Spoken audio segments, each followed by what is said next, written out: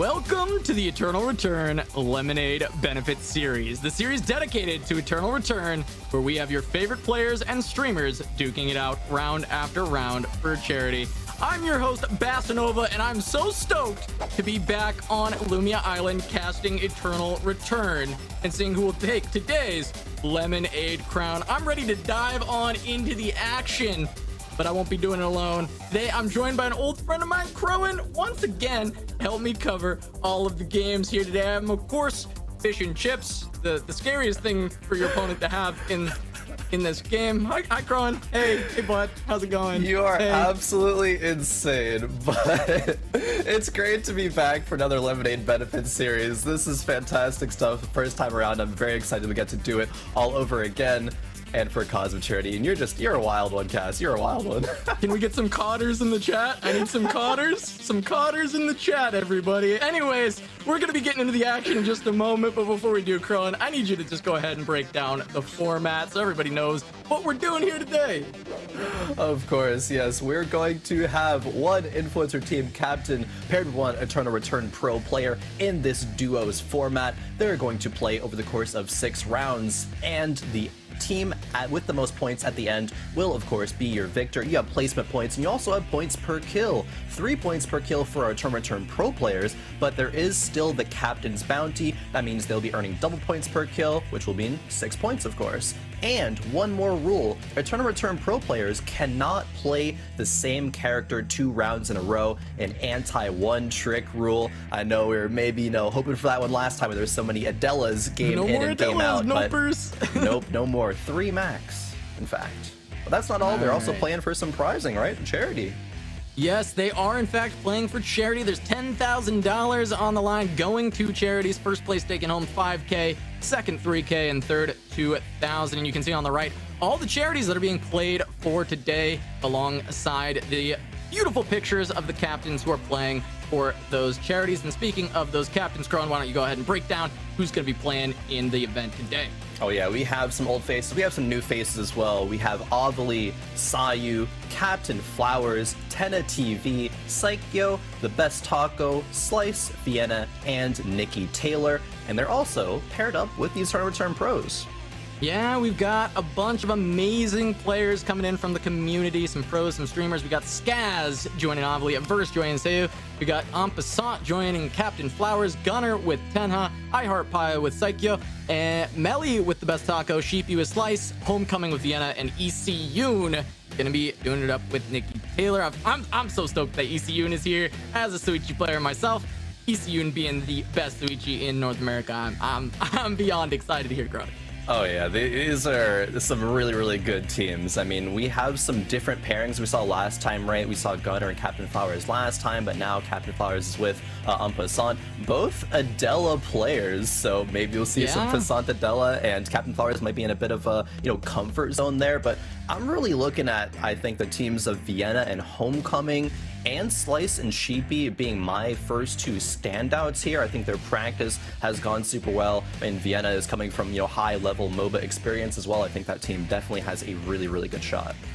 Yeah, I mean, I think Captain Flowers being with Passant is really funny because they were bantering a lot back and forth in the last one. Passant calling Captain Flowers calling Passant out a bunch during that one because of the Adela, and now he's paired up, but we'll still see that number 11 combo potentially out of Captain Flowers and Passant this time with the Adela. But I want to mention, never count out a Verse. A Verse would say we saw a Verse win last time with Misclicks. We'll see if they can do it again. But we actually have an interview ready with the captains, Crowan. So let's go ahead and bring them all in and talk to them a little bit before this thing kicks off. Here we go. Welcome back for some of you, and welcome for the first time, some of you. Just want to start things off with Vienna as well, one of our new faces here. I've heard mentions of your kind of hyperbolic time chamber training arc with Homecoming. How are you feeling coming into the event, especially considering, I think a lot of people are looking towards your team as one of the event favorites?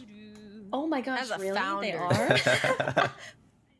Like a week ago, and I don't think I would be anywhere close where I am now without Homecoming. That guy's just crazy good at coaching and help me understand the game. I feel like the game's really hard to grasp by yourself, but with proper guidance, I feel like I actually think maybe we could get top 3. That's my goal. That's my goal. All right. All right, sweet. And Tenna, we've got you back. last time you were with Scaz, and I remember immediately after the tournament was done, I tune in and you're like, let's run more games. Let's get going. We're getting more games in. It looks like you enjoyed it last time. Have you been practicing up? You feeling a lot better coming into this time? This time I will try to get top 3 or either last so that I can get an interview in between. Yeah. It was kind of sad because I noticed that I didn't get any interview because I was like in the middle. So you guys only talked to like first top 3 and then the last guy. I was like, oh, okay, we got to do something about this. Well, there we go. We'll get to talk to you a lot more this time. All right. All right. Definitely. Moving over to Nikki Taylor, and if I remember correctly, you are AD carry player, and I saw you practicing some Rio leading up to this event. What drew you to her as opposed to somebody else? Like, was it ECU's influence saying you should play Rio, or is it kind of your own choice? So Yoon definitely influenced me, but for good reason, because Yoon plays a lot like Jinx, and I main Jinx in League, so it seemed like an easy character to get into. Yeah, fair enough. Fair enough. All right, Ovilee, based on your Twitter, thank you so and much only your for Twitter, the no raid. other Much information. appreciate. You dominated the last one, absolutely destroyed everyone, won in a landslide victory, completely decimating the competition. Are you coming back ready to defend your title that, if you only look at your Twitter, absolutely is yours and you did earn last time?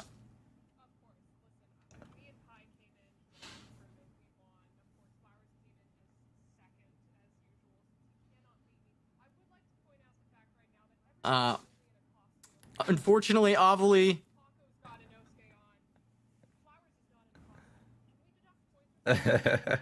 So, you know what? It's okay, Flowers. It's okay. Crone, I know you got a question for Flowers. Unfortunately, it sounds like Ovilee might be muted for the stream right now, so we'll try and get back to you, Ovilee, later on. But Crone, right. Jump in with Flowers. Get something for us. At least Flowers heard it, so give you some time to respond as well. Flowers, just initially to Ovilee. I mean, we can't hear her, but you just get to talk trash right now for free. She's dressed like a scientist or something, but the last one of these tournaments, the only thing she looked like was one of them loot llamas from Fortnite. She was dead like first time, every round, on the ground, nothing to it. People are asking me in Twitch chat today, Flowers, are you intimidated by Ovilee? Or is it like on site with Ovilee? I was like, why are you guys obsessed with Ovilee? That's not the final boss. You guys are obsessing with the tutorial enemy right now. We gotta like keep our eyes on the prize. So that's what you gotta stay focused. So yeah. And I'm getting weird. I gotta be focused on something because clearly I didn't read the directions because I ain't wearing a costume. I've got word that she's still muted for stream, so she can't even respond to you right now. We have Flowers. I'm so sorry, but we're gonna move on to Taco as soon as we can. As soon as they get this muted still off my screen, she's mad, she's upset. But Taco, I mean, you look prepared for war with your costume here. It's an amazing costume. I know you're coming from Smite. As you bringing any divine intervention, any divine powers coming into this fight?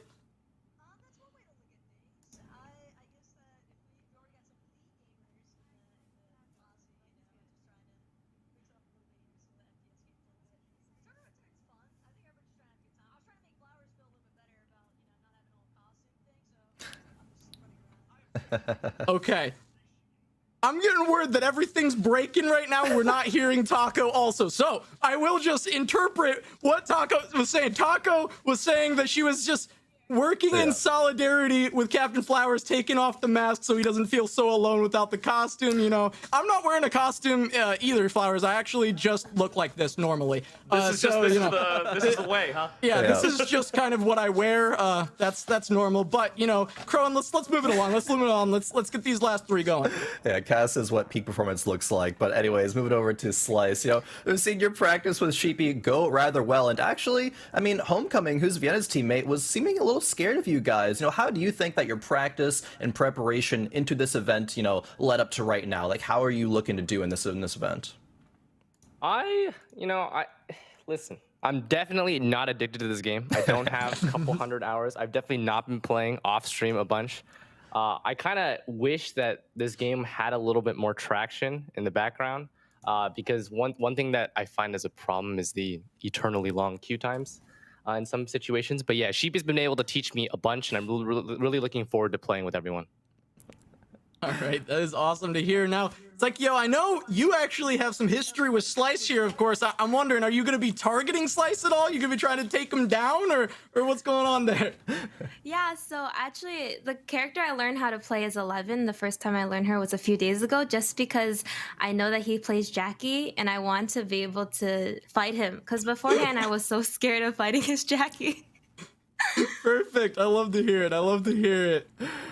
Great stuff. And last but not least, we have Sayu. I love your spooky costume, by the way. You at this event are paired up with a verse who did win the last Lemonade Benefit series. I know you two might not have had that long to practice together, so what are your expectations leading into this? Are you going to try to, make a verse go 2 for 2 here and pick up a win for yourself? Well, I gotta say, I am very grateful for Averse showing me all of his secret tricks and strategies. I'm really, really excited to show you guys what we've got. But of course, he is going to be, carrying with the secret strats as well. So I hope you guys look forward to it.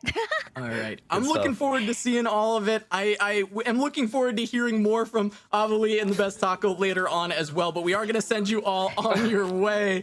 We're going to send you into that lobby. Get in the lobby. Let's start some games. Let's get going into round 1 of the Eternal Return Lemonade Benefit Series. Crowan, we got to hear some good words out of many of these players. I love that Slice and Sekio have a little bit of a rivalry already started. I'm really excited for that, but I'm also excited to tell you some very top secret information. Top secret. Very good. I got it from the depths of the ocean. Found an anglerfish. He let me know. You can download Eternal Return on Steam for free. For free. Really? For free. Right now, Kron. You can go for free. You can download it for free on Steam. Yeah. Eternal Return for free on Steam right now. Eternal that's Return for free. That is right. And to celebrate Halloween on Lumia Island, there are new Halloween skins and emotes available for purchase. There's a Witchy Emma skin complete with her basket full of candy, plus Halloween skins of Kiara, Zahir, and Cicella. And of course, don't forget that Eternal Return is free on Steam, but also don't forget the emotes. You can get these emotes. You can get the Halloween DLC special discount sale that is live now through November 2nd. Go to the Steam Eternal Return DLC page to get up to 50% off right now. That is also the time that you can download Steam for free, or download Eternal Return for free on Steam. So yeah, you gotta download Steam first, and then Eternal Return. And, right, that's also free. So it's all free. It's all free. free. You can just get all of it, except the skins. Those are 50% off. Those aren't free. You do have to, at the end of the day, we got rounds to play, Crown. We got rounds to play. We got places to go. We got fish to see, and I'm really excited to get into this round 1 because it's going to set the tone for the entire event. Last time, we had Emiru taking off in round 1, getting a bunch of kills, getting that first place.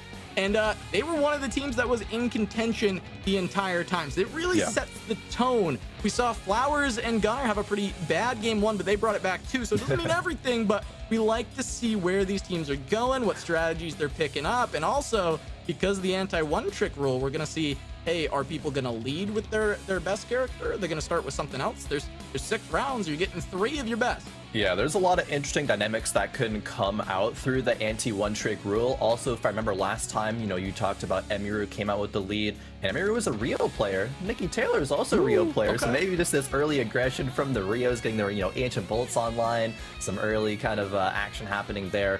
But, also as well, I think going back to the anti-one trick rule, players are going to have multiple strategies. Obviously, they have to play multiple test subjects. So where are their routes going to conflict? Like, obviously, they've practiced in their, normal games, their ranked games, coming up to this event, but they don't know how it's going to shake up with this specific lobby. And that's always, you got to keep that into account when you're playing Eternal Return. You might run into some players early and, you might get, just killed off really super early from that. But we'll have to see. There is, of course, the augments that came into, Eternal Return recently as well. So you got to take those into account. A lot of new stuff. I love Eternal Return. The game's constantly, updating, constantly new things that you have to keep on, just adapting to constantly, and especially with these new players in this tournament.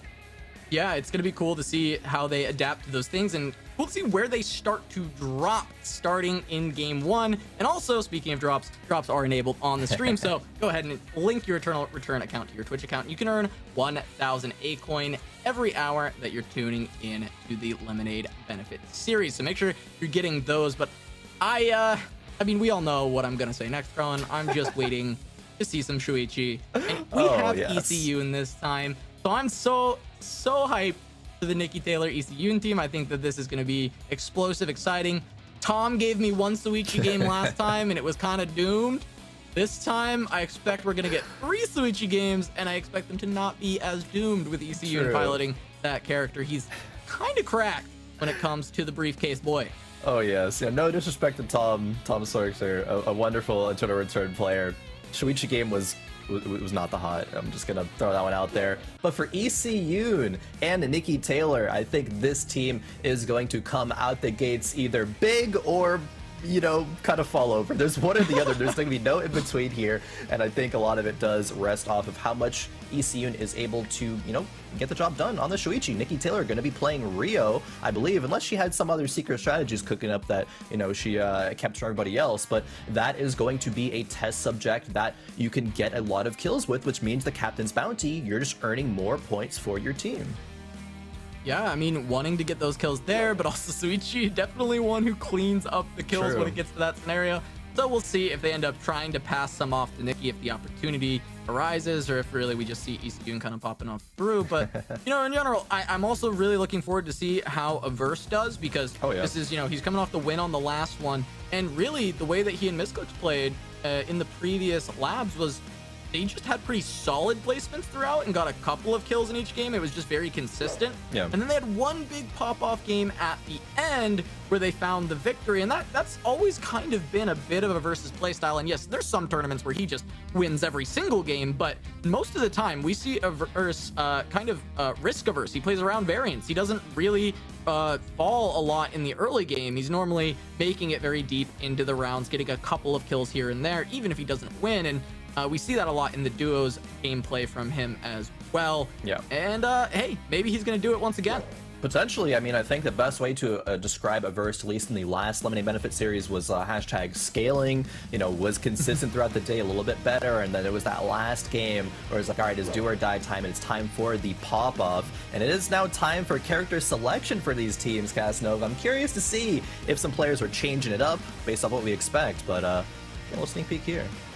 Yeah, you know, it's interesting. I actually really don't like this Lennox pick. No. Do tell, why? Because I'm a fish. Oh, true. She has the fishing hook. She's ready to just yoink you on out of here, Cass. You are just hard countered, actually. Good luck with that one. I'm countered. Anyways, looking through, Gunner's going to be on Camilla, which is also going to be pretty cool to see. A newer character to the roster. And I haven't seen Gunner on this character as much. I was expecting some early Adela, and we're not going to get it just yet. I do think we'll probably see a little bit more of her later on, but kicking things off, a lot of cool stuff, and we're seeing just a nice little fly through of the map to see where everybody's going to be jumping in to this round one. Crown, look at this beautiful sky view. See, there's my home at the beach. No, I mean, it's your home, but there's the fishing pole. It's ready to catch you right there. Yeah, let's get away from that one. Let's get away from that one. Yeah.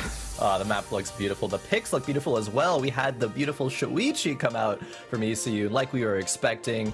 Also, you know, we got to mention Averse once again in a duos tournament with a Magnus player being his partner. He just loves that combo. So, you know what? Stick to the Magnus. You're going to be tanky. You're going to do damage, and you're going to allow Averse to do what he does best, cleaning up the rest of Lumia Island. Yeah, we're gonna be jumping straight on in. Ovilee back on the Kathy from last time around. Gonna be paired up with Scaz, who is gonna be on that 11, trying to lock down that CC for Ovilee to get all that damage out. Looking forward to that duo as well. I think Scaz did a really great job training up Tenha, who I think is going to be one of the better streamers in this tournament this time around. And now I'm wondering, with the experience of last time and having the teachings of Scaz, are we going to see Ovilee kind of pop off? Yeah, I definitely think we might. I mean, has the experience, of course, as we paired with an 11 that can set up Kathy very, very well for some nice damage. Kathy, of course, being one of the, you know, higher damage dealers. Again, Captain's Bounty. Always got to keep that in mind. 6 points per kill is going to be absolutely massive. Look at the rest of the picks, of course. Tenna is back on the Eva. I think Tenna did a fantastic job last time. And paired with Gunnar, I mean, Gunnar is, one of the most well-known return players. On the Camilo as well, a pick that, maybe we didn't really expect, but it's going to be dealing massive, massive damage once it gets built up. A very kind of, flashy character, can do some cool moves, and Gunnar has been practicing that since day number 1. So really excited to see what he can do on that. Yeah, Gunnar's a pretty mechanical player. Very good, technically skilled player in Eternal Return. We saw a lot of that on Showcase in the previous labs with his Adela, just sidestepping around a verse. And so definitely stoked to see the late game, see how these fights, see the explosiveness come out of Gunnar alongside Tenha is going to get all that poke damage out the range, be able to follow up when Gunnar goes in. Just trying to look around at some of these other picks that are going to be a bit interesting. We see Verse definitely putting Sayu on Magnus. We've seen this combo in every duo tournament that a Verse has played with some form of influencer or streamer or someone who's new to the game. He always puts them on Magnus and says, hey, this is the strat. We're going to pop off with that one. And actually getting to see some Jackie this time with Slice that he was talking about earlier. That's always going to be awesome. We pretty much, I think we saw 0 Jackies last time around. Yeah, going to be on the Hovid, the two-handed sword Jackie. And Slice, I mean, has been on a tear with Sheepy in, kind of normal modes, duos, and practicing leading up to this event. I know Homecoming was talking about it, being like, hey, that team's pretty scary. You guys should watch out for that one. We do see a Verse on the Shuriken Hedgen as opposed to the bow, so maybe routing a bit better. I mean, it seems like the routing is similar for a Verse. He's Forest is kind of his kingdom, but we're seeing some early action. Okay, Isiyun gets a little bit of poke onto Flowers, but he's just looking to escape there. He's really trying to get his build online. Passant not super powerful at this point, so he and Flowers are not going to chase down onto Isiyun either. They're just looking for their loot throughout this cemetery, and they should be able to find it. But yeah, this is the combo that Flowers was having so much success with in the previous one, on his way to a second place by 1 point against a Verse and Misclicks. He's going to be running that 11 combo with the Adela, and they've been able to do so much work with that when he was paired with Gunnar. And Passant's no slouch on the Adela either. Oh, no, definitely not. One of the best Adela players. We saw the Tree of Life come up in both Hotel and Cemetery. Passant grabbed one. iHeartPie grabbed the other. Passant's already going to be making some glacial shoes, so some fantastic items to come out of the gate here. It is always very, very nice to have control of those zones to get those powerful legendary items online. Talking about this Captain Flowers Passant team as well, I think comfortability for a lot of these streamers, these captains coming into the event, is going to be huge. And Captain Flowers, he played super well on the 11 last time around. It's just, it's going to be a lot of muscle memory coming back into this. It's just same old, at least until Passant is forced to, not pick Adela, because anti-one-trick rule, of course. So see what Passant is going to go for in the next game. Not quite sure. Maybe Chloe. Yeah, I think saw Passant playing some Chloe, one of the new test subjects. A lot of characters to choose from, especially when you're more known as a one trick, so you can kind of just pick something that you feel like is going to synergize with your teammate, learn it up in the time. These pro players are very, very good at Eternal Return, and I have to imagine that they've been able to pick up additional characters when needed for the one trick rule. Verse is going to have to deal with the same, because normally he'll just queue up Hedgen every single game. True. That is fair. All eyes on a Verse next game. But for this game, Ovilee is a bit slow on her build, I must say. Still not having the legendary, or the epic weapon online. Not even any purples at this point. But big action. Big combo from Passant, and the follow-ups there from Captain Flowers landed the top checkmate down onto Melly. Melly's going to go down on that heart. Taco just gonna have to walk away from that one, and it looks like the first kill of ER Labs is gonna go over to Passant and Captain Flowers, and they're just gonna waltz away, trying to get more into their build, leaving Melly alive. Yeah. We might end up seeing Taco come back around and get that pickup. Maybe. I know they did see Isiyun in the area, so they know that, Team Nikki Taylor was maybe going to third party them. Maybe that's the reasoning behind backing up. Could have just been to farm more kills a bit later on, see if Taco can loop back around playing the William. You know, saw Taco practicing a couple of different test subjects, William being one of them, and then I think Rio actually being the other. So a lot of Rio, a lot of 11 popularity, and I think it's just because they're just so good in the duos, right? If you're playing Rio, you just have a you know, usually a frontline, you know, character next to you. You can just get some poke damage for free. 11 obviously is just fantastic at engage, survivability. Getting the double taunt online, I think that's what we saw from Passant and Captain Flowers in that last engage. Big stuff. They're both built up. Captain Flowers knows what's going on. I think he is ready to come into this tournament swinging. Yeah, Zaverse is actually getting swung on by Gunner. Gunner trying to get a lot of that damage down. Ending up on Sayu. We got Tenha trying to chase down, get some damage as well. A little bit harder for him to follow up on the chase, but Sayu is just going down to Gunner. This chase down is not stopping. Averse gonna land the fear though, and that might just buy enough space to get out of that one. Tenha maybe doesn't want to let that go, but he's gonna have to. He's not gonna have a choice. Sayu does get away, and now we've got another fight going on here. Slice and Sheepy taking down iHeartPie. Now they're chasing down onto Tsukio. We know Tsukio was saying that she had something special ready for Slice, trying to take him down, but it's not going to work out in game one, as that's going to be 2 kills going over to Slice, and maybe some of that fear was warranted, as that is 2 kills onto the team captain. That Captain Fountain coming out strong. Homecoming knew what was up, you know, talking about this team. Slice, both kills. That is going to be fantastic. iHeartPie, of course, and Psycho, the first duo to go down. That's okay. There's still 5 more rounds left. They're not out of this one yet. Melly did get picked back up by Taco, so they are still, their hopes are alive. See what they're able to get happening and soon, because they're gonna have more, you know, objectives happening. We got some meteorite drops. You got, you know, Alpha and Omega dropping around the map. Still got a while until Wiccaline, of course, but these objectives are what we're going to be focusing on. 1 more minute until Forestry and the Hospital Tree. Yeah, we'll want to be watching for who picks those up, as it's going to lead to some big item completions potentially for a lot of these players. Get a nice big power spike going in, but I'm looking at Hospital right now, and I see 3 teams kind of converging in that area. I feel like that tree may be a point of contention, but Averse and Sayu are kind of walking away. Wow, Passant falling very low. Gunner finding a kill onto Captain Flowers. Actually, Tenha's the one who gets the kill credit, so even better for them with that Captain's bounty. And we just have Passant trying to limp away from that fight. Gunner taking down his former teammate from the last ER Labs, and Flowers not going to be happy about that one, but he might have an opportunity to get back up, as it does look like maybe Gunner was pathing away, but nah, they were just grabbing those wolves, and now they're going to pick up this kill, and I don't think Passant has a shot to actually take on this 1v2. Not in this circumstance. I don't think he's strong enough at this moment. Not quite. Does have the glacial shoes, doesn't have the full cabana completed.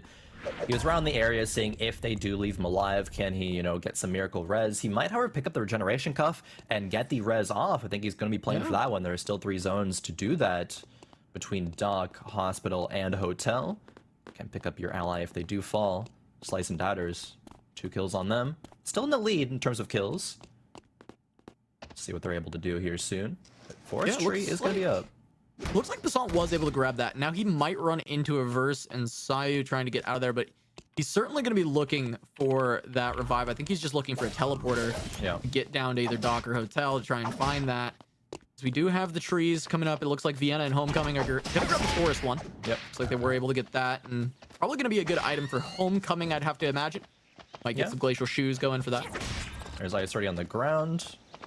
Glacial shoes for one of them. Do need the repaired slippers, of course. Regeneration complete. Captain Flowers is going to be back. Feels good, man, for that one, because I think they are a team that can definitely have a big impact in this game. But not a ton of action happening in the mid game here, which makes me think that once we get to late game, it's going to get real spicy, especially when these zones start closing off. You know, we get just our few zones remaining. Omega arrives in uptime in 1 minute. That's going to be a huge objective that players are going to want. You know, maybe dropping some forest cores, getting some big late game items online with that one. Okay, Gunner gonna get engaged on by Sheepy. It's gonna be a lot of damage going on to Gunner, but now they're stacked up for Tenha, getting a lot of damage through. Gunner gonna try and chase through with that D-skill, and so much damage coming through. Picks up that first kill, and that's gonna be enough. I don't think Slice gonna finish off Gunner, and that is a big team getting taken down, as Slice was looking real strong there with Sheepy.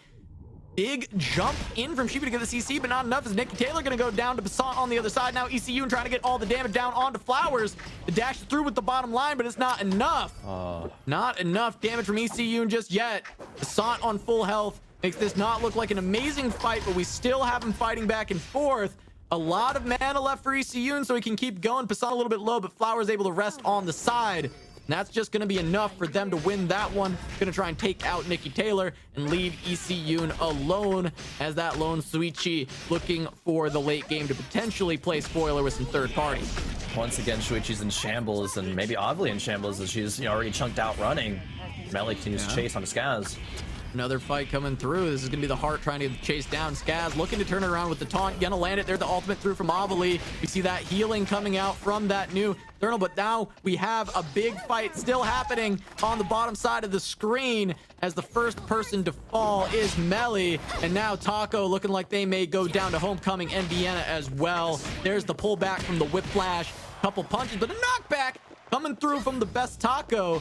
Maybe William can escape this one as well, as now we even have Scaz rejoining the fray on the top side on the third party onto Homecoming. Ovilee trying to get some damage in response, but this is a big amount of AoE coming out from Homecoming and a lot of defense from Vienna. Huge damage. They're stacking them up and knocking them down. Vienna with a beautiful pullback to set that all up, and now Homecoming finishes the job as they pick up Scaz and Ovilee, eliminating yet another team.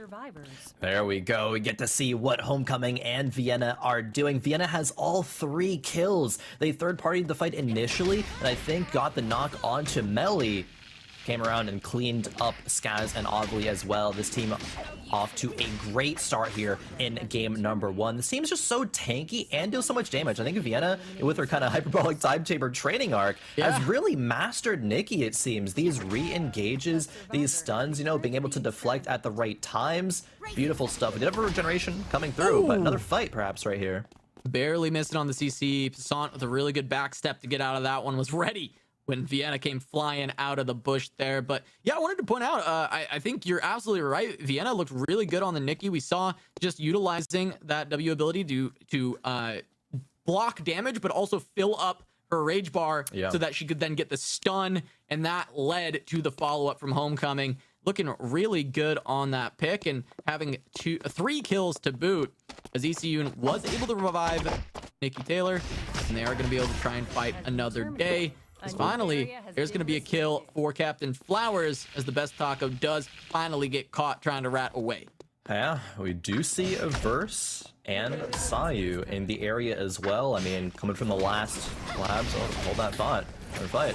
Yeah, jumping in, Tenha gonna get that laser down. We got so many players fighting in this small little area. Gunner trying to dash through, but Homecoming is saying not this time. Gonna pull him back in as Wickaline gets in on the action, trying to chase down Tenha. Tenha, this is a 3v1 right now. Wick's coming in. Wick wants Tenha real bad. Gonna get some damage. There's the silence from Homecoming, and now Vienna trying to chase through, but Wick actually blocks the dash through for Vienna. And Tenha might be able to run away, but Homecoming is so fast on this Lennox. We're going to get the pullback potentially in just a moment. Looking like it's still counting down. Finally on top of Tenha. Going to get the silence. There's the damage. Vienna coming through, trying to get one more kill. Homecoming going to grab it with the bleed, though. It looks like, oh no, Vienna does get it. And it is just Homecoming grabbing that other kill. 4 kills for Vienna, 1 for Homecoming, and now the Wick's walking towards them in Temple and no one else is here. They might be able to grab that on top. That is true. Unfortunately, in the last engage, Tenha's laser did clip the Wickaline, so it was a bit of a 3v2.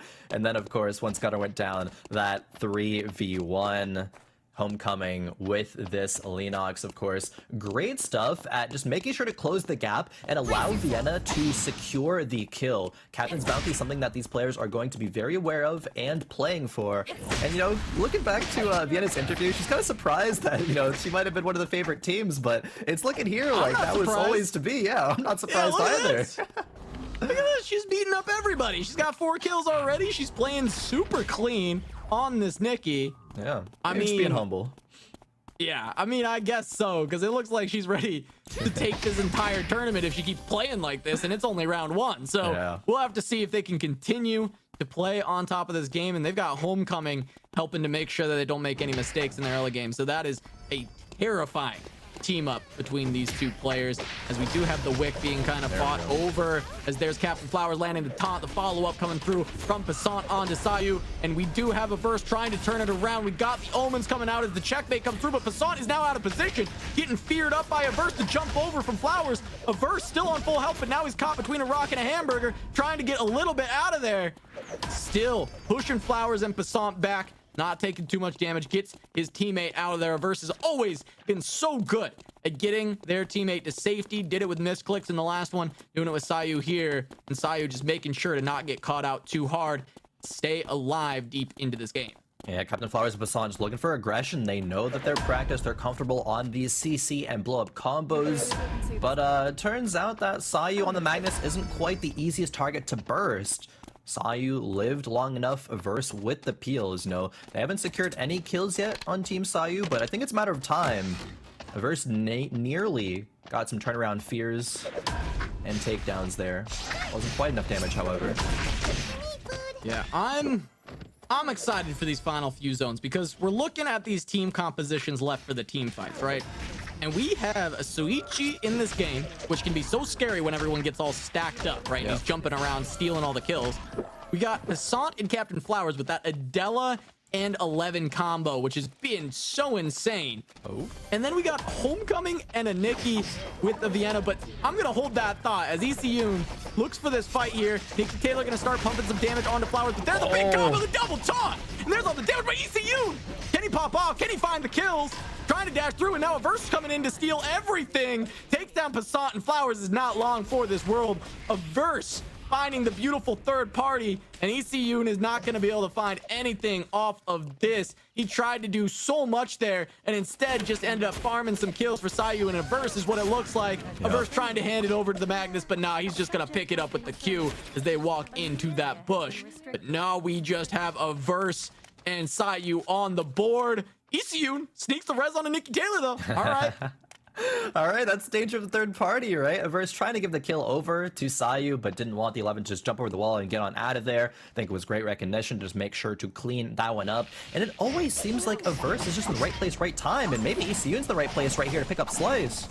Yeah, Slice is all alone, doesn't have a teammate anymore, but ECU's got to be a little bit careful. You got that chainsaw murderer running around, Slice just waiting for you to try me. He's gonna try and get all that damage out. Yeah. ECU did not have enough to feel comfortable committing to Slice, who is gonna lose a lot of their timer. And now gonna find a verse here in the forest. Slice really just wanting to chill out, hide as much as possible, and rat out to that final zone. Maybe look for a one more kill, try and get a third party, try and get a kill steal, just survive as many placements as they can. That is true. Oh, yeah, face checking. The face check. The face check, and now that's a very good response. A big stun onto both, and now Hoko is there.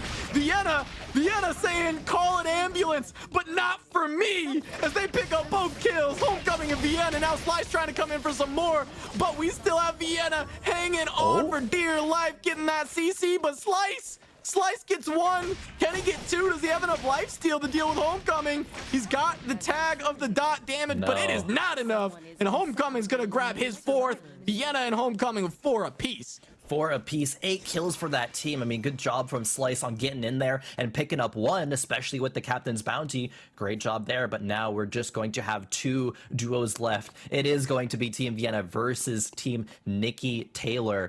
8 kills versus 0. Certainly the weapon masteries are going to favor Vienna and Homecoming because they've been scrapping for, it feels like, the past, 10 plus minutes. Can you see even Nikki Taylor kind of pull off a miracle here? It is possible. But judging off of just how that last engagement, even with Vienna face checking too, the immediate turnaround, knowing to get that deflect off in the double sign, I mean, they're just playing so cleanly. Yeah, Vienna's putting on an absolute clinic on how to play Nikki. She's like, hey, we don't have a good way to check bushes, or do we? I'll just step in. I got my button ready to turn this thing around, get all that rage bar filled up, and stun you both so Hoko can come through and clean it up. Oh man, the builds as well. 3 legendary items, gonna have both glacial items, get the accessory with the gun buy as well. I mean, Vienna is built up, ready to play, ready to get this first win. Checking some crates as it's going to culminate into this just final zone here and the avenue. 1 minute and 15 left until it's just that final square.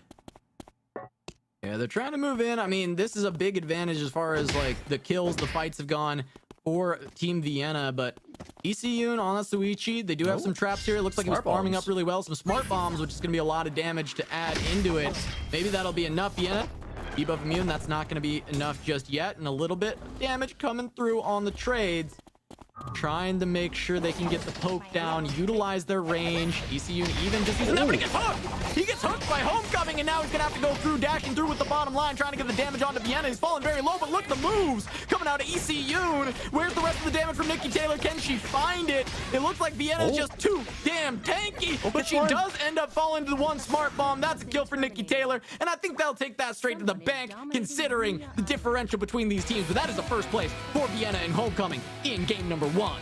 First place, 1 kill to go over to Nikki Taylor, got the second place, but 10 kills coming out from the start of things from Vienna and Homecoming.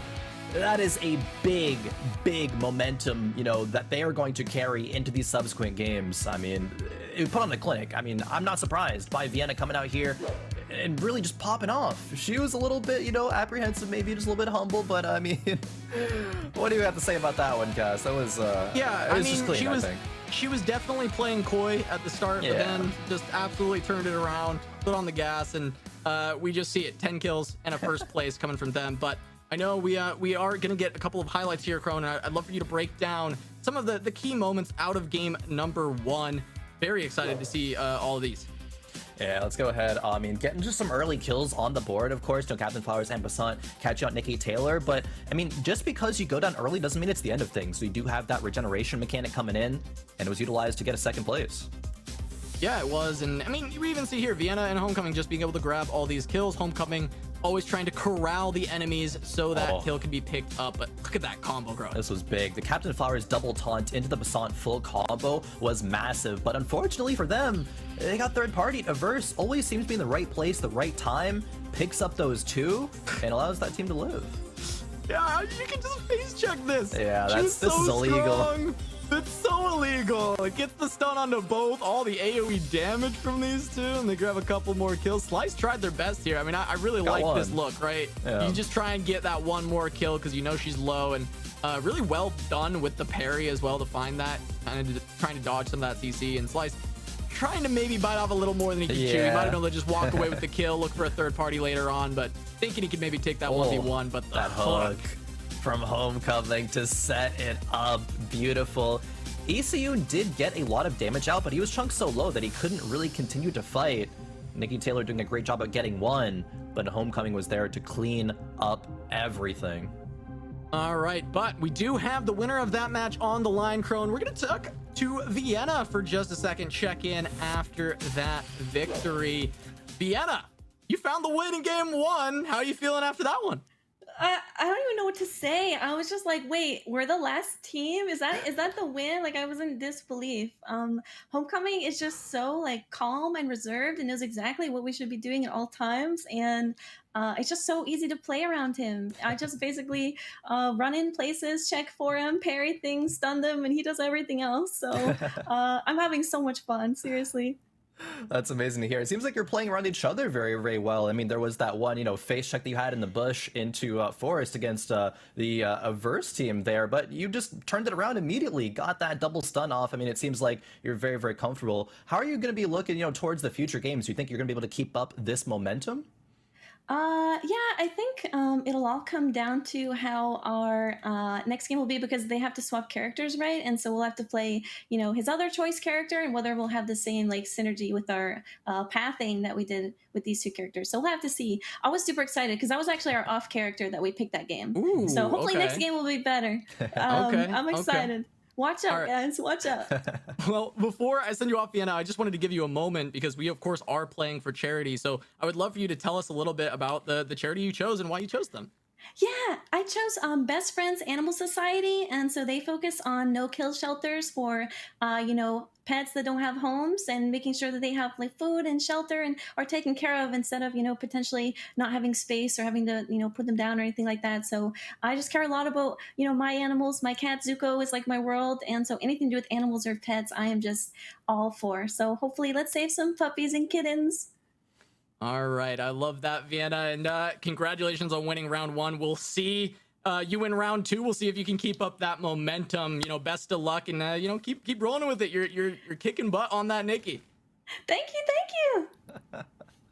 All right, Rowan, that is round 1 in the books. We got Vienna, as you can see on your screen, picking up that first win. Yeah. I mean, it was dominant. It was. I mean, and that was on their off character as well, right? It was on the Lennox. So now it seems that, you know, Homecoming, of course, everyone knows Homecoming plays Nadine. It is going to be fantastic stuff. Hopefully able to keep up the momentum. But, you know, Cass, since you so kindly told me earlier about Eternal Return being free on Steam, I appreciated that. I wanted to do you a solid as well. So did you know that, you know, you can earn rewards just by playing Eternal Return during this preseason event? You know, I actually heard about this. I did. During the preseason, you can earn points by completing daily, weekly, and special missions and then redeem them for rewards. All you have to do is play, and you can get cool rewards like new profile icons, A coins, and NP. So what are you doing? Go play some Eternal Return, but after this tournament, of course, because this is amazing and for a good cause. So as soon as this is done, go get in there, download it for free, play some Eternal Return. But, Rowan, we got a crazy first round in the books already, but before round 2 begins, we do need to take a short break. This is a perfect time for you all at home to learn a bit about Season 4. This will be launching November 11th, so please stick around, check out Season 4.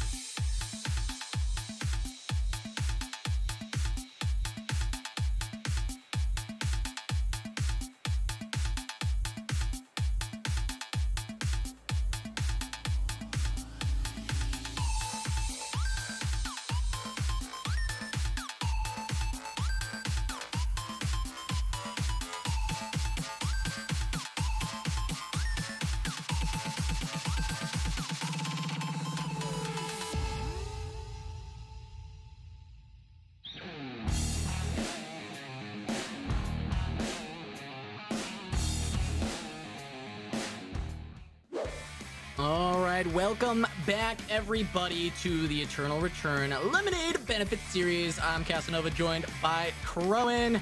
Crowan, how excited are you for Season 4? We just saw that video. It's hype! It's hype! Yeah. Season 4! Season 4 is looking pretty fun, pretty spicy. I'm excited, especially with all this new stuff coming on in. I mean, every 2 weeks, new test subject always gets me really hyped, let alone for all of what Season 4 has to offer, the augments coming in as well. I'm trying to jam some games Season 4 for sure. Oh, yeah. Well, speaking of games, we had one game happen earlier, and we're going to go ahead and take a look at the leaderboard to see where the scores shook out after that first one. I imagine we're going to see Vienna with a big heap of points, and it's 65 at the top of the table. Slice being able to pick up a couple there with those kills at 33, and then, Nikki Taylor behind because she and ECU were able to grab that second place with 1 kill, so 24 points for them. Yeah, very respectable. Then Captain Flowers, Sayu, Tenna, Taco, Ovilee, and Psycho down the line, but Vienna almost doubling to the second place team's points. I mean, that's certainly a confidence booster that maybe Vienna didn't need, it seems like. She seemed a little bit more confident in that last interview, moving on into game number 2, but I think we still have a lot more to see out of some of these teams. I know Slice, Captain Flowers, Nikki Taylor, all of them had some decent runs that game, but I think they do have more that they need to show us. Yeah, Vienna didn't even need to dress up for Halloween because she's the scariest thing possible. So it's definitely worrisome. But we are going to talk a little bit about what these players are playing for. Just a nice reminder for you at home. This is for charity. There's $10,000 up for grabs. First place taking $5,000, second $3,000, third $2,000, all going to these charities that you can see on the right. Match it to the portrait to the charity. Vienna was talking about Best Friends Animal Society, so we know that she is playing for that, trying to get that 5K sending over there. Rowan, I mean, that was dominant. That was dominant in game 1. Do you think we're going to see a little bit of the same out of Homecoming and Vienna, or do you think that the character swap up might working out in others' favor? Because the Lennox looks scary, but also we know that's not Homecoming's main. Oh yeah, no. We know Homecoming and Nadine, they are, they're gonna be so good. Playing the Nadine, already seeing the character selection, Casanova, so we get to see what these pros are going to pivot on over to. We see Sheepy on a lead Dialin now. We're gonna see Gunnar on a Caffey, a verse on Zahir. A lot of spicy stuff coming in here. Okay. But of course it is Homecoming on the Nadine. Melly on the Leanox now. Melly played Leanox, I think, every single game last time around and was very good on that. Passant is going to be on the Chloe, so we get to see the new test subject Chloe come in here. Having that Chloe and Nina, duo. Hard to micro, hard to be really good on that. So I wonder if that's going to be a little bit too hard for Passant. I mean, he is a very great mechanical player. Just big question marks. If Passant is insane on this pick, if we get that big taunt combo into the tether and just get all that damage through, I think this can really be explosive. I'm excited to see. Not too surprised with the adverse Zahir. I've seen him play it in the past when he's had to swap off, and I think it's a good combo for duos. Get that damage behind a big wall of Magnus, right? Try and get all that out. So I'm liking to see that. I think we saw ECU swapping over to an 11 to just try and set up for Nikki Taylor when he can't be on his main. I think that's a smart choice. I think that makes a lot of sense. I think so too. It's kind of the, Rio plays the backline, plays the carry, 11 just kind of plays goalie almost, and set up for Rio to deal a lot of damage. There was an interesting pick as well. I think we saw her pie on a Nathapon, so curious on how that one's going to do. I think Gunnar did pull out the Nathapon last time, if I remember correctly, for one round, and it did actually do decently. Get to see how Pi is on that pick. Let's get on into it, Cass. Game number 2. All right, we're jumping in. Homecoming already getting to looting. Then we'll see if he gets to the shooting with the Nadine. We've seen him do some crazy stuff on this pick in the past, specifically more in solos, but I know Homecoming can be an absolute monster, especially if he can farm up quite a bit, get to that late game. And I think the way that they're playing with Vienna stepping in on that Nikki and getting those stuns down, I think having some damage from a Nadine in the back is going to be terrifying to watch. Yeah. Oh, Psycho on the Sicella. All right. Interesting stuff, considering, I believe we saw them... What did they play the last game? Oh, played 11, actually. So even a pivot from the captains, it seems. They're not required to, but they can if they so choose. Yeah, maybe just liking the routing better with their their pro players picks as well. They learn 2 characters just because they know that their teammate is going to have to play 2 characters. Sometimes the routing just not going to be as great, so you want to make sure that you can swap that up. But we got Chloe and Nina here. That's Passant playing the Chloe, the new character. Gonna be trying to use that puppet, get a lot of damage out. This character can do so much damage if you get the setup right. Yeah. Can be hard to land it though, like you were saying, very mechanically intensive. Definitely, especially with all the knockups and dashes that you have to be worrying about. Also nice, it's a little bit of survivability, of course, when you pop the ultimate. Unless you both, the Chloe and Nina are taken out simultaneously, then you can't die. Popping that at a very opportune moment could be the difference. I think it's a treat to see a verse on non-hedging characters, because obviously a verse is just a fantastic player. He just favors the hedging, right? So that's usually what we see him on. But he's really, really good on some other test subjects. And I think Zahir, of course, is one of them. We have moments, glimpses of seeing him on that Zahir in the past, just not too much. Yeah, it does feel like the rare treat. And now we actually are going to get 3 games probably of it, as Nikki Taylor being caught out by Pi with the pull back the root and just deleted. Take a picture. See you later. I Heart Pie takes Nikki Taylor down to just kick things off. That was so fast. That was so fast. Landed every single ability, and I mean, Nathapon with his ability windows, I mean, already having the purple weapon and straight jacket sneakers online, of course, that's a lot. But we're gonna have a res come through, maybe. Oh, Sheepy? Okay, Sheepy just gonna leave them alone. ECU gonna be able to pick up Nikki Taylor. Flowers? What's happening? Everyone runs fast. Hey, everyone wants to be in the cemetery. It's Halloween. It's spooky season. True. Just trying to rush on in.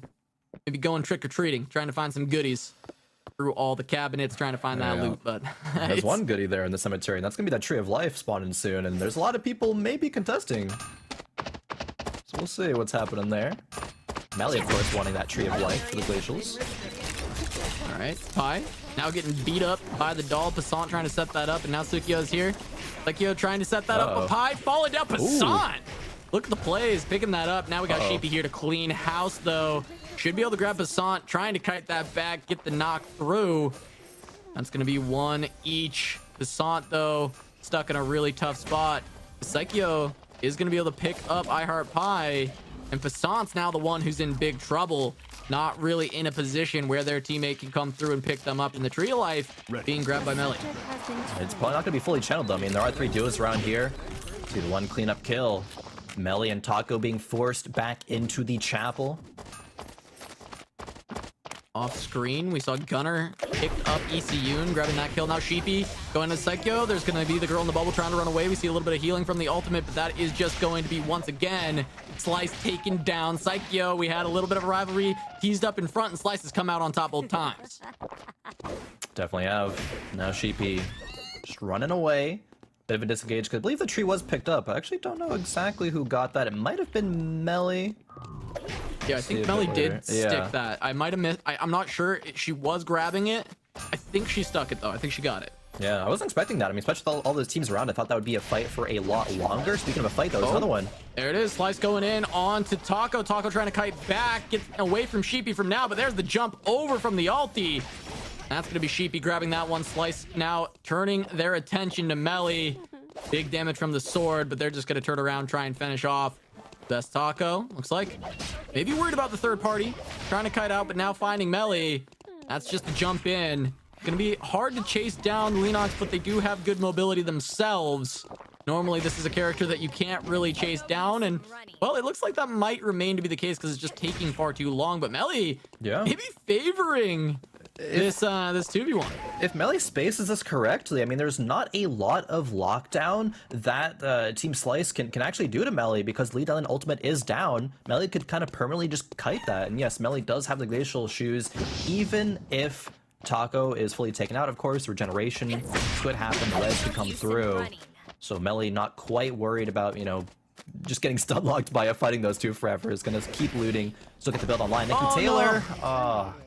Taylor getting found out by Sheepy, and that's the 4th kill for this team already as Melly tries to pick up Taco, but looks like Slice and Sheepy, while just trying to loot around, have essentially just been camping this body, and Melly is not being able to get in for that revive. We'll see if they go back and actually finish off Taco at this point.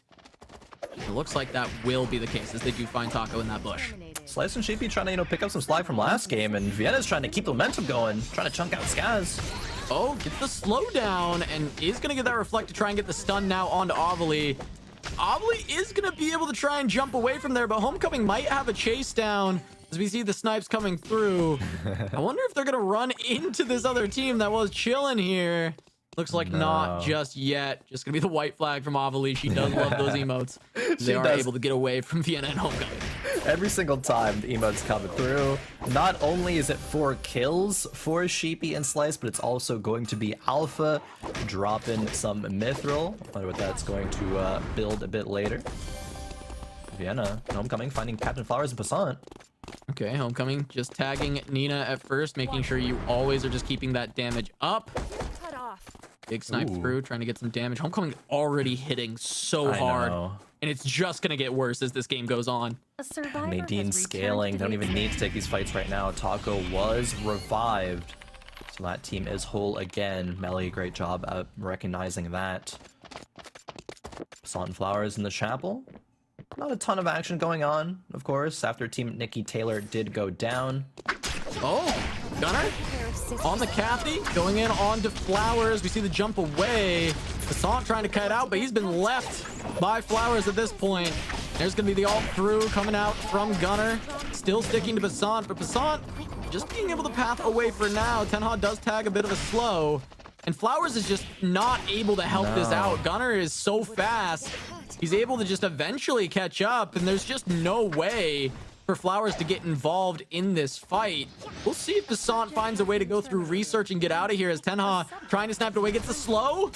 The stun does not connect, and it's just going to be a laser beam. Nina going to go down, but Passant's just going to have to wait for that revive and take a lot of timer, but he should be able to regroup with Flowers. Yeah, Tick Timer took hit. Captain Flowers honestly looked a little bit like lost in that engage. Was like, I'm not sure if I can actually come in and help you without putting myself at risk. And it seems like Captain Flowers did make the right call. Passant was able to escape at the cost of some timer, which is okay. Yep. Nina comes back alive at the cost of a little bit of health from the Chloe, but that is still fine. I Heart Pie actually not fully built. We've actually got a bit of a replay potentially, but it looks like Vienna's going to jump in. So we'll see that fight on the top side as Ovilee takes on Sukio on your screen below, Crow. Oh yeah, it looks like Ovilee.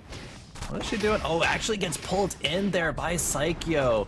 Great Cicella play there. Ultimate, not even needed as I Heart Pie secured that one. Yeah, and I Heart Pie did end up getting taken down here by Homecoming and Vienna, and now Homecoming trying to chase down Psycho, but they're just gonna end up backing away. Maybe go look for Pie after the fact. Try and pick up that loot maybe that he's got. He's probably got something on him good, and they might want it at this point in the game to just try and take him down, spend the time for Homecoming to shoot him. It doesn't normally take too long for a Dean to do so, as Flowers looking for the engage. Passant trying to find the follow-up. The taunt does land onto one. Not as great as they would want, though, for Passant to find the follow-up. Still trying to chase down onto Taco. There's a good amount of damage coming through, but Melly is putting a lot out in return, a lot of peel, but she's very low on resources. Trying to get that damage through, taking some drinks as the best Taco's going to now get picked up by Sayu, I think, coming through with that bike. Picking up maybe 2. Passant falling. Captain Flowers jumping over the wall. Averse very low on mana as well, but he's going to chase down onto Flowers, seeing if he can find that one. Ticking some liquids as well as he's going to land a couple more spells. The knockup going to connect, and Flowers going to get knocked down. Verse and Sayu finding 3 kills in that fight. Wow, great stuff. Again, Verse and Sayu. Right place, right time to pick up 3. Melly does get the res onto Taco. Team Flowers, of course, both of them ended up going down. Verse, knowing the limits of Zahir, it seems, you know, not a hedge and one trick. Narrowly hits the knockup right at the edge of it, but it's enough to get the kill. Good stuff here as we do get into, you know, kind of the mid game here. Vienna grabbing this hospital tree. Homecoming and Vienna had a bit of a, you know, slower start, I would say. But that is, of course, due to just being paired with Nadine. Nadine is a lot of scaling, farming up. They don't just both run at people as heavily as with their last composition with the Lennox. Still 1 kill for them, and I think more are on the table for them a bit later. Yeah, it's very possible that they can clean up a lot of this lobby if they're able to find some good fights. They do have the power to do so. It's just a matter of actually getting there, not getting caught out, especially Homecoming, because we've seen it before, right? Vienna on the Nikki, if she gets caught, she can just parry and then get the stun back, right? And if Homecoming gets caught, though, he is playing Nadine, and he will go down so quick. But Gunnar gonna be chasing down onto Sheepy. Sheepy trying to turn it around on Tenha. A lot of big damage coming through, as that's just the chase through. The laser trying to go onto both. And we've got Kathy trying to heal up, but it's not gonna be enough. Tenha's gonna go down to the double melee, and now Gunnar trying to fight back, but this is the Chainsaw Murderer coming through from Slice. That's going to be some big damage as that expires, and Gunnar getting slowed down, beat up, and he's going to get taken out by the nunchucks from Doubters, from Sheepy, being able to throw that down, pick up their 5th kill of this game. 5 kills already for Sheepy, and another kill happening perhaps here in the Avenue. Homecoming going on to Psycho, but that is a good disengage from Pi. Homecoming still chasing down. The Wolves are out. So much damage. He's trying to give it to Vienna on the Nikki, the stun, but nah, Homecoming's just going to A-click on through and grab that kill. Yeah. It's just so powerful. Vienna being in frontline, Homecoming dealing so much damage. Psycho even gets cleaned up so quickly. 2 kills now for Homecoming. iHeart Pi is now going to be alone. Still potential res coming through. Another minute until Wick Line spawns. We'll be jumping into the Avenue. So I expect Homecoming and Vienna to stick around in the area, perhaps get the vision, perhaps clear out this other team coming through, Team Slice. They have 6 kills. This is going to be a hard matchup here for Team Vienna. Yeah, this is going to be tough because Sheepy is so powerful at this point with all of those kills, and I think Slice as well is going to be very strong. A lot of damage if they can get onto Homecoming, and this duo has the potential to do so. But we get the ulti coming through, getting the knock up airbornes, the knock back from Homecoming into the wall. He's kiting back, but now Slice is on him. He has no tether. He's just dead. He is gone. Slice takes down Homecoming, and now it's just Vienna. I don't think she has enough damage to deal with both of these. They're just so beefy, and they run down that Nadine. Vienna not going to be fast enough to run away either, and Nunchaku not going to land to get that stun, but Slice is on the hunt with that Jackie. They're so fast. Vienna going to be able to get away for now. If they can find the revive onto Homecoming, there's still a shot in this game, but I think the Sheepy and Slice are going to try and track down this Nadine. I think so. They might actually just stay in the area because, you know, as I mentioned, Wick is going to be up right now. Gonna turn their attention to that. Oh, okay. Vienna was running into Team Sayu, but Team Sayu do go south into the Avenue instead. It's going to be a free Wick for Team Slice. This is the start that they needed. This is why Homecoming talked about the threat of this team. See what happens when they run into Averse and Sayu. Wick buff online means they're going to be even more powerful than when we just saw them that last engage. And this comp is just so scary. You can't run away. So when we're looking at these other team compositions that have a more immobile backline with a frontliner, you would hope that they can peel, but realistically, they can't. Maybe Lennox can, maybe Melly can actually peel this duo off of a backliner, but it doesn't even feel like that's true, right? It feels like this Jackie, Lee Dylan are just able to get on the backline, and they're still dealing so much damage that the second they get there, they're just taking down the range damage dealer. And I think this composition is going to have a lot harder of a time if we get to the final square and there's multiple teams alive. But other than that, in the straight up 2v2, especially with their statistical advantage, they're just going to be beating everybody right now. Yeah, I think you're right on the money there. Peel is what you have to bring to the table going up against Team Slice, but Vienna started that engage off with an ultimate to engage onto Lee Dylin, so it didn't have anything as soon as Homecoming, used the tether to dash forward. And I mean, you gotta recognize that they're just gonna need a turn there. Pi trying to get some cheeky damage off, maybe a kill. Okay, first trying, turn on the heat here, get some damage. There's the bite coming through for Sayu. Gonna try and land a slow, does not connect, but Averse is now tagging Pi, and that's gonna be some damage. Oh no! The stasis, Pi doesn't get out in time. Now Pi's stuck in it with them. Just need another slow from Sayu, and that's gonna be enough. Oh no, gets tethered back by Pi. Can Averse land the skill shots? I think he can. He's just walking all the way up to Pi. That's gonna be the kill. Averse gonna have to clean that one up. Spacing on Zahir is, very hard to do optimally. Sometimes you don't even want to weave autos in. It's actually just less effective to auto because you're going to get slowed down with the animation. But Averse does pick that one up. 4 kills for Team Sayu now. Great game for them so far. Vienna still on the run. Does not have the regeneration cuff for Homecoming, it doesn't seem like. Yeah, a lot of them were already used this game, and I'm actually curious if there are any left, like places to go do them. There might be one Vienna left. is just trying to rat this out, though. Vienna trying to rat this out, get as high placement as possible, but gonna run into a verse.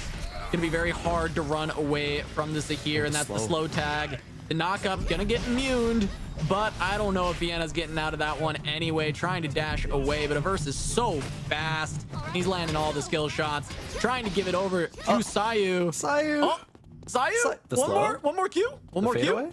Will it connect? Will it connect? Not gonna have it yet. Averse might have to grab this. Keep up a moon. Yeah. Not gonna be enough. Averse gonna find the kill. That's Vienna down. They fall in 4th this game with only 2 kills.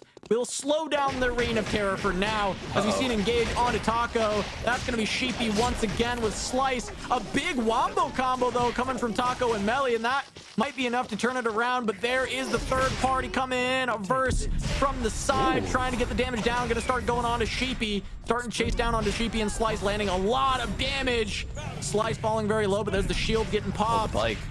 Not enough. There's the bike. Can Sayu hit the 4? Not going to be able to connect onto Slice just yet. But Diverse is able to find the finish, but in order to do so, falls in a pretty bad position going up against Sheepy. Going to get very low, and now Melly's here for the third party. Taco in tow, trying to get there as well. This is just going to be taking time for Sayu and Averse. Yeah, we saw a great job of Melly peel Team Slice there, and that's what we talked about, right? You need the Leenox to be able to peel. However, it's still going to be awkward with the third-party scenario. Slice was taken off. The peel was enough, and now Melly getting chased around by Averse. Yeah, getting chased by Averse, just getting tagged a bunch, not able to turn any damage. So Averse is just getting all of this for free, and actually might just take down Taco. Yeah, he's just going to take down Taco immediately. They're not even able to turn and touch Averse. He's doing so much.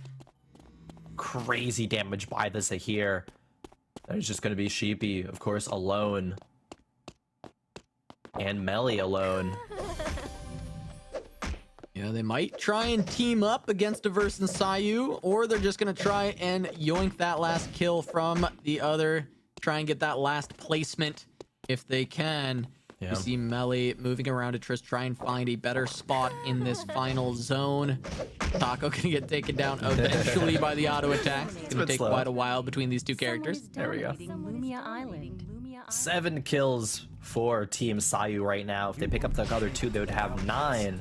Not quite the 10 kill performance by Team Vienna in game 1. Still solid though. Just a bit of a 1v1 between Melly and Sheepy. Yeah. They clearly are not looking for the team up. They're just trying to get one higher in the placements and one more kill between these two players. But Averse is now spotted out Sheepy. Start moving that way, try and find these last few kills. They'll probably just take control of the console, get that vision, go and play from there, because everyone has to come to them. That is true. Avenue gonna be the final zone once again. Just a matter of time, you know. There's a fun game you play at Eternal Return called Rat Hunting. And Averse and Sayu are playing that game right now, trying to hunt down Sheepy and Melly. Sheepy does have 6 kills, so Team Slice still having a great performance in this game, no matter if they get 3rd, 2nd, or somehow 1st. It's spotted by Averse here, though. Yeah, I mean, it's still possible. There is a wick buff here for Sheepy. If they can take out Averse, they can absolutely turn this around. I don't think a Magnus is actually able to handle this lead dial in any capacity. Averse has to be a little bit careful, because if he gets caught by a full combo from Sheepy, might be enough. We see already a lot of damage coming through from that lead island. And once it gets to the circumstance where it's like the final square, right? If somehow Melly lands like a hook onto Averse and a full combo, and then Sheepy comes in with the ultimate and some burst damage, then that is the scenario where Averse and Sayu have to be worried about, right? This isn't a free win. Of course, it's very likely for it to be a win here, but they still have to play it smart, have to play it clean, and cannot let Averse get caught out by anything like that Melly hook. All right, Melly waiting in the wings, waiting for this final zone to close up, go to that last square. Last little bits of farming from Averse and Sayu to try and get Sayu a little bit higher in the levels, be a bit tankier, just in case Averse gets knocked down. Need this Magnus to be strong enough to finish off a low health enemy. Take out that wild dog there. Farming up some more mastery. Sayu taking it down. 40 seconds until we see the zone close. Just that final square. Sheepy fighting Melly. Now Averse trying to collapse. There's the wave goodbye from Melly trying to run away. See ya. Oh snap, they're chasing me. Uh-oh. Not the situation Melly wanted to be in. But there's just enough time that we're gonna end up seeing Averse and Sayu just take residence in this final square. And I mean, set this up for me, Kron. How does Melly want to play this? How do you want to play this as the solo Lina? I mean, there's a couple ways to play it, right? It can be you actually kind of like 2v2 this with Sheepy, or it's just you want to out-sustain, you want to make sure to preserve your timer, stand in the corner, and maybe, you know, hook Sheepy into them, or, you know, kind of push them back. Melly is on a timer deficit though, so it's gonna be really big hard. Timer deficit on the 13 already, but doing a good job not taking damage, being in the zone. So for now, it's actually been equalized. Now has a small lead over Doubters. It might even be exactly even. Gonna be fighting with Sheepy though. It looks like the game plan is just outlast the lead island. And Melly has bought enough timer. Melly has bought enough timer to run away. Oh, but the ulti! Oh, Sheepy! Did Sheepy get that? I'm not sure. I think they might have. And now just trying to get that last kill for Sayu, and it is going to go to Sayu. Ooh, Sayu in a verse with that. I think that's a 10 kill banger, maybe? Not quite. There's a lot. 7 kill banger from those two. It looks like was a kill stolen away there in the end, potentially by Sheepy. And Verse and Sayu having a great round 2, picking up the win. Yeah, Verse not even waiting for game 6 here to pop off and get some wins. Doing it in game number 2. The rest of the competition surely going to be scared of that one. Shaken in their boots. But a great game here from Sayu and Averse. Doesn't even need the hedging to do it. Does it on the Zahir. Yeah, Averse doing it with the Zahir, doing it with that off pick, the off round from their main. And that's a good look, right? When you're on the off character and you're able to pick up a win, have a big game, that's going to feel really great for Team Sayu. Averse looking to try and get that repeat with this win here. But for round 2, we've got a nice little replay package here, Kron, and I'd love you to walk me through some of the key plays from this game. Oh yeah, let's see here. I mean, early game Taco did go down, but Melly comes back in. Does get the res off, because a lot of early game third parties happen. And this is, just the power of Team Slice there. Vienna engaged with the Nikki ultimate, but kind of left Homecoming out to dry a little bit. And, you know, they got punished for it. Yeah, does end up getting punished, so it's not going to be a repeat from game 1. We were a bit worried that, hey, they were just going to stomp after that one. And everyone else showing like, hey, nah, we're all here to play as well. And Averse, I mean, what can we say, right? He got so strong. He was doing so much damage, just running people down. Had the Cabana there. Just a ton of damage every single time. It seems like that composition is relatively safe, right? Because Sayu can peel if needed. Slice ends up going down. Then they have some damage onto Sheepy as well. But just some great job at playing to their outs. Averse doing it again, this time with Sayu. All right, and in fact, we're actually going to have Sayu on the line, be able to talk to them a little bit about their win here in round 2. Get some insight maybe into these two teams. But Sayu, you picked up the win in round 2. How you feeling after that one? Oh my gosh, that was the most incredible feeling. It's such an invigorating experience and game. Like that was so exciting and felt so like unreal. Definitely. I mean, getting the win, getting some big points on the board. There's still 4 more games to go, but certainly feeling good about that one. But I want to get some insight perhaps on your preparation to this event. Probably, didn't have too much, but Averse maybe recommended the Magnus for you. How are you liking the Magnus pick so far? Is it kind of fitting you guys' playstyle?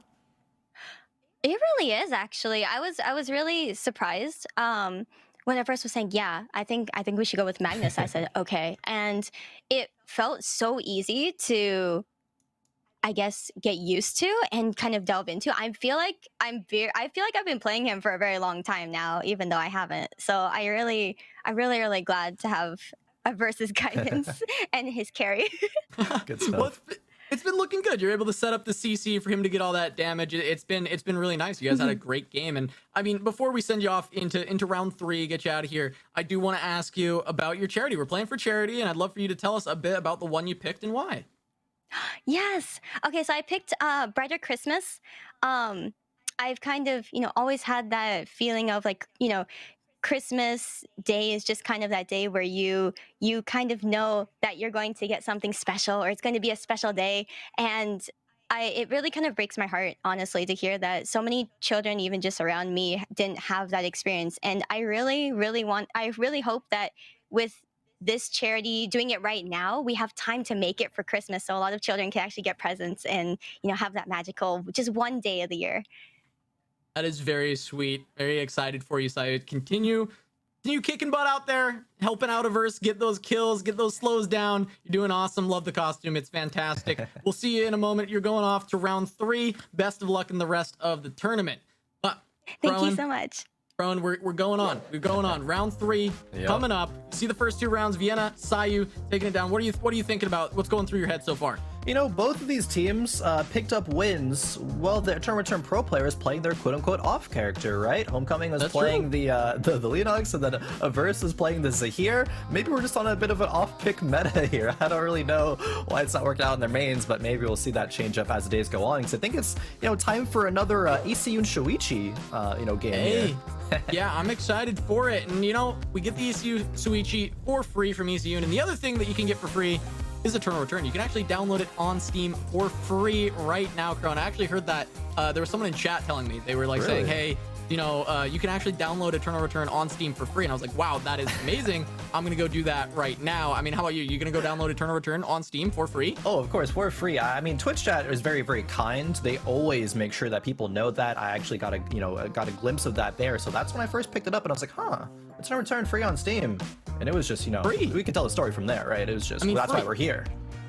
Free on Steam. But of course, we've had a couple of rounds already. We're gonna go into 4 more rounds in just a moment before we crown our winner. But first, there's over 35 characters to choose from in Eternal Return, and with new characters added every 2 weeks, the roster just keeps expanding. So here's a little boost towards your next character on us. Use the code NEWPLAYERBOOST right now to redeem 5,000 A-coin to help fill out your roster. You might even want to pick up the new character, Chloe. We just saw Passant playing it. So with that, why don't we check out the brand new character, Chloe.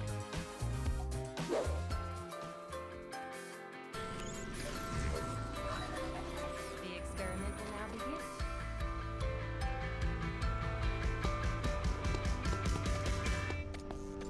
You wouldn't want to get cut. Oops, did you rip your clothes? Cut off, baby. You wouldn't want to get cut. Tie them up.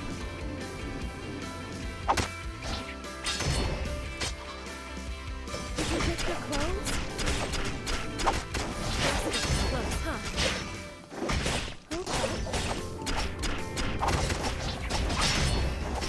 Faster than it looks, huh?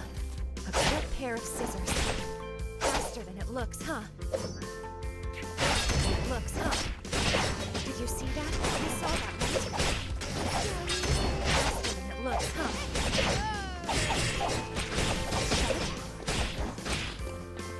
You're stronger than you. A subject have...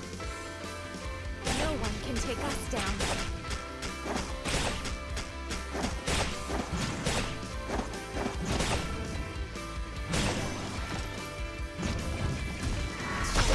Tie them up. Cut off. You didn't want to get cut. A subject has been terminated.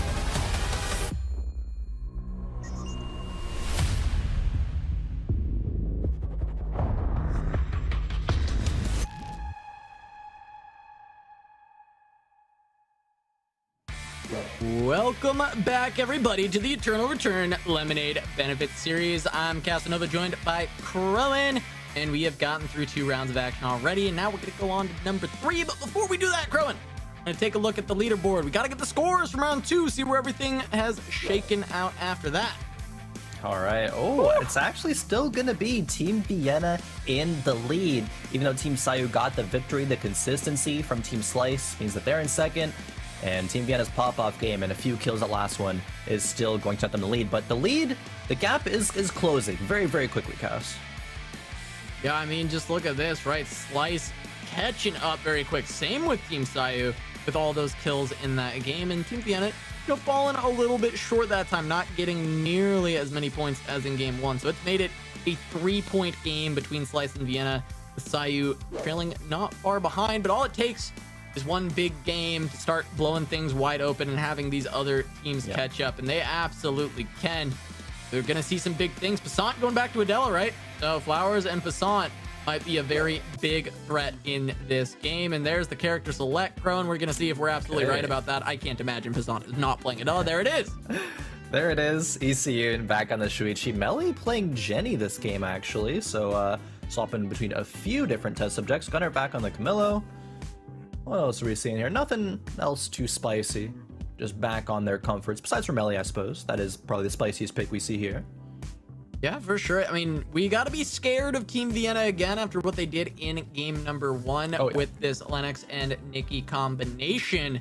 But also, I mentioned it before, I'm really watching Passant and Flowers. They had some good combos in that first game, but they just weren't able to convert kills. And we might be able to see them actually kind of turn that around and do it now in game number 3. They need to do or die. They got to catch up, right?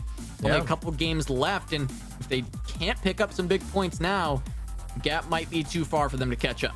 Yeah, maybe this game is like the last one they have some wiggle room, but then definitely at the last half of the day, they have to. We could see another, kind of pop-off game number 6 victory with a bunch of kills. And with a composition like Adela and 11, that definitely can happen. They've had some moments of greatness, just not being able to fully capitalize on them. Definitely back to a bit of a comfort zone. Of course, once again, with this Adela 11 composition. But there's still time, I think, for other teams that haven't quite reached that top 3. That we're still going to see some great stuff out of. I think Gunner 62 and Tenna, another one of those teams that fits into that category. Potentially anyone could do it, though. It is still anyone's game, as you mentioned. We're not even quite to the halfway point, so all these points can get completely flipped around, right? If one of these teams starts to really turn it on. Sometimes you just have a bad first few games and you need to scale up, try and find those wins later down the line. Kind of saw that last time out of Team Averse, being able to have a couple of, mediocre early games and then really picking up the pace towards the end with misclicks. And this time we might see one of these other lower teams on the totem pole do just that. Yeah, see, once again, it seems like a lot of times see a lot of people start in the archery range. Not much, though, in terms of competition early for Loot with Vienna in the hospital. She is going to be alone there. Homecoming alone in the beach now. I believe already got through the forest. Reverse early game on the hedge, and of course Loots through archery, Loots through the avenue, going to forest. But once again, we're gonna have to turn our attention to the cemetery and hotel trees. I think last time was a bit of a letdown when it came to early game cemetery action. But I think we're in for a treat here, as these games do keep on heating up. Players are going to know who's contesting them, so they're going to be a lot more prepared. Yeah, go into those places maybe ready to fight, ready to pick up some kills. It's going to be a big worry, but Suichi's got to be happy being in forest all alone in their 3rd place. This should be spelling good things for ECU picking up their early build. And as I say that, Averse goes there, and as someone who plays Suichi, that is my nightmare. So I think ECU being a lot better at Suichi than me is going to be just fine getting his loot. Yeah, already even out of there, going into the chapel right now. ECU got there to the forest so early. Averse even maybe a little bit late to the forest. Sometimes he's in there by like even just the first minute. Another about minute and a half until these trees start popping up. Slice, going for that Hovid build.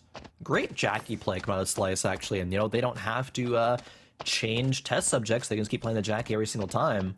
And it's worked out pretty well for them so far. No victories, but the consistency means I believe they were like, what, 3 points behind? 3 points behind. So definitely can catch up in just this game.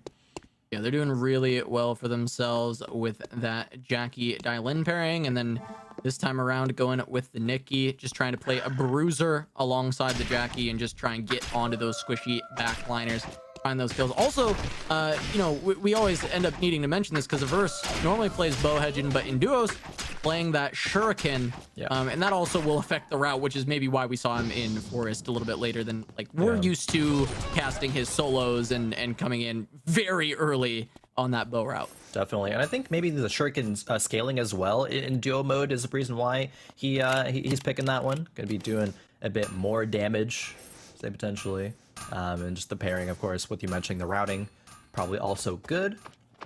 No action so far, but we're getting towards the time where there might start being some, especially once again in the hotel and the cemetery. These early Tree of Life item completions like Glacial Shoes can just give you that insane power spike to then be a dominant force moving towards that mid game. And players like Passant's already ready for it. Nikki Taylor actually going down again. Team Vienna coming out the gate swinging. Yeah, Homecoming able to find that kill with the Blue Viper, that bleed going down as Nikki Taylor tries to run away. And now ECUN gonna have to try and look for that revive, but there still are enemies abound, and it's gonna be tough for ECUN to find that until Homecoming and Vienna move on. Looks like he's gonna be able to get that though. Easy enough. Nikki Taylor's back up, but she's far behind. Definitely a bit far behind. Level 5 even still as well. Need to loot back up. iHeart Pie, it seems, got the hotel tree. Cemetery tree probably went over to Passant and Captain Flowers over there, seeing as they are around that area and have been for a while. They had full control there. We can see Passant crafting. He's probably crafting up that tree piece. I know he had slippers in the inventory already, so very likely a Glacial Shoes. Definitely so. Gonna be getting some food online as well. See some heated oil in Captain Flowers' inventory. These players are going to be pretty good. My worst enemy is a fish. Yeah. The heated oil. Definitely. Cooking you up into some tasty, tasty fish and chips here at the end of things. All right, there's the engage. Oh, once again, Nikki Taylor getting caught out by Passant and Captain Flowers this time. Flowers gonna grab a kill, get one on the board for this duo, and this was a duo we wanted to watch out for in this game, getting that Adela back. And Flowers being so good on this 11 combo with that after playing with Gunner in the last one, getting second place, doing oh so well on this pick. And having Passant there alongside on the Adela. True. This is a team to watch. Can you imagine what Nikki Taylor and ECUN's comms are like? I mean, it's just Nikki Taylor just in danger permanently in this game. ECUN being like, all right, I'm coming back, you know, I'll res you again. Ooh, Passant.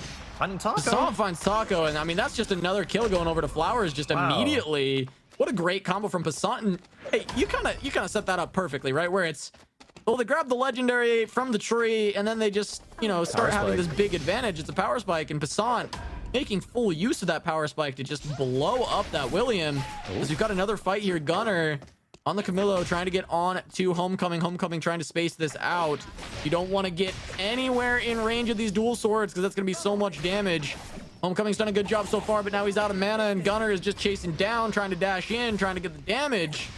Homecoming still hiding it away. Gunner's got to be a little bit careful at this point. Yeah. Falling rather low. Vienna full ditched Homecoming there, ran all the way to Top Town, but fortunately, Homecoming was able to escape.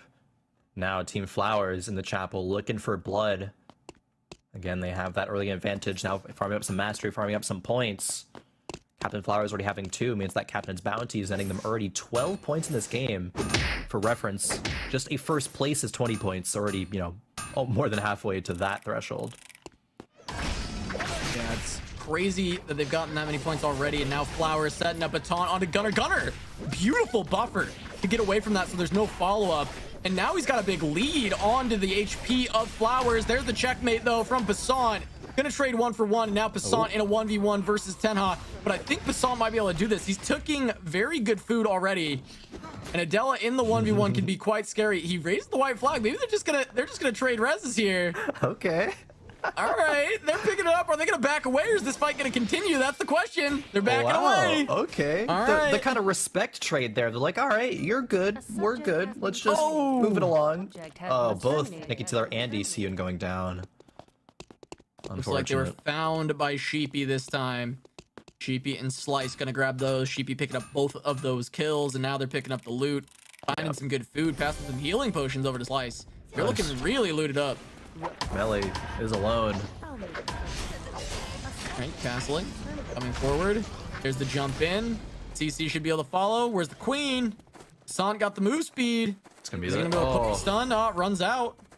Maybe when the next castling is up, he can catch up to Melee, but Melee's gonna continue to just try and kite this away. There's the castle.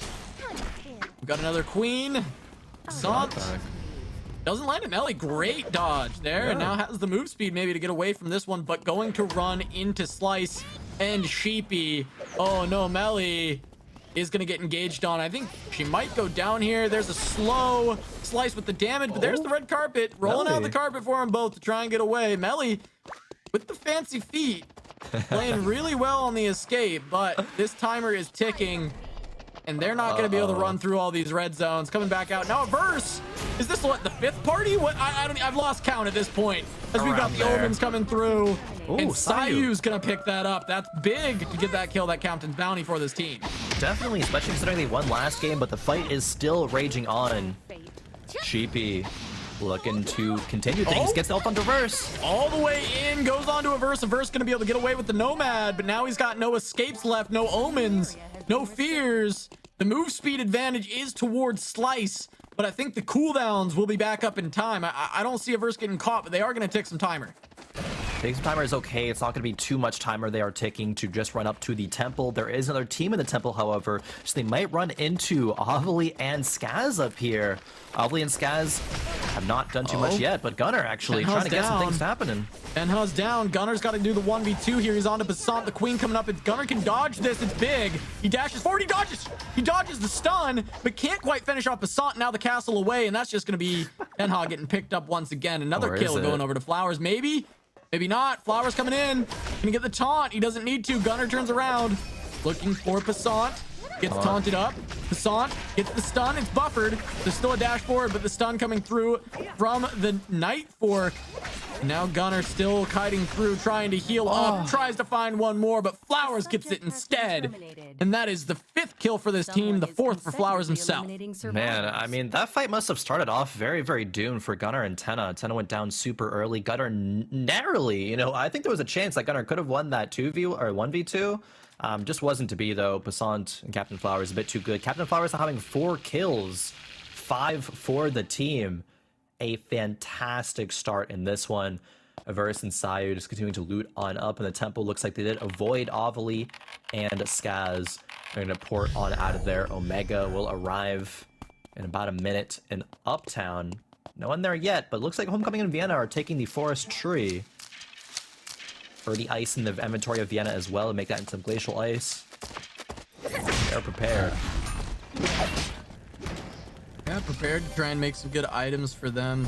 That is a big threatening team for the team fights. It seems like these bruiser teams are so scary. In the 2v2. Got Sheepy and Slice, and then Homecoming and Vienna, and they've looked unstoppable in strictly 2v2s. Both of these two teams when they're on these compositions. I think as well the utility coming from the augments in some of these bruisery teams, you know, the sustain is just too much. Like these squishier damage to their teams, they just can't output enough damage in time. So that say, you know, teams like, you know, Team Vienna and Team Slice can just run down anybody else. Definitely do some of these more support or utility or defensive based augments. Yeah.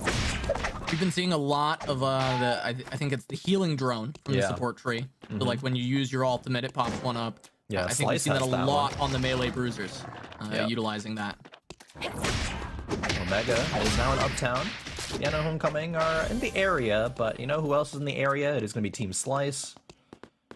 Don't want to get third-partied here.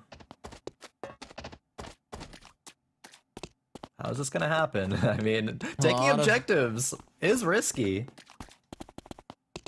It's a lot of footsie on Omega. They don't want to commit immediately, knowing that, hey, if we get attacked at this point, we have our cooldowns down, and our advantage in the 2v2 goes away. Right? This composition, very good at fighting 2v2, but you do need your cooldowns in order to do so, especially that Nikki. Just going to see them farming bears for a bit while things die down.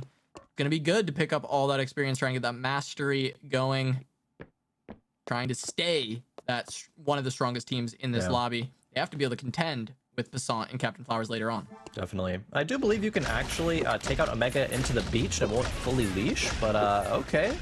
Pi and Psycho actually grab it, but the engage here from Sheepy. Yeah, I'm not sure if they really get the loot in time, but Sheepy's going to get in onto Pi, gets the knockup, trying to find that stun, not quite going to get it. Does parry the root from Pi as well, though. And now it's just a taunt coming through, but that's not really enough for it. Psycho trying to get away, but once again, we've seen this over and over. I think all 3 games, Slice taking down Psycho. There we go. We get it once again. That kill going over to Slice, so Captain's Bounty coming in big. 3 kills for the team. Vienna Homecoming, though, they want some piece of this action. Yeah, moving into the forest. A lot of teams here. I almost expect no fights because there's just so many players in the area, and they all know there's a lot of players in the area, but I don't know, maybe Vienna and Homecoming want to make me a liar. They're just running Slice and Sheepy down. This doesn't even feel like a favorable fight for them. This is a really interesting engage. As we do see Vienna get stunned up, but they're still on pursuit. We even see the weapon mastery is definitely favor Team Slice as well. The only difference is that Chainsaw Massacre is going to be down for the Jackie, so probably wanting to abuse that window. Team Slice wanting to, of course, wait for that to be back up. Psycho does get picked up by iHeart Pi. iHeart Pi at 13 weapon mastery. Let's see here. And now Wick very strong on the Ion. Wick is up. A lot of players in the Avenue. I'm not sure if we'll see an Avenue Wick kill. There might be Passant and Flowers hitting it, or at least trying to leash it back. Yeah, they've got it to about half.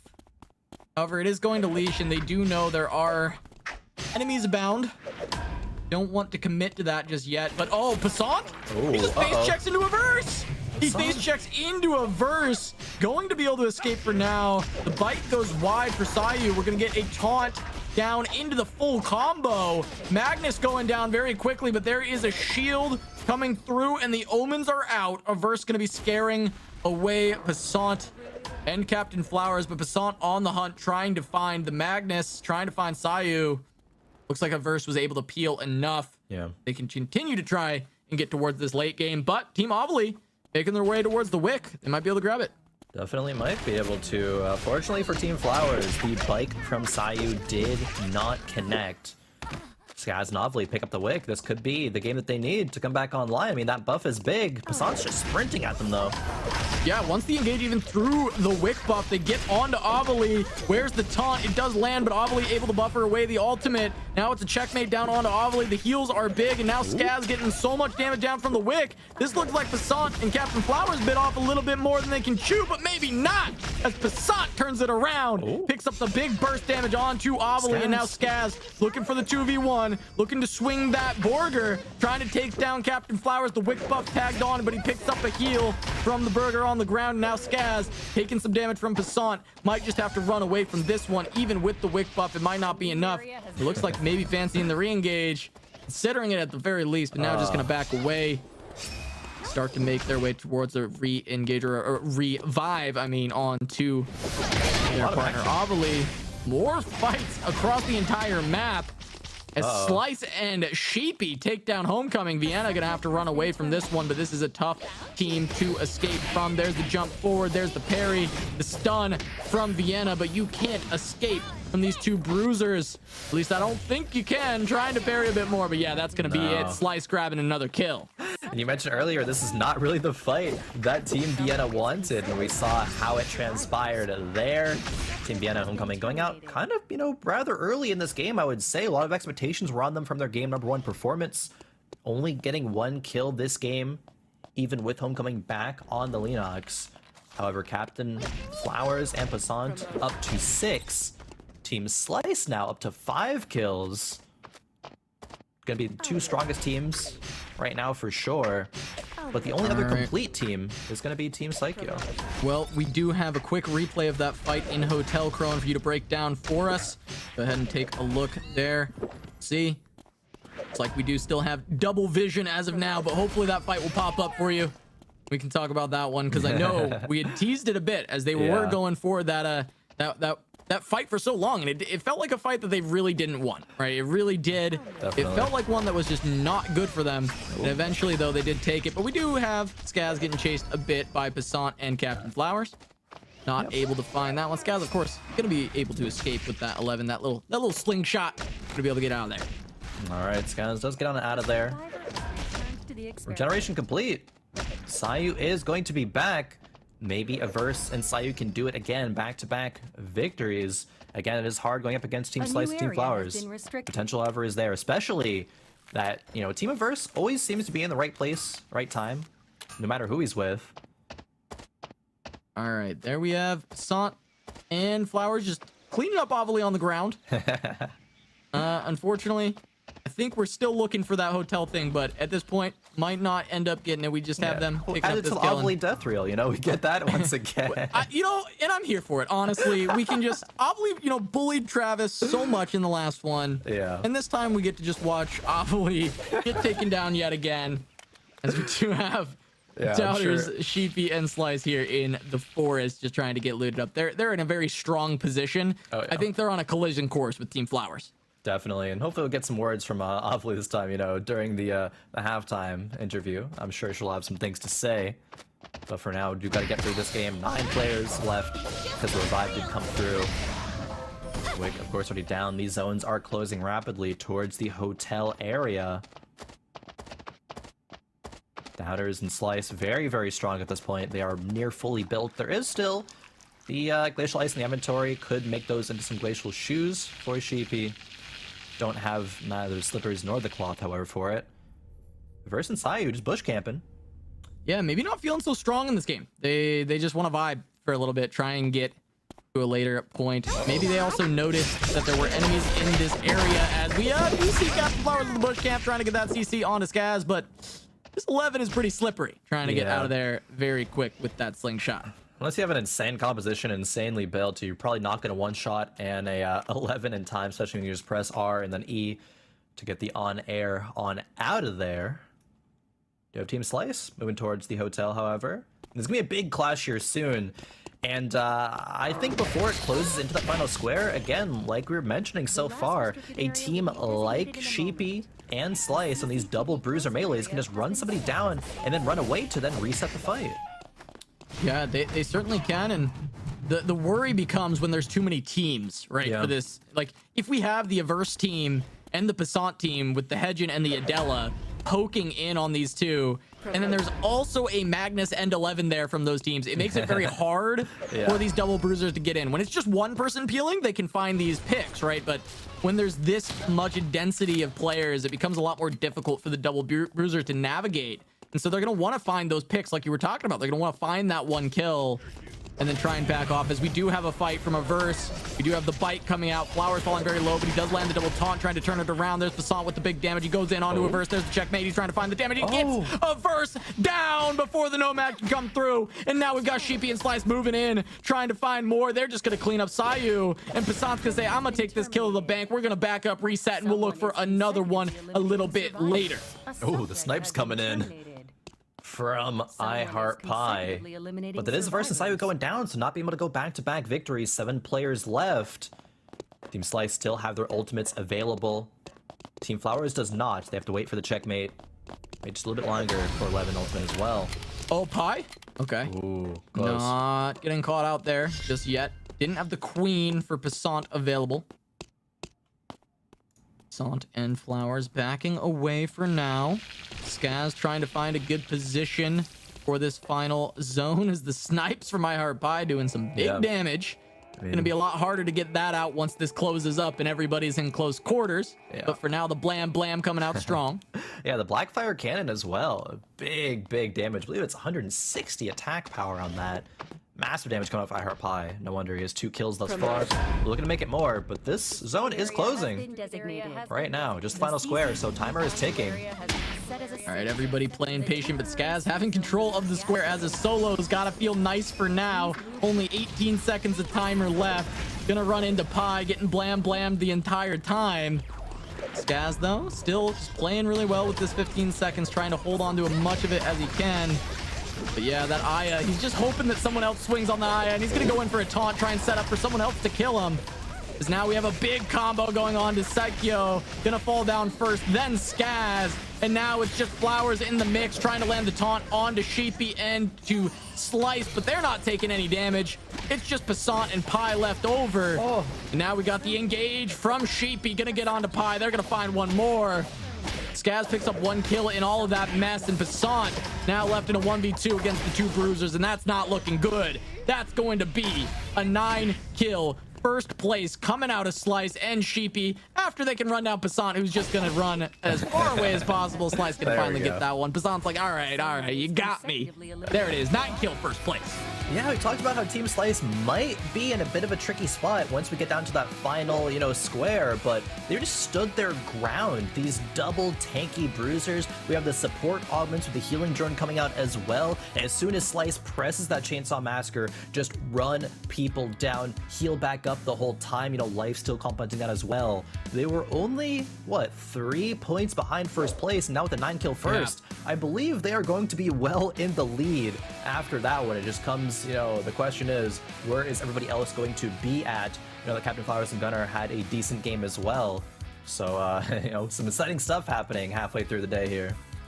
Yeah, I mean, it's gotta feel very, very good to be in that lead, right? Like they are definitely gonna have a commanding position. It's a 9-kill first after all that, and it's looking a little free at that point. It's looking a little bit free, Crowan, for this team. They've just been insane. But speaking of that, well, we'll get to that later. We got replays, Crowan. You go ahead and jump in. I'm jumping the gun here, Crowan. Just we got a couple replays, some highlights from the last match. Why don't you go ahead and jump in on some of these and break it down? Yeah, speaking of free, Gunnar looking a little free here, right? I mean, he did a good job at almost turning it around. Tenna did go down very, very early, of course, but then moving over to Saikyo and iHeart Pie. I mean, they did live until the end. However, we get to see the power of Slice and Sheepy with that double bruiser composition. And look at this engagement for Passant. Passant, beautiful engages all throughout this game. They're able to just blow up Ovilee even through they engage on the wick, right? This team was wicked up, and they're like, all right, we still got this. So much damage from Passant. It was very close. Scaz almost actually takes this 2v1 at the end and finds a kill. If he could just get a little bit more damage, it would have been huge. But I mean, just the story of the game was Slice and Sheepy. I know, it really was, at least for most of it. I mean, a little bit of Team Flowers as well, still 7 kills to them. But this final square was really, really intense. Didn't expect Team Slice to be able to stand their ground quite as much as they did. But even with all the remote mines there, even still the ultimate on the Nikki left to clean up iHeart Pie, being over the wall, no damage came out there. Passant is just not much you can do here. Even when the queen lands, Sheepy has such great deflect timings that no damage come through. Even having another deflect here to dodge out the checkmate damage. Just like nothing. Passant's trying as hard as he can. It just can't get anything done. Sheepy's just too good. They don't take damage. They just don't take any damage at all. It's crazy. It's actually insane. And we'll see if anyone can actually pierce their armor in some of the future rounds, because it's just tough. It's just tough. It's, like I said, looking free, Crowan. It's looking free. It's looking free. You know what else is free, Crowan? What? Eternal Return on Steam. You can go download it now on Steam for free. Did you hear that, Crowan? Free. Free I on forgot, Steam. but I'm glad you reminded me. It is Eternal Return free on Steam. I don't know how I forgot. It's crazy to me. It is crazy of you to forget. It is actually insane that you have forgotten that, Crowan. I can't believe it, but it is free. And also, to celebrate Halloween on Lumia Island, there are new skins and emotes available for purchase. There's a Witchy Emma skin, complete with her basket full of candy, plus Halloween skins for Kiara, Zahir, and Cicella. Of course, can't forget about the emotes. The logos look so pretty, and the Halloween DLC special discount sale is live now through November 2nd. Go to the Steam Eternal Return DLC page to get up to 50% off right now. Now, also, if you've been taking a break from Eternal Return, what are you thinking? Like, what's wrong with you? Just go play the game. It's preseason. That means there's new missions. There's missions right now, Crowan. There's missions. Plenty of ways to earn points and redeem over 100 juicy rewards. And you can start your missions right now after, of course, you go download it for free on Steam. It's amazing. There's a lot of cool rewards. You should be playing. Still playing. There's so many cool characters coming out. It's all worth it to get all of that beautiful stuff. I love to see all these rewards that you can pick up. It really lets you get into the game, pick up the characters you want to play. It's really, really awesome to see. But, Carlin, we've gotten through the halfway point. This is 3 rounds in. We've got 3 more to go.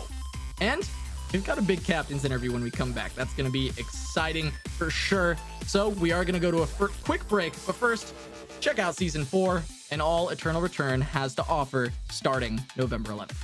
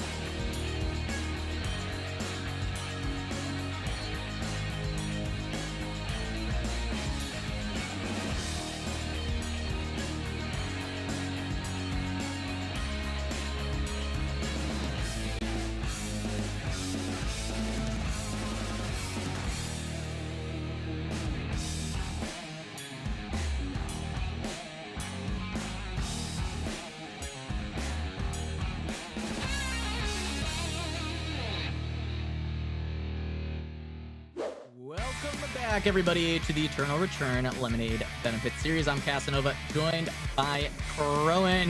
We've gotten through the halfway point, the first 3 rounds of action, and now we got to check in on the leaderboard to see what the scores are and how it's shaped up after 3 rounds. All right, let's take a look at it. Whoa. Yes, that is going to be Team Slice now with a 50-point lead over Team Vienna. I mean, they were consistent throughout this point, but this was their pop-off game. Team Vienna in second with 90. Team Captain Flowers getting some big games in here as well, reaching up to 3rd.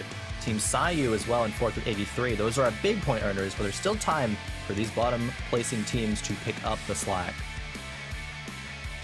There sure is between all of them. It's looking good. It's looking shaped up that we're going to have a lot of competition towards the end of this. People trying to catch up to Slice unless he can run away with it. But we do have all of our captains here ready for halfway point check-in. So Kron, we're gonna go talk with all of them here. Look at all of them. Look at all these amazing people. All right. Well, okay. So Ovilee, I'm right here. We finally have your audio, so we can at least talk to Ovilee. And you know, Ovilee and Flowers, you guys seem to always want to band, and I just want to start off just just asking you both how you're feeling about this rivalry. Ovilee, I know you did think this was golf scoring, and I just want to remind you that it's not. So just so you're aware, you do want more points. Wow, roasted. Okay, you know what? Something that I need to make very clear right now. I don't know what it is, but it seems that the VTubers have a leg up on all of us humans or something like that. I don't know if it's like the Halloween curse or something, but I figured out a way to combat that. So this is now my VTuber. Oh, okay. This is VTuber Ovilee. I'm going to be taping this to my webcam for the remainder of the stream. And if I win the next game, we know why. It's because I became a VTuber. Also, I was muted in the first part of the stream. Flowers is not wearing a Halloween costume, and I think that he should be heavily penalized for that. Heavily penalized for that. Where is he going? Where's he going? He's getting something. He's running away. Yeah, he had all this time too to put something on. But now he's doing it. But it's right now. Now instead is when he's doing it. All right. Well, I feel like maybe we should move on for a second. And we'll come back. Oh, there we go. Demacia Vice Garen. All right, he's back. Play the fucking game now. All right. Demacia Vice Garen is here to play the game. So if you want to throw down, we're gonna throw down with all of my hair and all of my everything. I'm ready to go. All right, for Demacia. Grimace, I think you left your fries over here, buddy. I don't know. Like, it's looking pretty big with the big purple guy, but hey, we'll take it. Let's go. Oh man, Captain Flowers, beautiful. I love it. Moving on over to Slice and Psycho. I want to talk to you both. Starting with Psycho, it seems that Slice has gotten the better of you maybe for a couple of the first few games here. Do you have something up your sleeve to kind of reverse that trend and get some games in your favor? So I noticed that everyone is playing the Burger Girl, and that made me really scared because I only know how to play the Burger Girl. So the second game I actually picked up Cecilia, and we did a little bit better that game as Cecilia. So maybe that's my secret pick. I don't know, but I can't tell you everything about it. Okay, maybe targeting Slice with that one. Slice, how are you feeling after it? You are currently in the lead. Some big stuff coming out of you. Are you going to continue that dominance here moving forward? I'm just looking to play some good games of Eternal Return. We picked up third place, second place, and then first place. But honestly, these lobbies are insane. Everyone's playing extremely out of their minds. Getting like 4 squads to the final square is already really tough, and we got to be very mindful of positioning and stuff. And we're all doing this for a good cause. So I'm just looking forward to better games. Vienna, what are you doing with that knife? Vienna. Monkey. Listen. Vienna, what's going on? Slice's team has been mucking us up the last couple of games. I thought I would cosplay Jackie. We're gonna cut you next game. Okay. I'm a little nervous. Costume. I'm a little nervous about getting cut up, getting turned into maybe some sushi, maybe a casserole. At that point, I don't love that, but I want to at least check in with Taco because we didn't get a chance to talk to you earlier as well. I mean, how have you been synergizing with Melly? How are you feeling on these games? Honestly, our strategy is to go for the long con, lull these guys into a nice false sense of security, make them think I have absolutely no idea what I'm doing.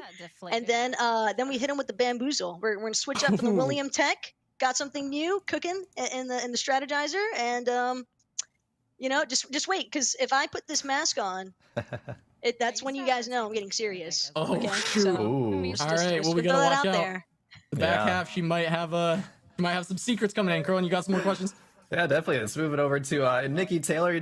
Some of these games have had a rough opener. You get down, get picked back up. How are you planning on adjusting to that moving forward in these games? Is there some kind of plan that you've come up with ECU to kind of combat this?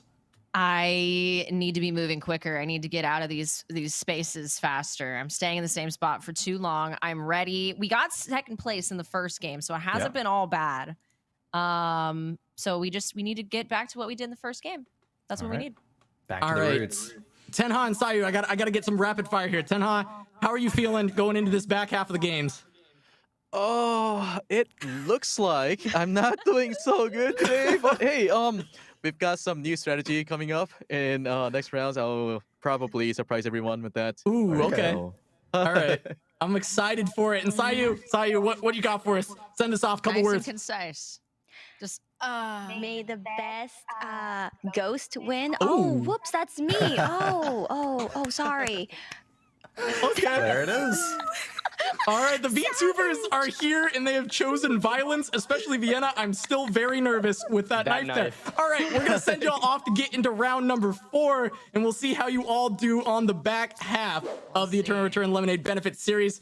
They're always a treat to talk to, Crowan. I am mortified. I feel like that knife, it's making me nervous, man. It's making me really nervous. These VTubers have come to play. I mean, the Savage, the knife, the May the Best Ghost win. Oh, that's just me. You know, they got the comeback lines already ready to fire. And surely they're going to show some good stuff, I think, here in the next few games. I mean, we had the dominant opener from Team Vienna. They had a couple quiet games, but I think there's still, you know, more that we're going to see from them. Well, now she has a knife. Yeah, so, I mean, so I think that's worrisome, right? Like, before she didn't have a knife, now she has a knife. And that's, I mean, I think that's going to make all the difference. Nikki with a knife. I mean, you get the dagger skill in there with the glove skill. That seems a little bit too strong. We're not, you know, we're not going that crazy. But Homecoming is back on the Nadine, as we see here, with the character select. Averse, of course, back on the Zahir. And that is what Averse won with. He's actually lost both Hedgen games and won the only Zahir game. So, you know, hey, we'll see. Well, now we're back on Zahir, and we'll see if they can repeat the success from earlier on with Sayu. That's the spice. Ooh, okay. Okay, we got a Jenny being snuck in there for Tenha. Yeah, he was saying he had something prepared. He had some spice. And it's going with Gunner's Adela. And we saw the Jenny out of melee earlier with some really good kiting, some fast feet getting away, and maybe utilizing those same tools. We're going to see Tenha setting some stuff up for Gunner to knock him down on that Adela. Definitely. 3 games still left to go. The standings still could get shaken up, even by these teams on the bottom. Oftentimes in tournaments, Cass, I mean, you and I are both very aware of that. You can get a shaky start, but as long as you can rally, you know, take what you've learned from the past few games, which it seems like from the interview, these players, you know, they know what they have to do better. They know that they have to either change things up or just improve what they already have, get back to what helps them get success. But everyone's gonna be trying to do that, so still some intense games. I wonder if we're gonna get another final square that's even crazier than what we just saw, with like 4 teams still left alive. All right, but jumping right on in. We're past the halfway point, Crowan. Round 4. It's possible that the scores will completely get flipped. You know, we were letting Ovilee know. I think she didn't know that they were supposed to score points. I think we now are in the back half. She is aware that you do want points, and I think that we might see their strategy change due to that, and we could see a complete flip of the burger here, if you will, of them turning it around. Hopefully. Did have that nice, you know, drawn little, you know, VTuber model, maybe just a bit of a PNG tuber thing there, but we'll see if we can get it animated eventually. I think it also said Gunner and Pi sucked or something like that on her little costume. Yeah, that was a little BM, but I mean, that's kind of Ovilee, right? Talks a lot of trash, and you know, let's see if she's gonna be able to back it up here. Yeah, for sure. I mean, we do know that clearly there's a VTuber buff going on. I think Aesop probably forgot to turn it off going into the tournament, and you know, I think Ovilee gaining that buff is going to help out quite a bit. Yeah, as we do have. Looks like Taco actually swapping over to Rio. So this was the spice that she was talking about as well. Yeah, I did see actually Taco practice the Rio and the Williams, so I think Rio's gonna be a fantastic pick here. Just looking at the lobby compositions, you know, there are a lot of Borger girls. There are 3 of them, a couple of Rios, definitely the most popular test subjects we've seen throughout the day, and they're very good in duo mode, so it makes a lot of sense. Flower, he didn't take off the glasses, so he's in the top floor. I didn't even notice. He's committing to the costume. He's committing to the bit. This was actually Ovilee's strategy. Get Flowers to put on big shades so he can't see the screen as well. Yeah. And maybe we'll make some mistakes. So very, very good mind games from Ovilee as she's getting absolutely decimated by IR Pi. There is Psycho getting the taunt, and Psycho's gonna try and finish that off, but it looks like Pi just had to turn around and she said I Heart Pi sucks, and he took that personally. Definitely took that personally. He says, I'm gonna show you what's up here. Maybe Captain Flowers being shown what's up as well from Pi and Psycho. Flowers on air. Gets out of there, but the chase from Psycho. Not in range. Looks like Sheepy is trying to trade with Pi on the other side as well. Not really looking for a full fight, but just trying to punch him a little bit, get a little bit of mastery. It's Passant back on the Chloe. With the Nina trying to run away there. We didn't see as much success out of this pick as the Adela for sure, but there were some glimmers of hope in that original game that they played the Chloe that I do have some hope for this off the combos from Flowers. Especially if they're able to win the cemetery tree fight. It's going to come up right about now. Has been restricted. See who's going to be in position for it. Team Psycho currently is in position. Pie's grabbing it. Might just be free. All right. Yeah, it looks like Pie was able to bully everybody out of cemetery enough that he's able to just collect that. He's going to be feeling really good to pick that up. It looks like that's probably going to go towards his arm piece, I would imagine, at this point. But we do get a taunt down. Psycho getting caught out a little bit, but Pie is there, and he's very strong. He's going on to Scaz, trying to recognize that the threat is the heart and getting that damage down. But he takes out Ovilee once more. And now it's just a 1v1 between iHeart Pie and Scaz. Scaz on the heart, Pie on the Nathapon. He's going to get stopped. That's the showstopper. Coming forward, getting the healing. Scaz is now taking so much damage from these auto attacks. And Pie maybe has made enough space to just stick this res, as now Heart doesn't have a way to stop it. Just going to try and deal some damage, but Pie's going to be able to pick that up. And Psycho going to be back alive. Pie doing a lot of work in this early game.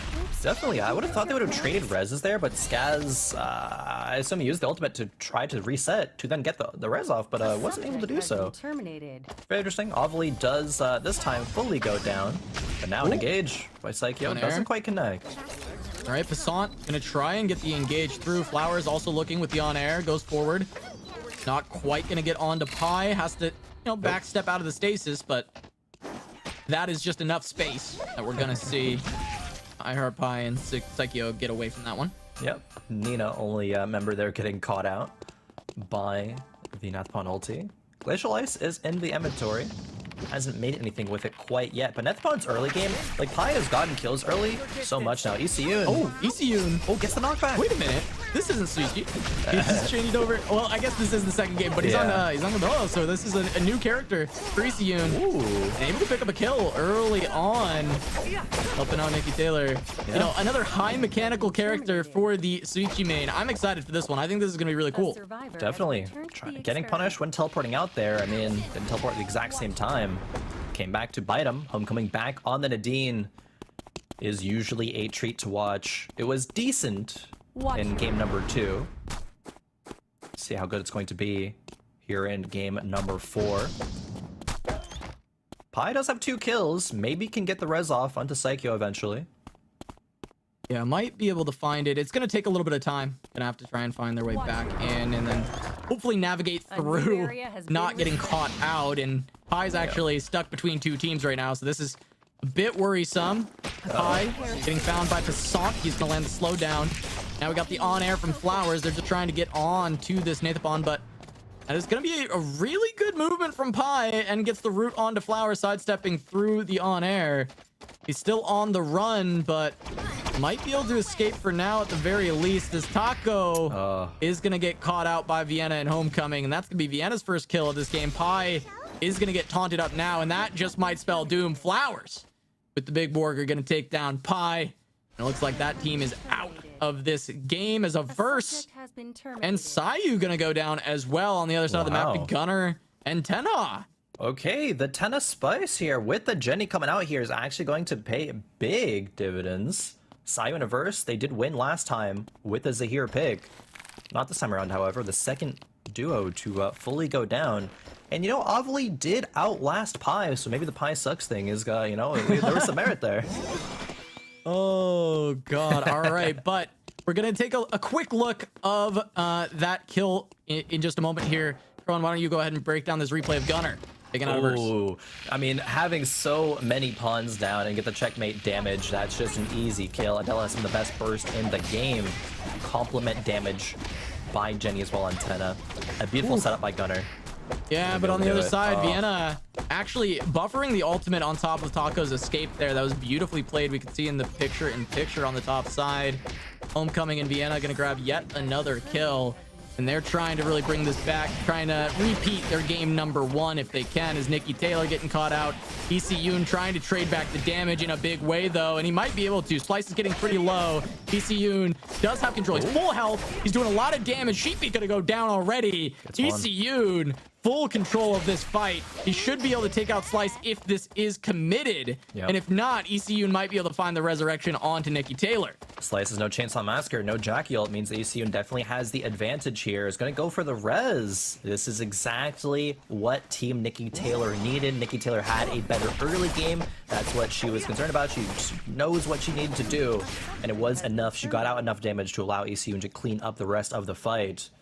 Get the full kill onto Sheepy, a team that we did not really expect to see go down so early, or at least one of the members go down, seeing as, you know, they do have, as a reminder, Cass, a 50-point lead heading on into the later half of the day. Yeah, I mean, that 50-point lead will start to dwindle quickly if they do get picked off like this, so we're going to have to watch Slice and see how well they can rat jam, but they are on Jackie, which is a character who is famously good at ratting around the map, and so I think Slice might have a good shot at still securing a nice amount of points for their team, and maybe you can even find that res onto Sheepy and still keep things going. Yeah, I believe the hotel regeneration zone is still available. Just needs to get the little cuff there off of Sheepy. See Tenna and Gunner looking for more. Faster than it looks, huh? Okay, Gunner has the queen. Looking forward. Gonna land onto Nina, but Flowers coming out of the bush does force the checkmate very quickly with that taunt. Now Passant trying to engage in. There's the on-air. There's some big damage coming through with the charm from Tenna and the follow-up from Gunner. And that's going to be another kill for this team as they take out Flowers. They're going to try and chase down on to the 11.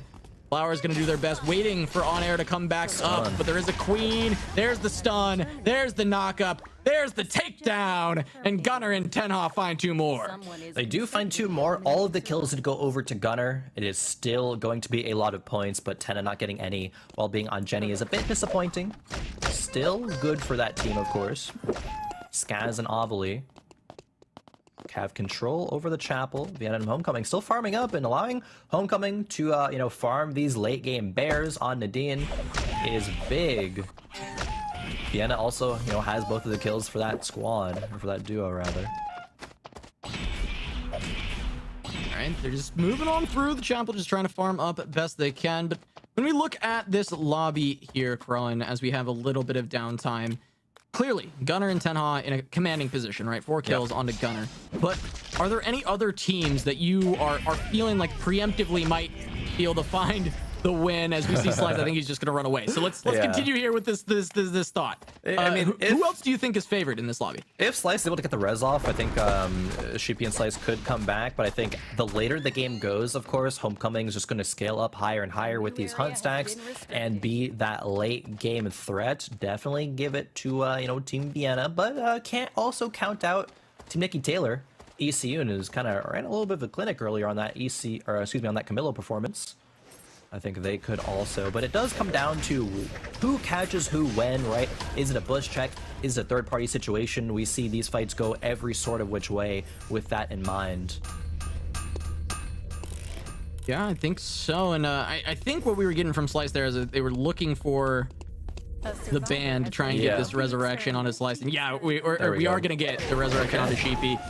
I was like, why were they going to Forest? I couldn't figure it out at first, but I was like, yeah, it had to be the band. It had to be the band.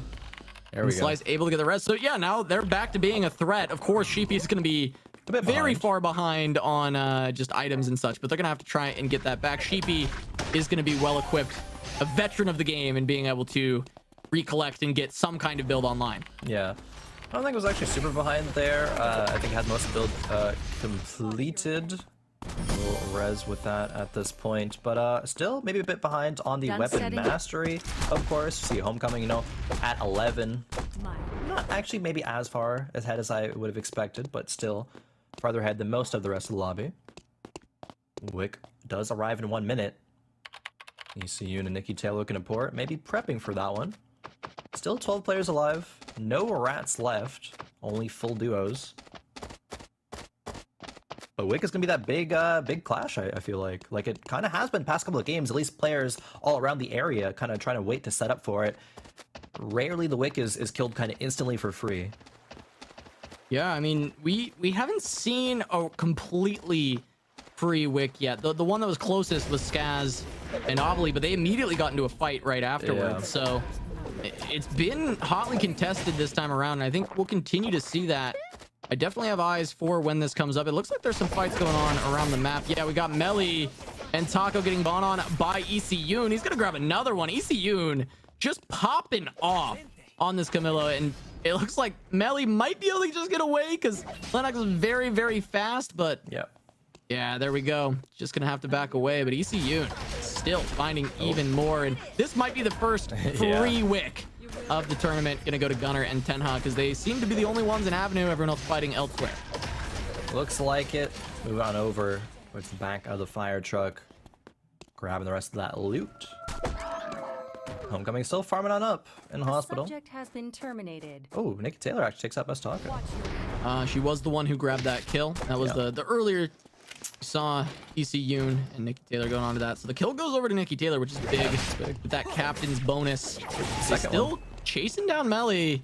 Again, still so hard to catch this character. And ECUN is just trying their very best to do so. But yeah, between Camilla and Rio, they don't have the best ways to actually lock down those Lennox, and just gonna be able to run away. But yeah, running into Scaz and Ovilee, and now that might spell doom for this Lennox. Oh, Melly, she's getting cornered. But Scaz and Ovilee maybe not wanting to fight with ECUN, they're gonna back away. Yeah, leaving Melly to live another day being a rat. I don't believe there's any regen zones available. I think they all are actually used, so Melly has to be alone for the rest of the game. Ooh, great build here actually from Tenha, as the Cabana is going to have a couple other legendaries as well between the Kundala and the Taproot.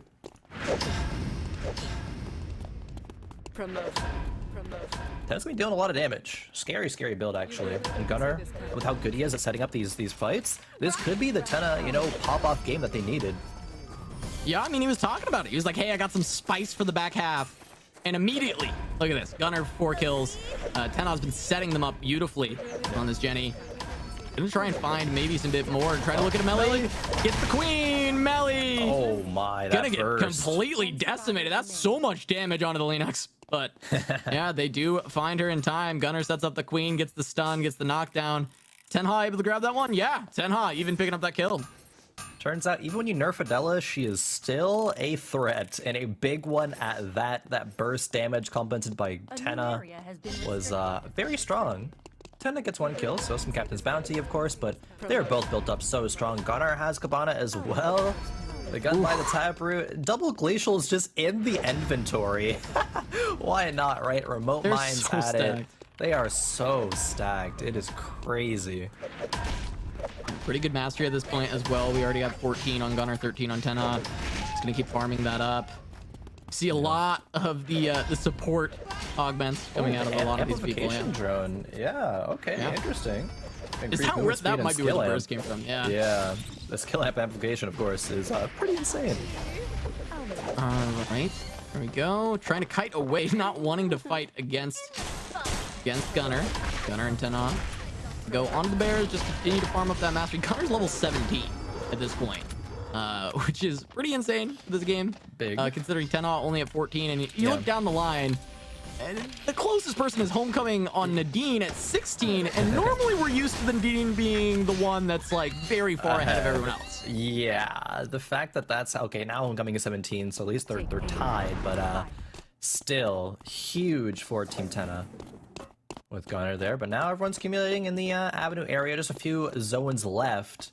Homecoming Vienna might run into Team Ovilee there in the pond, but also this fight could here in Avenue as well.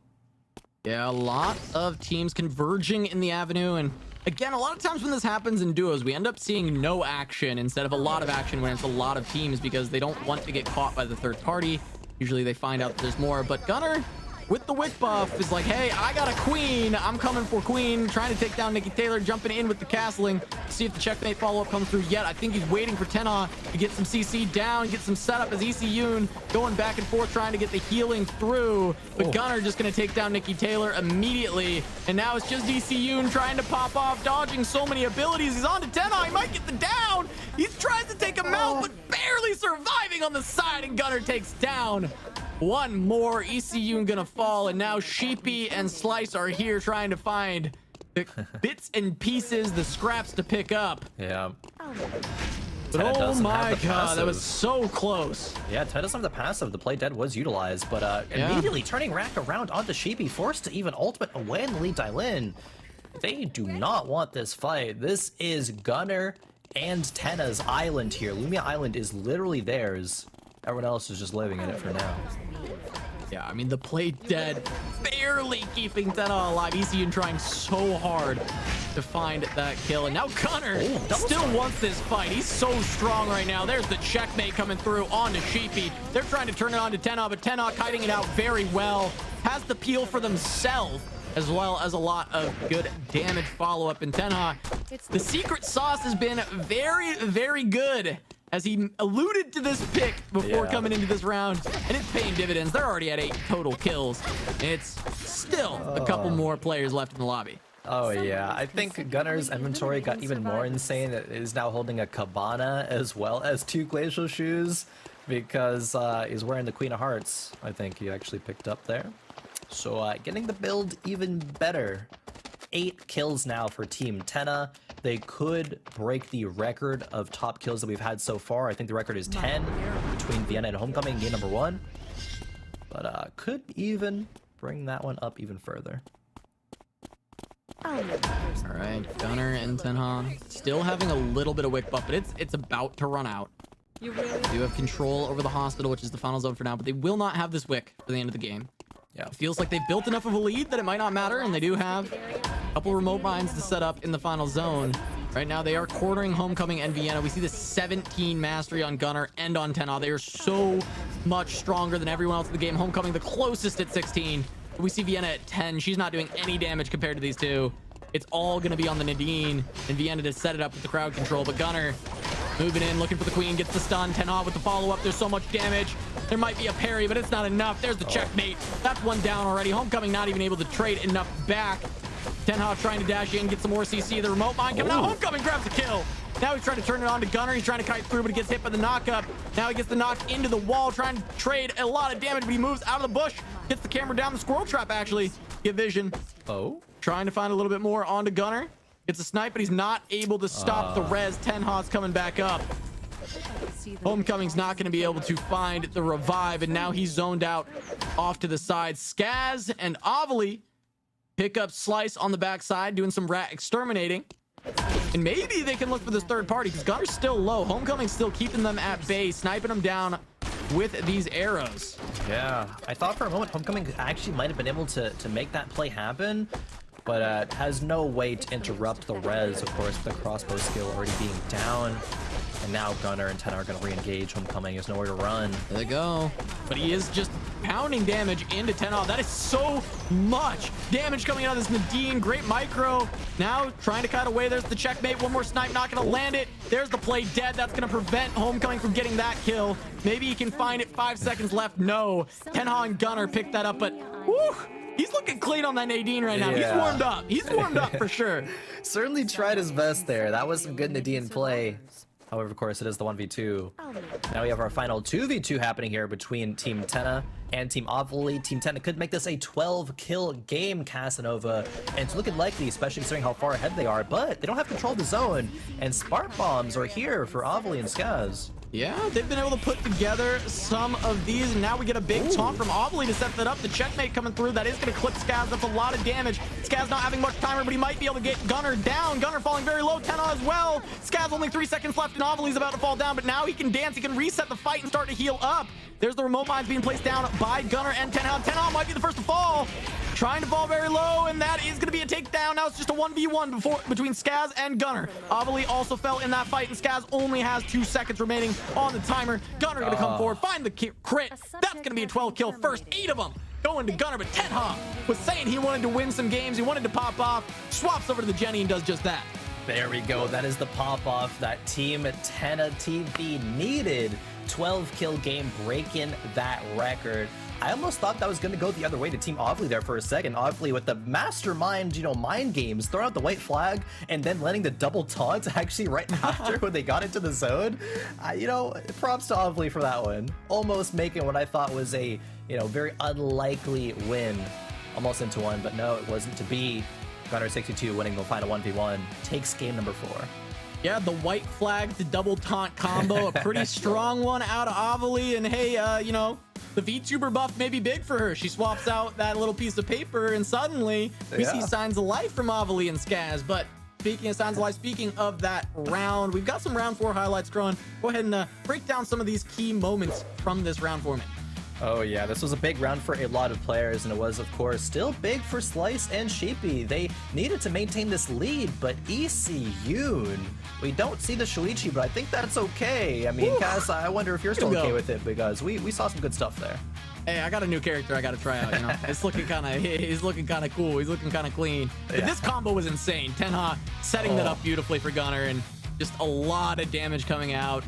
Able to take out Passant, and Flowers just having to run away at that point. And then, you know, poor Melly. Yeah. Where did I thought Adela was nerfed. Yes, I thought that happened, but might have to have round 2 or 3 or 4 of nerfs. And Tenha did go into play dead. ECU did his best there, but Gunner picked up the kill. Yeah, that was able to do a really good job baiting people in for Gunner to then turn it around. The play dead, just an extra HP bar almost for Tenha, and really just helping out in a lot of these fights. As Scaz and Ovilee were able to exterminate some rats there, and then just Homecoming. I mean, we didn't get to see the whole thing there, but his movement was really insane in that fight. He was almost able to just find even more kills, and he actually got the play dead out of Tenha, which led to this kill happening. Yeah, I thought Scaz might actually, you know, win this, but no, Rapier skill with the amount of mastery that Gunner had, and then the auto, didn't even need the Queen to take down Scaz there. Closer fight again than we anticipated, but went, of course, wolf over and the dog Gunner. doing so much damage to Scaz there too. I mean, that was a little unfortunate. It was kind of like a 4v2 at the end there, making it pretty tough. But you see the results here: Vienna, Seu, Slice, and Tenha picking them in order. We have 4 different winners this time, which is quite crazy. And I think the scores are going to shake up a bit because of that, which is really cool in general. Very excited about that, Kron. But you know what else I'm excited for? What is that? The dollar amount that it costs in order to get Eternal Return on Steam. It's actually how many dollars? $0. It's free on Steam, Kron. Free, absolutely free. You don't have to spend a dime to get it. You just go on Steam and you download Eternal Return for free. Chat, no, the chat will tell you. They'll tell you all about it. What a deal. They know better than me, honestly. At this point, they really do. And while you're there, while you're downloading Eternal Return on Steam for free, please take advantage of the Halloween DLC special discount sale featuring new Halloween skins for some of your favorite characters and spooky emotes to celebrate Halloween as long as you want. Go to the Steam Eternal Return DLC page to shop on this sale. Remember, there is that discount code as well going on until November 2nd. But after this break, Kron, we're going to be trying to grab a couple of our players. We're going to try and grab Ovilee and Tenha, get a little bants back and forth. We're always excited to talk to them. But round 5 also coming up. We got to go to a short break. Eternal Return Lemonade Benefit Series continues after this.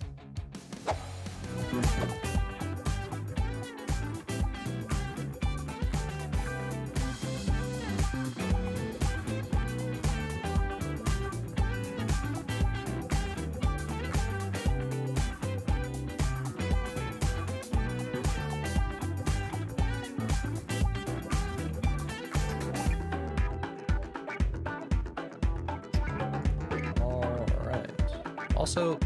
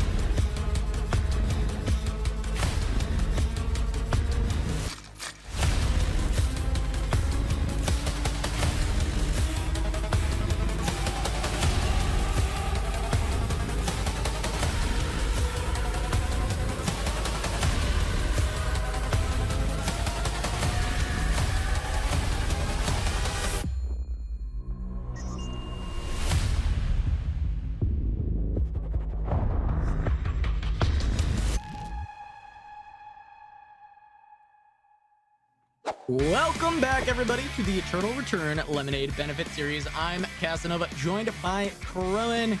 We've just got a couple more rounds to go. We got 2 more to go. We just got through round 4, and now it is time to check in on how that shook up the leaderboard, because this was a new team that won. This was Tenha, and wow, he skyrocketed all the way up to 3rd. Yeah, okay, that's some crazy stuff there. Team Slice still in the lead, followed by Team Vienna, but Tenha TV, you know, bringing themselves and that team back into the conversation, still with 2 more games to go. It is still well within reach of these first 5 teams at least, and I mean, and a miracle happens, could be even more. Yeah, and we actually are going to be getting Ovilee and Tenha on the line here to be able to talk to them a little bit as they are, you know, battling back and forth. So let's jump in with them. Ovilee, Tenha, have I got y'all here? There they are. Okay, see, there she is. Yeah, see, it was much better, right? The VTuber buff. The VTuber buffed worked. What could I say? And I mean, that's how we ended up, you know, winning that last round due to the disqualification that Tenha bribed the wolf. Yes. I don't know what he did to do that, to have that happen, but I'd like that looked into. Thank you very much. You know, Okay. I was like, Ovilee, I did see you go, you know, for the white flag tech, and then into the double taunt. I mean, what was that? You're trying to lure them into a false sense of security. It almost worked out, though. I did give you props. I mean, that was pretty clean play. It's a good strat. It's a good combo. You know what? I did think that it worked out. I felt particularly targeted by Pi earlier on. I don't know if maybe he didn't like the T-shirt that I gave my VTuber, where, you know, he thirsted me pretty hard. And I saw that, you know, Tenha, respect to you, when you and Gunnar were the last ones alive with quite a few kills under your belt. I knew that I had to outsmart them if you know, me and Scaz wanted to pick up the win. Unfortunately, just didn't count on the wolf. Close. Yeah. Well, hey, Tenha, it's always good to have all the animals of Lumia Island on payroll, but also, you know, you came into that saying, hey, like, we've got a new strategy we're going to take off, and y'all shot all the way up to 3rd in the standings after that game with a huge performance. So, I mean, you know, talk me through it, Tenha. Okay, so I always thought that Adela was a broken character for the duo, so I was like asking Gunnar to pick it for me. So he was like, okay, you know what, that's gonna be just, you know, too sweaty, you know. But then he did it anyway for me. But I always wondered how it would feel like to be on an interview after getting the 1st place. But we have somebody else on the other screen, so I'm not really so comfortable with that. Yeah, unfortunately, you have to share the airtime with Ovilee. I'm so sorry about it. I know it's a rough one, but yeah, Tenha, because you won, I want to give you the floor to be able to shout out your charity, because this is what we normally like to do with the winner of the round. Be able to shout out who you're playing for and why you're playing for them. Okay, I chose Save the Children Foundation because, well, when I was young, I wasn't really well off, and you know what, I suffered a lot. I like to let you guys know. So I believe that the children are the future of the world, and helping them out would be able, like, I mean, I don't know, I'm getting too emotional, but anyways, you know, I've been through hard stuff when I was young, and I would really not want to see children just starving out in the streets. So that's why I chose Save the Children, and yeah, I hope it goes well. That is hopefully so sweet, we can bring some money to them. Yeah, that's amazing. Best of luck. You're in 3rd right now. You're in a money position. You just you keep it going. You're playing really well. That was a great game, and we're excited to see more from you going in the next few rounds. So Ovilee, Tenha, we'll see y'all in this next round. We'll see how you do. Ovilee, you got some more points on the board. I know, like, maybe it was good advice. It's not golf, right? You got it. You figured it out. Wolf sucks. Beautiful. Love the new shirt. We're working our way up the ladder. Yeah. No children should ever go hungry, but we're going to make the wolves extinct. That's all I have to say. You know what? All right, Ovilee. All right. We'll see them a bit later, Crowan. We've got to jump in to this next round. We're going to check in before we get into that round, though. We're going to talk about the charities that everybody is, you know, representing, right? We've got $10,000 going to charity day. First is going to send 5,000 to their charity. Second is 3,000. Third is 2,000. You know, we just saw Tenha talk about Save the Children. It's such an awesome story for him to be able to share with us, and and the meaning behind it. And you look through, and all of these players have a great, you know, story for why they love it. And I hope we get to hear about a lot of them as we go through. And also, you know, during the break screens, you'll see those come up where they talk a bit about it. And it's just awesome to see everyone come together and play for a great cause. Play, you know, our favorite game, Eternal Return, that's free on Steam right now. Sure, it is free on Steam, but playing for charity, of course. And I mean, I really like that piece from Tenha. You know, we We are here, you know, for fun, but to raise money for charity. These charities are so important. You know, I sympathize myself as well with what Tenna was saying, and so this is all just going for a great cause. Beautiful stuff there, and hopefully, you know, there's only 3 people who can make it into the money. It's gonna be, you know, hard to do it with the amount of competition that we're seeing here. Either way, it is some great stuff though, Cass. I know, and what's so cool about this Lemonade Benefit Series is in our first 4 rounds, we have not had the same winner twice, and I wonder if we can continue that trend in rounds 5 and 6, or if someone is going to finally break the mold. But the Ovilee Scaz stonks are up after that game, you know. Hey, they once they clear out all the wolves on the map, I think they're gonna be doing okay. Oh, Ovilee onto the Jenny now, maybe. Inspired by Tenha, maybe? Maybe. Tenna's still on the Jenny. All right, some spicy stuff. Ovilee now is on a mission as well to slay all the wolves on Lumia Island. Wolves are trying to go extinct. We'll see if Ovilee is able to complete that mission. Yeah, it's gonna be tough. And we got Isayun back on Suichi, so you know I'm happy. I'm gonna, of course. Hopefully we get to see a Suichi victory. That would be just a beautiful way for me to that's a big thing that I want out of this Lemonade Benefit Series. So I'm full bias cheering for Isayun in this game because this is the last Suichi game I'm getting. Of course. I mean, and then we see some other pretty standard picks, I believe. You know, Sheepy back on the Nikki, Passant on the Adela, things like that. So nothing super spicy. We've kind of had all of our midway through the tournament spice show up. Now it's just going to be about the consistency. Players know what routes they're running. They got to be able to get their loot online, get these early game objectives like the Tree of Life in Cemetery and Hotel. And, I mean, just set themselves up for victory, right? We saw the early game aggression really pay off for Tenna and Gunnar in the last game. They were so far ahead in the, you know, the mastery category. And that was a big reason why they're able to take out Homecoming and Vienna and even win the game versus, you know, that team Ovilee there. If that mastery was closer, if it was a closer game, I think actually Team Ovilee might have taken that last one. Yeah, I think so. I think she set that up really beautifully with the taunt, and I think that, yeah, you're absolutely right. If the mastery is closer, we might have a different story because it was already close enough, and it may be if it wasn't a 4v2 as well. I think, True. You know, we gotta get the admins investigating this incident. We gotta check the bank statements, see if the Wolf's PayPal is in there. You know, I'm as much as I give Ovilee flack, you know, I'm with her on this one. Hey, we gotta look into it. That is true. Gotta sympathize there as well. Into a 4v2, the wolves, man. The animals can really be a nuisance. I know there was some in early tournament return days, some boars taking people out or canceling reses, things like that. Bear stuns, always gotta watch out for. PvE is no joke in this game, guys. Yeah, it's no joke, especially in the late game when they're skilled up. They just do an insane amount of damage.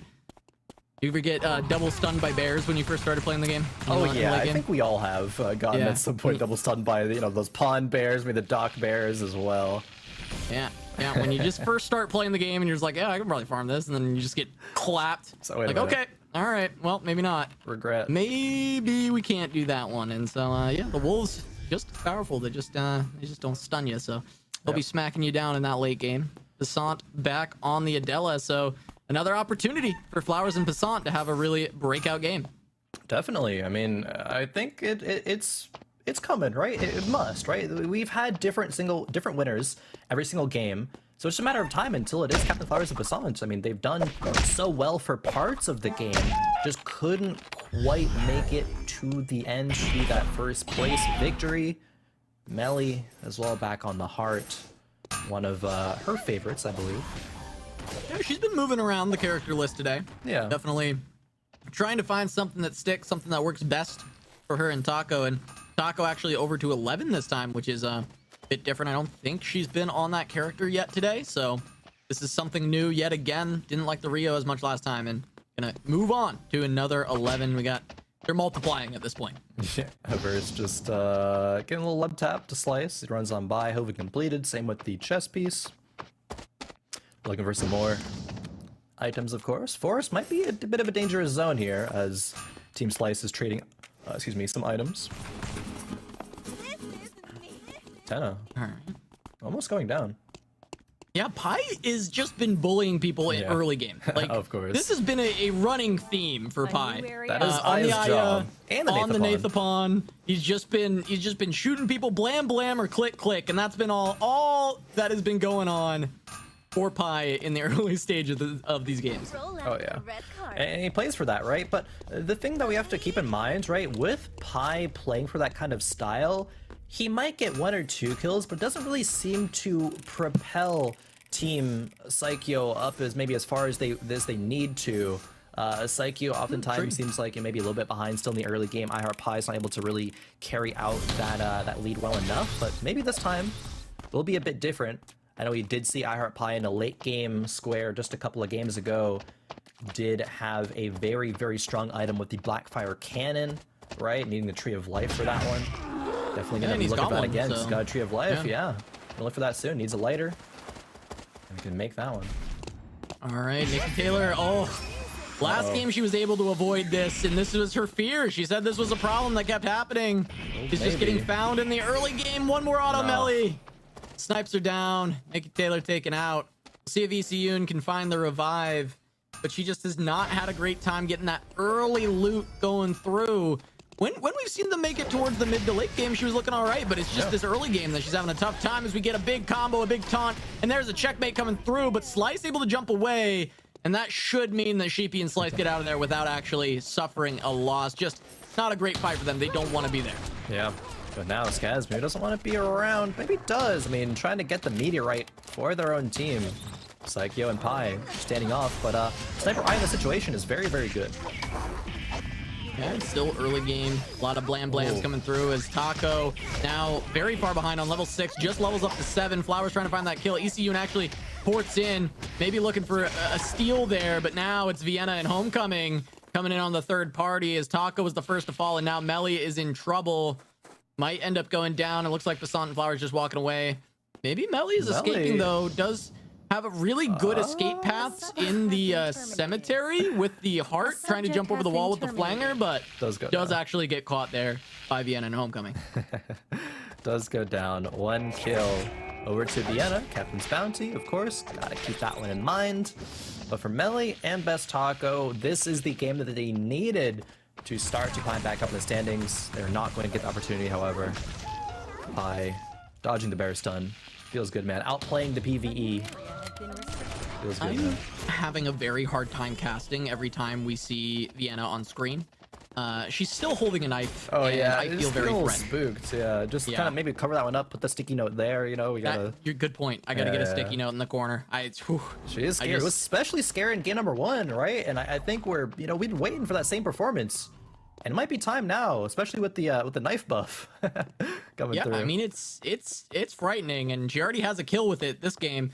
I'm just worried for the moment that we just see blood on that knife on the top corner, and that's when we're really in the deep end. That's where we're in a lot of problems there. But honestly, I wouldn't put that past Vienna. I mean, she has like a lot of art always done for her model and stuff. Even had an art piece done, but we'll talk about that later. As Captain Flowers, maybe he's going in. Trying to find the taunt, might be able to get on to Sheepy. There's Passant with the combo. That's a dead Nikki. Maybe not. Actually getting the parry down, stopping some of that damage. There's the checkmate.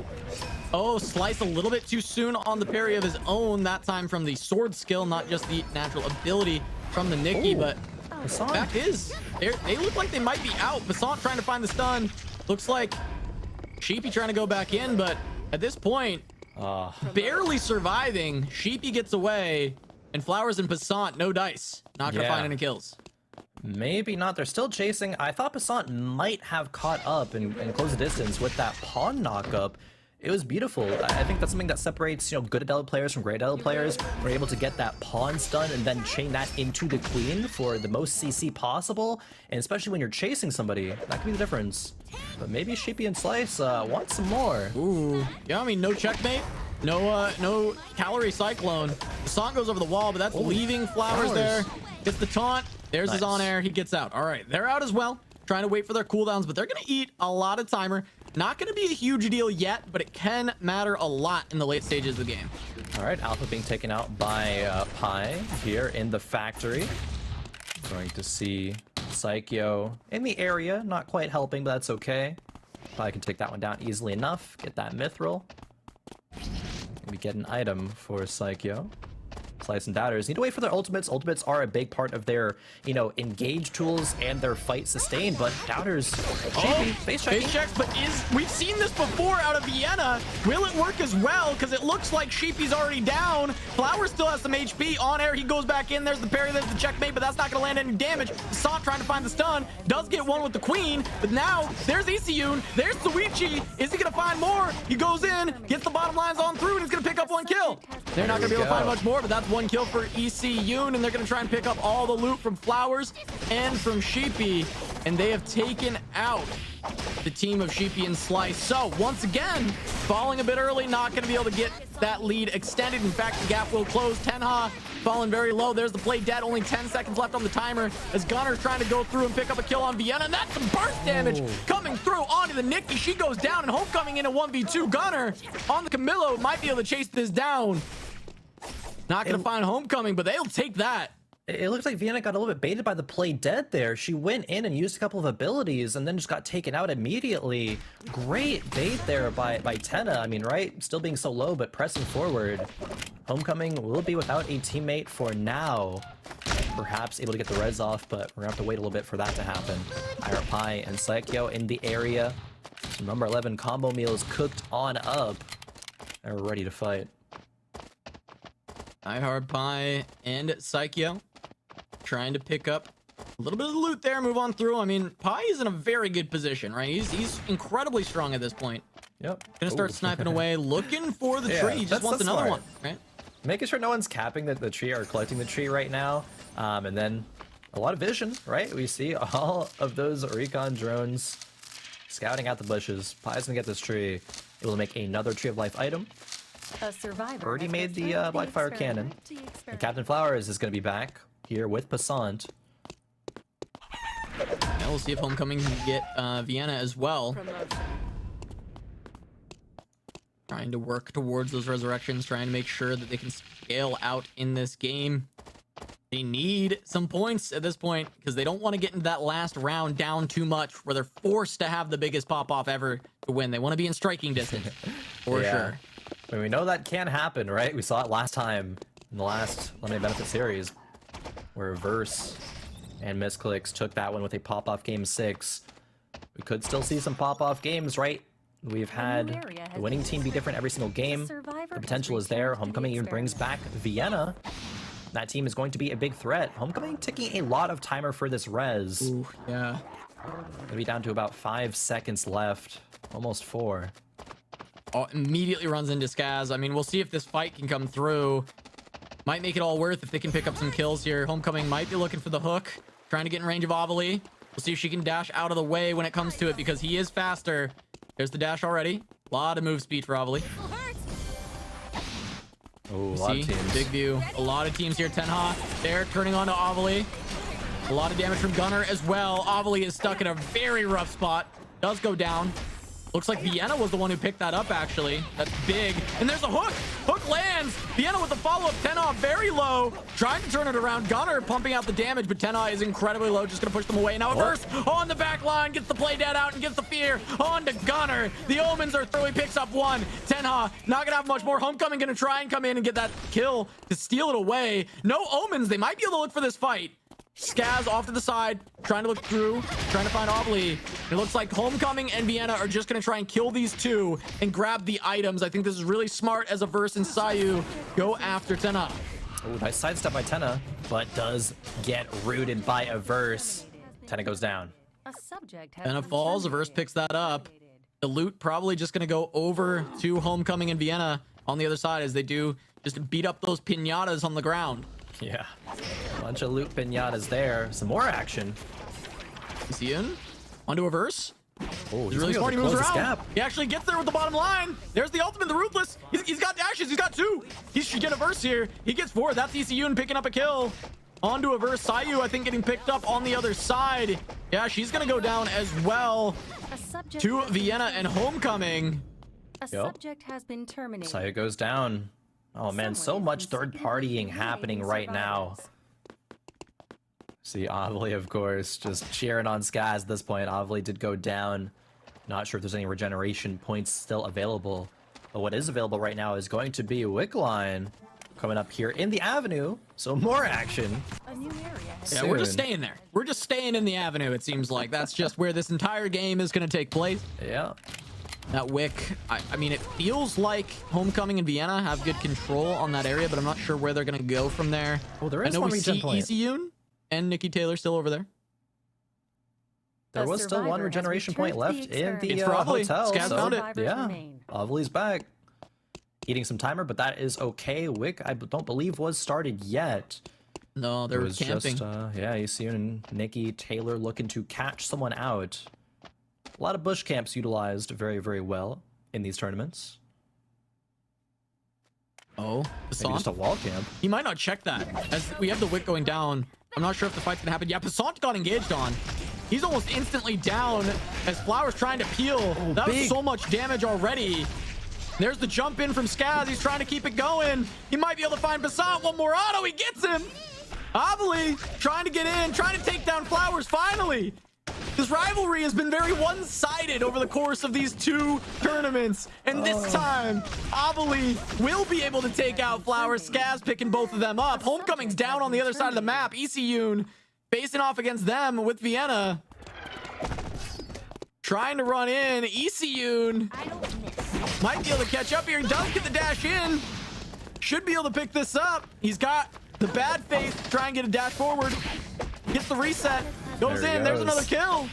That's more for Yoon. Okay, this Shuichi might actually get a victory, Casa. Or have to see. They have now 4 kills. Nikki Taylor even getting one of them. Just 2 other duos left alive, and they're not even that strong. A lot of the kills here in this game are spread out very evenly, and now it might even be Ovilee's time as Ovilee and Scaz take out the Wick. That buff is going to last for 6 minutes until the 21-minute mark. That's going to be big, and Ovilee and Scaz, last 2 games, they've really started to turn up the heat here. Captain Flowers kind of, scoffed earlier at the mention of a rivalry between them two, but it's starting to really, make a good case for it, I would say. Yeah, I believe these are 3 of our bottom 4 teams. Yeah. At the top I think here. so.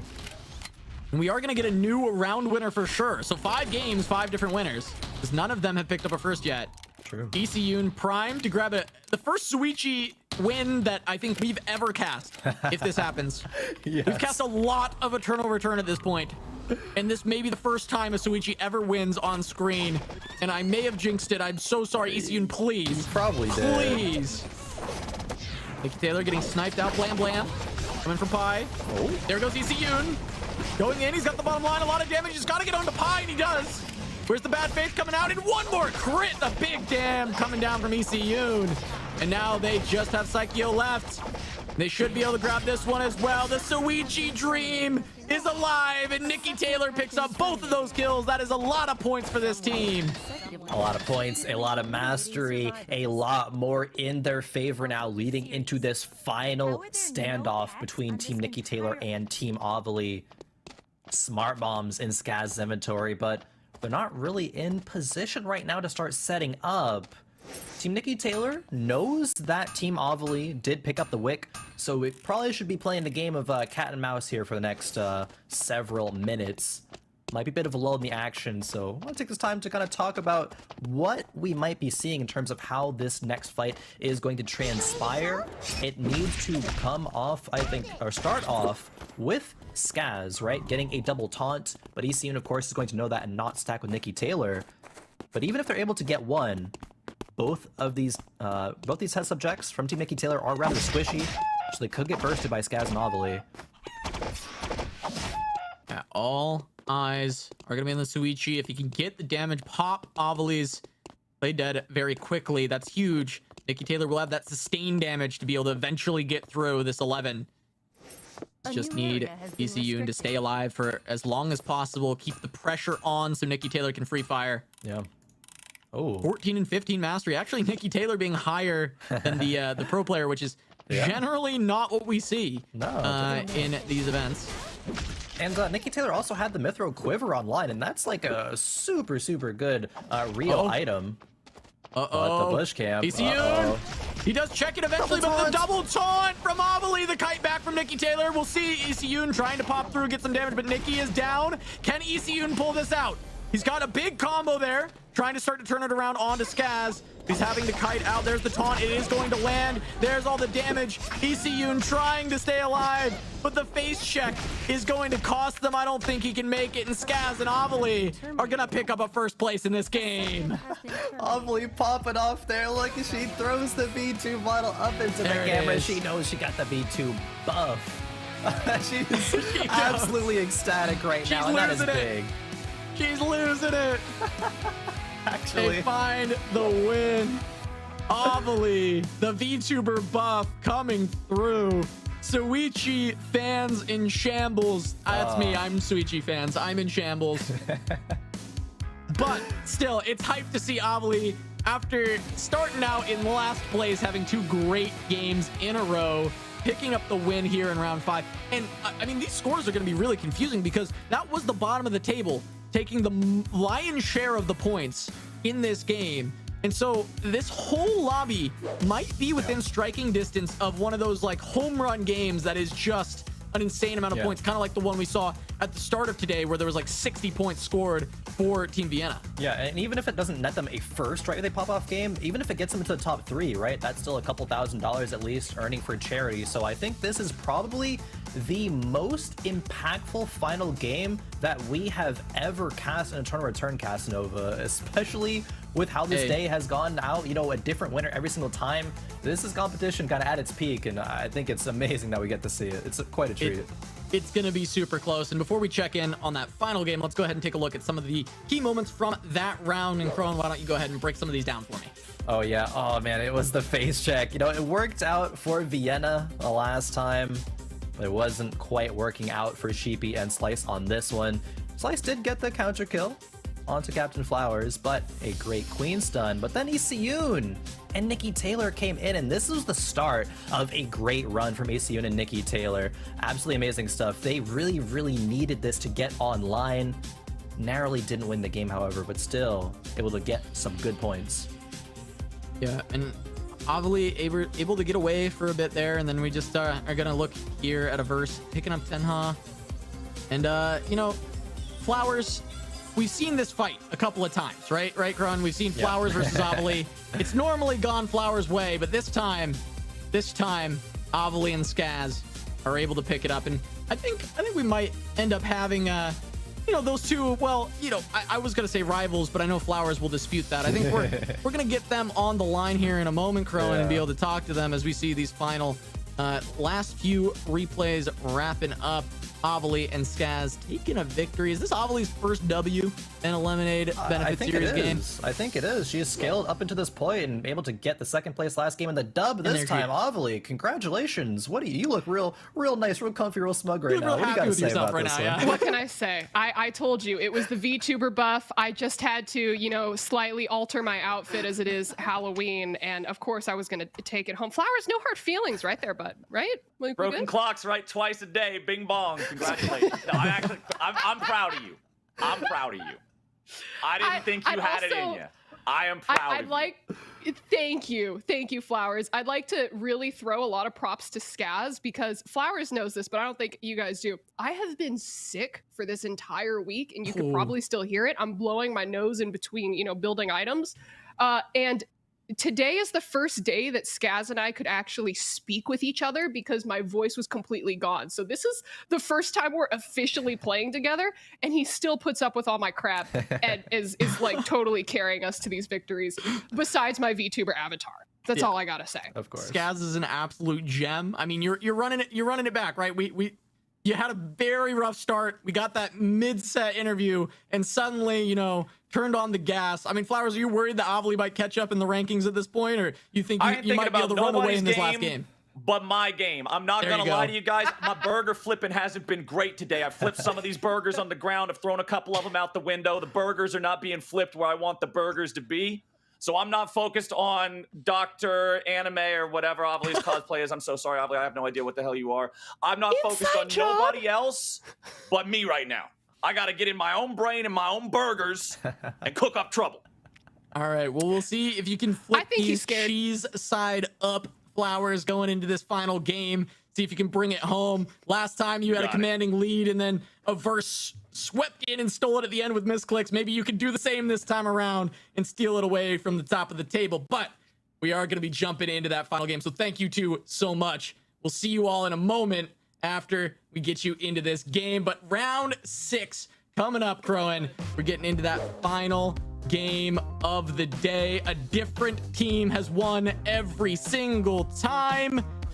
And maybe we'll get a 6th team to pick up that win. I know Flowers is hungry and not just for burgers. I'm pretty surprised that Captain Flowers and Passant have not, been able to get a win. I know there's a lot of strong teams here, right? I even personally came in today saying, Team Vienna, Team Slice, they're my top 2 picks, and they have gotten wins, but it has not been dominant, and there have been so many opportunities where Captain Flowers and Passant, were able to make things happen. I think we're going to continue this pattern, Cass. I think there will be another victor for round 6. I know it's unlikely at this point, but, I'm feeling it. Might as well, right? Go 6 for 6. All right. Well, Ovilee didn't get a lot of time to play during the week because of being sick, but now she's starting to play, and now is also the best time to play Eternal Return because it's a preseason event before the launch of Season 4. The more you play, the more points you receive, and you can exchange those points for rewards. We're talking about portraits, we're talking about A coin, we're talking about NP. There's so much amazing stuff that you can pick up with these points, so you should be playing and grinding away. But we should maybe we'll play some games during the break. I mean, 5 minutes. We can take people down in 5 minutes, right? Easy. Go 18th. Easy. We'll just run it. We'll just run it. Quick 18th. Maybe we'll get some points there. But while we take this little break, let's learn a little bit more about Season 4 and what Eternal Return has to offer with it. And then we'll hear from some more cap potentially. But Eternal Return Lemonade Benefit Series continues after this break. We'll see you in a moment.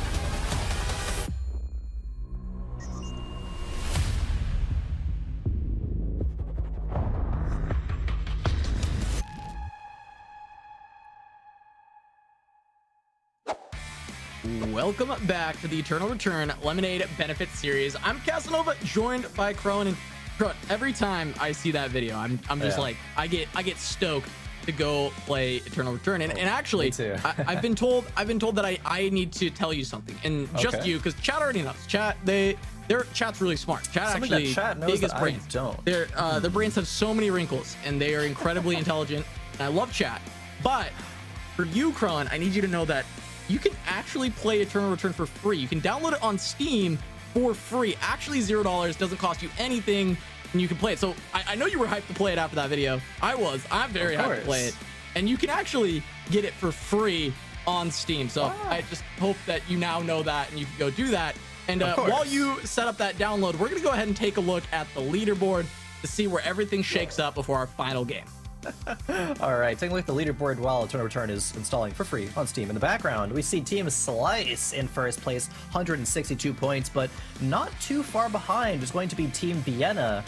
Team Captain Flowers in third, Tenna in fourth, Sayu. I mean, this is still really, really close between, let's say second to sixth. With a pop-off game, anything can still happen. There's still at least the top 3 up for grabs for the majority of these teams. Kind of nuts.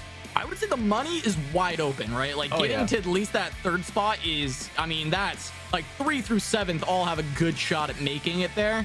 And then when we get to the top 2, it feels like Vienna and Slice have a really good shot of guaranteeing it. But we could see a big pop-off performance from Tenha or Flowers or one of these other teams that's right in the middle to grab it. But speaking of our top 2, Slice and Vienna, we are going to get a chance to talk to these two in just a moment. But we do have a little bit more time to talk about this, Crone. I mean, we are... Oh, no, never mind. Actually, we got him right now, Crone. We're going to jump in. Let's go ahead and take it. Let's talk to Slice and Vienna a little bit. Sorry about that. They're one... Oh, my God. All right. Okay. Calm down, Vienna. Vienna, it's okay. Yeah, apologies for that one. Vienna, it's... Put the chainsaw down. Vienna, what is going on with the blood just my splatter on Halloween your hair? costume. Are we... I'm Jackie. Oh, what do you mean? Okay. Yeah. We're just coming for you next game. Did her eyes just turn red? Did that just happen? Okay. Okay. Little here. Vienna. So going into the rest, you're in second. Just Slice is ahead of you. What are your plans for this upcoming game? Well, the last couple of games where we did badly, other teams were always sprinting away from us, but Slice's team always just duels us and knocks us out early, and there's a little bit of resentment, about that. So we're kind of ready to just run you guys down this next match, and we're gonna get first, and that's how we're gonna decide the winner of this tournament. So I'm kind of ready for that. And your avatar. yeah, and I thought why not fight chainsaw with chainsaw? So are you going to actually play Jackie, or is this just an elaborate ruse, right? With this new costume? Well, who knows, right? I'm kind of crazy. I could do anything. Who knows? Okay, Slice, and how does all of this make you feel? Just all of this. Looking at her right now, I'm a little scared because she's definitely got her eyes out for me. She definitely has a bounty target. Okay. Yeah, we're gonna do our best, steer clear from this chainsaw, blood splattering, red-eyed murderer in game, of course. Yeah, of course, in game. Yeah, in game. And we'll see what happens. I'm a little fearful, but it's gonna be okay. You and me both, Slice. I'm terrified currently. All right. Well, because I need to run away right now, we're actually gonna send you guys off to the lobby, and good luck in this final game. I think the two of you are gonna be dueling it out for that first place. It seems like so. We're keeping our eyes on both of you. Best of luck. Best of luck. Thank you. All right. Rowan. Okay. We're gonna go on.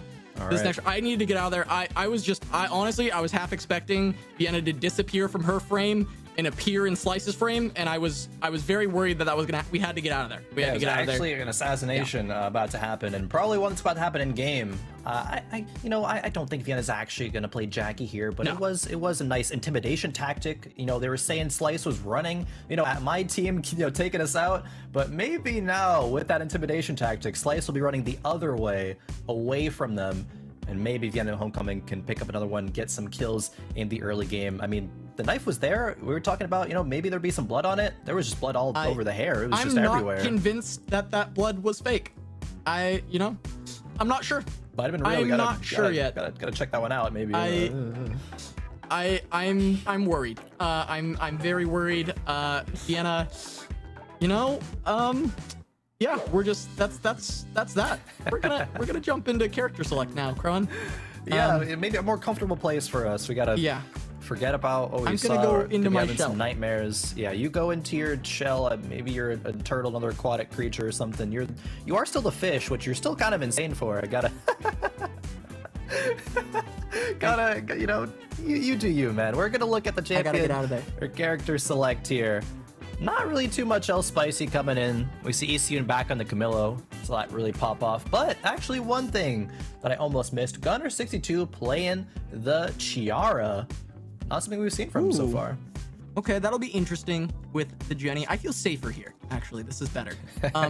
So you know, it's definitely going to be interesting to see that Chiara, because that's going to add some more CC, but not a ton of damage. And it felt like in the previous game with Tenna on the Jenny, he was kind of setting up for Gunner to get that damage down.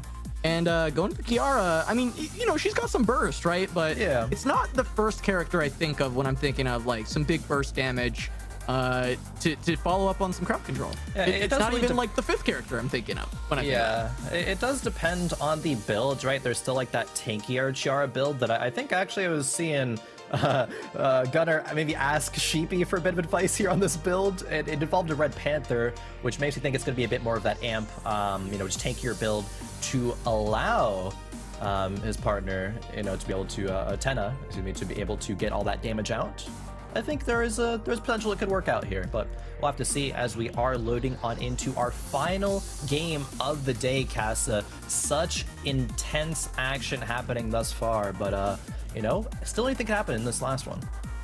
Yeah, well, we are getting word that the chainsaw got caught in some cables and it did mess up with some things over on the player's side. So while we're sorting out this chainsaw mishap, we are going to be just talking a little bit more about it. We're going to get to talk about the game a little bit more before we go into it. Set up this final round. Slice and Vienna are just incredibly far ahead right now, but it's not out of reach from some of these other teams. And just a reminder what, you know, these top two teams and also everybody else is playing for. Let's take a look at that charity breakdown. I mean, there's the $10,000 up for grabs, $5,000 for first, $3,000 for second, and $2,000 for third. And you can see on the side here, like all of the different charities that are being played for, every single one of them an amazing cause. So this money is going somewhere great no matter what. And we just get to have a lot of fun playing Eternal Return while we wait for that. And because we're trying to set this up, this is the final game, Crone. This is the last one. I want to take a look at this leaderboard one more time while Vienna has bought us time with this chainsaw mishap. We're gonna take a look here, and I mean, you can see this lead is huge from Slice against everyone but Vienna. And she was calling him out. She was like, I want to take him down, but we can't just focus on that top two. That is going to be a big story for sure. But we look down just a little bit more, and there's Flowers, Tenna, and Sayu, even Nikki Taylor. They're all kind of in this 20-point bubble, looking for that third place, or maybe even more if they can have a massive game. Yeah, honestly, I think it's even reasonable to say that if Team Psycho has a massive pop-off, 12 kill first place game, they could get up into that third place. It would, need a lot of things to come together, but it is possible. I think the only team that's probably out of reach of the top three is Team The Best Taco, but even still, it's nice to get a nice final game under your belt. Know that, there's a lot of strong competition coming in here, but you're still able to play it very well. I think Team Slice has probably locked up the top three. It does, however, come down to this big bubble between, 2 and 7. A lot of movement that can happen. Team Vienna a bit safer there. But every single team, I think, has shown a lot of good moments. And depending on the start of the game that they can get, as soon as Vienna gets these, cables out of her chainsaw, if she's playing the Jackie, running people down. I mean, she's running people down either way, right? On this Nikki, she has shown some great prowess on. It seems like these mechanics, from other MOBAs do quite carry over well. And Vienna certainly has the intimidation factor on her side as well.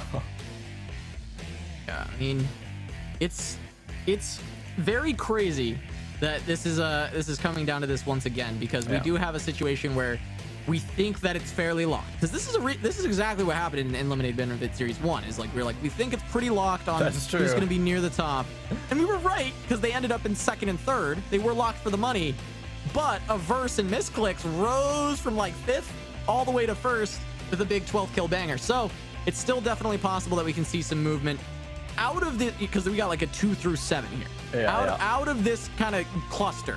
Who do you expect to steal away that like third spot, assuming that Slice and Vienna have good enough games to stay at the top of the tables? We're gonna assume that, and we'll be surprised if something crazy happens. But who are you thinking is gonna sneak in on that third? Honestly, this is a really hard one, right? But I think oh man, I don't even know. I think my guess has to stick with Team Tenna. I think they got a lot of great momentum when they swapped Tenna over to the Jenny, and now Gunnar gets to go back to some comforts as well. So I think they have the best shot at taking down Captain Flowers and securing that top 3. Captain Flowers even said, I mean, you know, not having the best day of burger flipping with the 11. It's gotten cheese side down, you know, a bit too many times. And they're one of the only teams, right, that haven't gotten a win. We've had 5 different teams win it, but Captain Flowers has not been there through any of them. Still some decent consistency, but I think Team Tenna might be able to clutch it up. Of course, you can't count out Team Seiyu because there's the averse factor, of course, as well. Yeah, that's what I was gonna say. I mean, like Flowers, I think is you know a solid pick because I think he's really amped up for this. But this is game 6, final game, the averse clutch factor. We've seen it time and time again in solos tournaments. We've seen it in duos tournaments. We've seen it in squads tournaments, and we even saw it in the last Lemonade Benefit Series. Now this time around, it's looking a little bit tougher to try and pull that first place out of nowhere. But getting into the money, I think Averse is up to the task. Seiyu, you know, they were able to find a game earlier on with that Magnus. I think, you know, this is something that they can do. And he, you know, the community knows the Averse plot armor, right? We've made it to the final game. He's going to make it into a good placing. We've rarely seen anything different out of Averse. That is true. I mean, honestly, there's still potential, I think, for Team Seiyu, you know, with Averse to get #1. Again, a lot of specific things have to happen, but they had a, what was it, like 13 or 14 kill pop-off game in the last Lemonade Benefit Series. It's definitely possible. They're going to be, I think it was the here last game, so we're going to be back to the Hedgen and Magnus. Averse is so practiced on that. You think he goes bow? That's what happened last time. He went bow. True, he did. He went bow, and then they popped off. You're onto something here, Casa, I mean, I think. He didn't play bow all day. Normally, Shuriken's better in duos, but I mean, in their like final game or whatever, I think he went bow. Yeah. I think it was the final game. I'm trying to remember. I know he went bow like 1 or 2 games, and I don't know if it was the final one, but what I do know is that you can download Eternal Return on Steam for free, Crow, and that's, I mean, you know, I see it on my screen. I gotta read it. I'm gonna remember one of these times that you can download Eternal Return for free on Steam. I mean, my downloads, I just have to keep reminding you. It's still going. I'm sure chat knows they're getting their downloads going too, because we're all gonna be getting into some games of Eternal Return soon. These players in this last game. Averse on is here. Are we wrong? We might have been wrong. We might have already played this last hedging game. Oh no. Yeah, I have less faith actually, because as good as Zahir is, he did win with the Zahir earlier. I know, but it's the bow hedge, it's the plot armor. I know. And that, I don't know if it works when he's on Zahir. We haven't seen that. We haven't seen that before. Maybe it's a new arc. It's a new plot armor for Averse to have. It's a new arc that he can establish his dominance in Eternal Return, because he's done that time and time again. All right. Maybe this time it's a new chapter. Hanging up the hedge. He had a very good game on the Zahir earlier, right? Well, in their win, he played outstanding. But, you know, it's like he's got to have the biggest pop-off ever right now. I mean, this is going to be crazy. If it happens, though, it's going to be one of the most memorable things in Eternal Return that I've ever experienced. And we saw the last Lemonade Benefit Series that I don't know if anything could top that. It was so crazy. And I know. We're here in the similar situation as last time. A couple of teams that can have the pop-up performance. Who's going to be the big hero? That's the big question we're asking. Who is going to be the hero? Is it going to be Team Slice? They are in first place currently. Team Vienna not too far behind. And both of these teams have gotten wins throughout the day. As we look at the beautiful Lumia Island, we must ask ourselves, who is going to be the ruler of Lumia Island, the last members standing, and get that $5,000 for charity cast. Here we go. It's game number 6. Game number 6, loading on to Lumia Island. All the test subjects just trying to gather their gear, start things off. Averse going to be looking for a quick pickup on this Erythium Marble. We saw him get very fast last time around in the game where they did pick up the win. So once again, I mean, he's one of the players we definitely want to have our eyes on, but also the important story off rip is just going to be Slice versus Vienna, because if either of them fall early, that's when the door becomes open. If they stick around for a long time, they shut it real quick, and they're going to be the ones in the 1 and 2 spot. Yeah, and we got to be thinking, you know, what is their mentality coming to this game, right? Are they going to try to play a lot safer, maybe like unorthodoxically safe, just because they're not trying to die early? With that, sure, they might survive for a little bit, but then they're going to be potentially behind. That's not really what Team Slice wants to do, I think. They have a composition that runs at the enemies. I think they need to keep this aggression up. We also got confirmation, of course, that Vienna was just doing a little bit of Jackie cosplay. She, in fact, was, you know, not playing that Jackie. He's going to be back on the Nikki every single time because she is such a good Nikki player. And Homecoming back on the Nadine. Hey, it could be a Homecoming pop-off game on Nadine. We haven't really seen it yet. We saw him popping off, but it just wasn't enough to find a victory on that Nadine last time.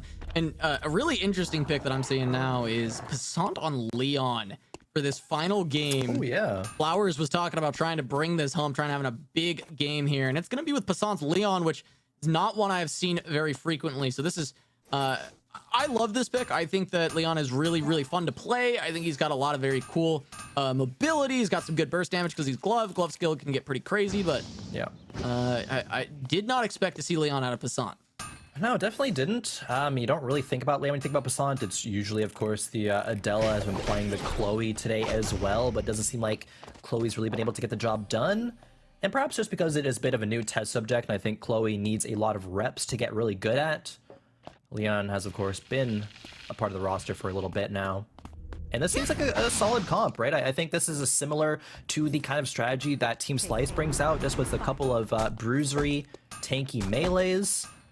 And if they can get on top of someone, there's a lot of CC, a lot of burst damage, especially with Captain Flowers and those double taunts we know he's able to do. But I Heart Pie goes down early. It's usually all the way around. But this time, Pie gets taken out.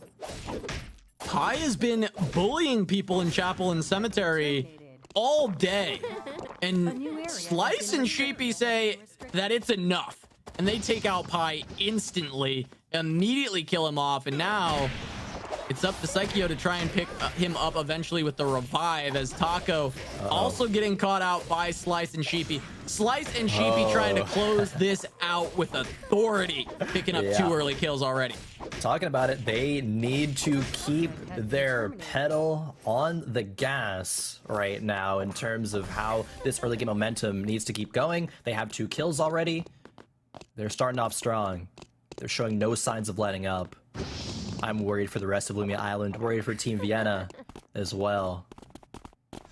Yeah, Team Vienna is going to have to find the kills very quickly if they're going to catch up. Passant trying to take down a Psycho.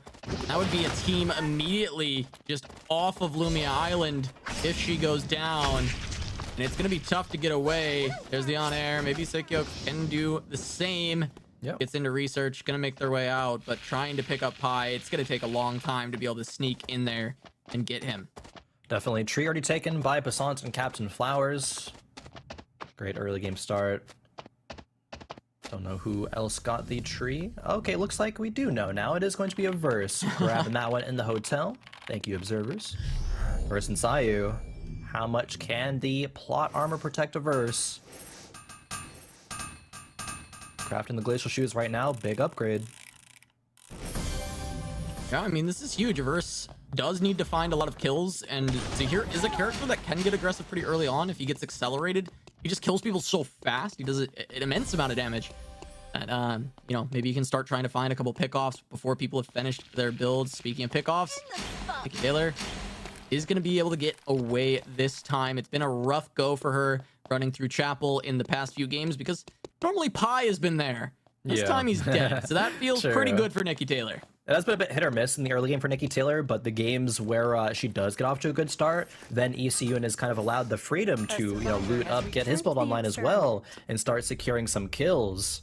I think ECU and Nikki Taylor did have multiple kills. Their name. Oh, speaking of kills, another Ovilee. person getting caught out. It's Ovilee this time. Slice and Sheepy finding yet another kill. That's their third during day 1 of this final game. And they just want to put a pin in this. They want to close the curtains on Lemonade Benefit Series number 2. They want this first place so badly, and they're already stacking up a couple of points to lead it off. Yeah, Slice getting a kill as well. They already have, 12 points just from kills so far? Again, that's a lot. That's more than half of just a victory, and they keep it up here with taking down Alpha, getting the Mithril. Melly and Best Taco forced to run. Haven't had the best day, unfortunately, for this team, but still a nice final game. Would be a bit of a confidence booster. Alright, there's Gunner. Gonna land the root on to Psycho. Penha trying to find the rest of the damage. There's the ulti through. There's the kill. Never able to revive Pi. That's the first team down. Gunner picking that one up. Team Psycho out of the conversation now when it comes to that third place spot. Still a few other teams that can make it into that money. Team Ovilee, Nikki Taylor, Sayu, and Tenna TV. Okay, there's the jump in from Slice. Ultimate coming down from Melee. Just gonna stop any engage from continuing, but the move speed is so much, and Slice wants blood. Run, Taco, run. There's the knockback from the baseball. Hey, bada swing, trying to get out of there. As here comes Sheepy. Oh, there's the stun from the Nunchaku, and there's going to be a lot of damage onto Melly. Melly's probably just going to go down here. We get the play dead, but that's just not going to be enough. And there goes Melly. Unfortunate. I mean, still not out of it, right? There's still the potential regeneration that can happen later on. Because Melly did split. I think it was smart to split the other way to allow Best Taco to live. Maybe wrap back around a bit later. They could have both died if they had ran the same way. I'd be thinking about that win condition, of course. But this is going to be 4 kills now for Team Slice already. I don't know. The gap's getting wider and wider, especially with Team Vienna not picking up any kills so far. And again, Homecoming being on more of a scaling pick with the Nadine. Sure, they can get some early kills and stuff, but they really do want to be focused on farming a lot, and that's what Homecoming is very used to. He knows the animal spawns in the island at the back of his hand, and he's going to be prioritizing these rounds to farm up. Yeah, he's trying to farm up as much as he can for this late game, but by the time they get there, Team Slice may have built up enough of a lead that they cannot overtake them for first.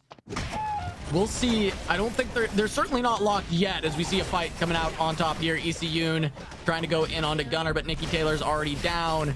Penha gonna be going down into that play dead. A versus there now. Gonna decide to go for ECU. There's some healing coming through. He's trying to turn it onto a verse. Some big damage. Getting a lot of work onto the Zahir, but now stunned into the wall by the Magnus. The dash is back and forth though. ECU is not making this easy for Averse and Sayu. Couple more skill shots. ECU turning it around. Another sidestep. Some fancy feet on this Continuing to dodge everything. He's so fast. He's so quick. A lot of healing too. Jeez. All right. ECU just gets on out of that one. Just needs to res Nikki Taylor. Passant actually down as well. It looks like Team Slice now has 5 Another kills. kill. Another kill. Who can stop them? Poor Sheepy. Survivors. Crazy. A subject has been terminated. All right, they're moving on through looting. We're going to take a look at Flowers versus Slice.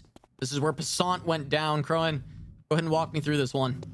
Let's see. Come around the corner. I mean, Captain Flowers just isn't quite there. He's on the retreat. Passant as well. And the amount of chase that this Jackie and Lee Dylan have is absolutely... It's brutal, right? You cannot get away from this team. We've seen it time and time again, and they take out Passant from that one. The engage looks like didn't start off very well. Being forced to retreat to that team is always a lose-lose situation. Yeah, it's incredibly rough, and yet another kill. They've just been farming the entire lobby. It's going to be so hard for anyone to contend with Team Slice. They're absolutely running away with it. Homecoming's going to grab one. That's big for Team Vienna. True. Picking up the best taco on that William. Yeah. Melly cannot get res now anymore either. unfortunately. But again, it is good for Team Vienna. They need to start getting some points on the board here. They need to start farming up the rest of Lumia Island. Verse and Sayu as well. I mean, there's the kills that they can earn are slowly dwindling. They can't, you know, surpass the amazing final game that they had with the Verse and Mystics last time. Still can maybe get into the money though. That's still, of course, in the conversation. Yeah. You can still fight for that third place slot, even maybe second. It's going to be really tough to beat Team Slice at this point with 5 kills already, 2 teams already down. Yeah. So getting extra points from the placement. Homecoming and Vienna are going to have to put up monster numbers to try and catch up there. Passant revived, but it looks like he's immediately in combat. Might just do with Annals, though. We'll see. Nope. It is ECU. Oh, it looks like he was going for the revive, too, for Nikki Taylor and just got there a little bit late. Flower is able to get Passant up instead. Oh, and now Tenna, the Team Tenna is going to run into perhaps Team Nikki Taylor, but Averse here. Yeah. Averse and Sayu find Passant and Flowers. Looking to just keep them cornered. There's going to be the on-air coming through. There's the bike. Big damage coming out. Averse trying to trade back onto Passant. Landing a lot down onto the Leon already. Flowers going to turn it around with the taunt and just try and peel, but Passant does not have any way to get into this. It's just a big run away. Passant moving through, trying to get out of this one. Flowers might be able to get that next on-air and get out of there, but there it goes. The knock up, the knock back, and the knock down. Averse looks like he'll be able to grab this one. Sayu might be able to get it. Sayu, try to give it to Sayu. I Not don't know getting the damage through the healing. Averse might need to tag a little bit more onto this. There we go. One more. Sayu picks it up. There we go. Averse holding hands with Sayu all the way there, making sure that she gets those kills because they need that, right? That is double the points. Won't be able to finish it off, however, because Scaz and Ovilee are here, and I mean, they've been on a tear for the past couple of games. Yeah, they've been popping off and trying to continue that streak, try and make it into the money, get that third place. But again, the monsters that are Slice and Sheepy. Oh, Blazing taking Dress. control. Flowers is down from that fight earlier. Still down. Not been finished off. Not been revived, though, by Passant either. ECU now going to look at a fight. Tenha and Gunner. This is a 2v1, and this is just not going to be enough. Gunner going to find that kill once again with the ultimate from that Kiara. And they seem to have had the damage. I know that's a 2v1, but they're actually pushing out plenty of damage in these fights. Yeah, definitely. Unfortunately, couldn't really give the kill over to Tenna. I mean, probably could have, but wanted the reset on the ultimate, of course, and make Chiara's ultimate come back up a bit faster. Ooh, good charm by Scaz. Quick line is in the area. Ovilee trying to move up to land some more CC. Scaz gonna land a lot more damage onto Passant. Passant was able to get Flowers back up, and now Averse is there, gonna go onto Passant. There's the knockback into the wall. Averse with the knock up, the takedown. I think Averse was able to grab that one as Flowers gets away, but now running from Slice and from Sheepy. Scaz and Ovilee looking to maybe fight into Averse. We have that chase down on the other side. Averse takes out Passant. Flowers goes down to Sheepy. That is their 6th kill for that team. 5 of them are on Sheepy, and that is the only saving grace for Vienna and Homecoming, but it might not be enough with 4 teams already eliminated. This might be playing for second and playing for third with the way Slice and Sheepy have performed in this final game. It might be. I mean, Team Vienna need Team Slice to go down next and then farm pretty much all the kills and have most of them going to Vienna. I think the win condition is still there, but it's getting more and more narrow as it goes on, especially once this happens. Okay, well, Gunner was finding Sheepy, but just able to run away. Gunner gonna be able to pick up the wick. That's gonna help out for Team Tenha to try and play for that third place, that second place. Getting that wick buff gonna have a lot more damage in these fights. Vienna finds Averse, but not going to be able to chase that down. Homecoming's gonna be really strong. I mean, they might be able to play for this win. He's getting to farm up quite a bit. How many stacks is that? I can't actually... Is that 300? It looks like that 100? It is. It looks like it is 300. I mean, it is late game. Wouldn't be surprised. It's not quite the clearest for us, but I think it is 300 plus. Yeah, it's hard for us to see on the screen, but it looked like it was well over 300. He's very, very strong right now. Big stacks. Gunner and Tenna, though, having the wick buff. They're going to try to find some kills here soon. Gunner is going to be able to have the CC. He is actually going for a bit more of that crit Kiara build, so he has a lot of damage. It's not going to be the tankier one that, you know, I might have thought would come through here. But I think that's to their benefit, right? Even if they get any kills, it's still going to get them closer to that third place, being in the money. Homecoming, solid build. Mithril Shield online. Oh, we've got a fight here. This is between Sheepy and between Gunner, Tenha, and Slice. Tenha going to pop for now into the play dead, but that's the ultimate reset for Gunner. There's the root on to Doubters. They're taking down Sheepy, but Sheepy trades one back. That's going to be a kill now versus there. He's trying to clean it up. He finds one more. That's going to be that team down, eliminated. Homecoming in Vienna, the door might be open. They're here for the third party as the first finds another kill, but that is Slice gone. They did get 7 kills this game, but they are down. So now there is an opportunity. Homecoming, Vienna, moving in onto Sayoniverse. Not going to be able to find anything, but they might find some loot off of this fight. Yeah, just playing it a bit safe for now. Only 7 players left. I mean, Team Vienna, they can get up to 6 kills total. That might be enough with the placement points. I'm not sure. It's gonna be really close, guys.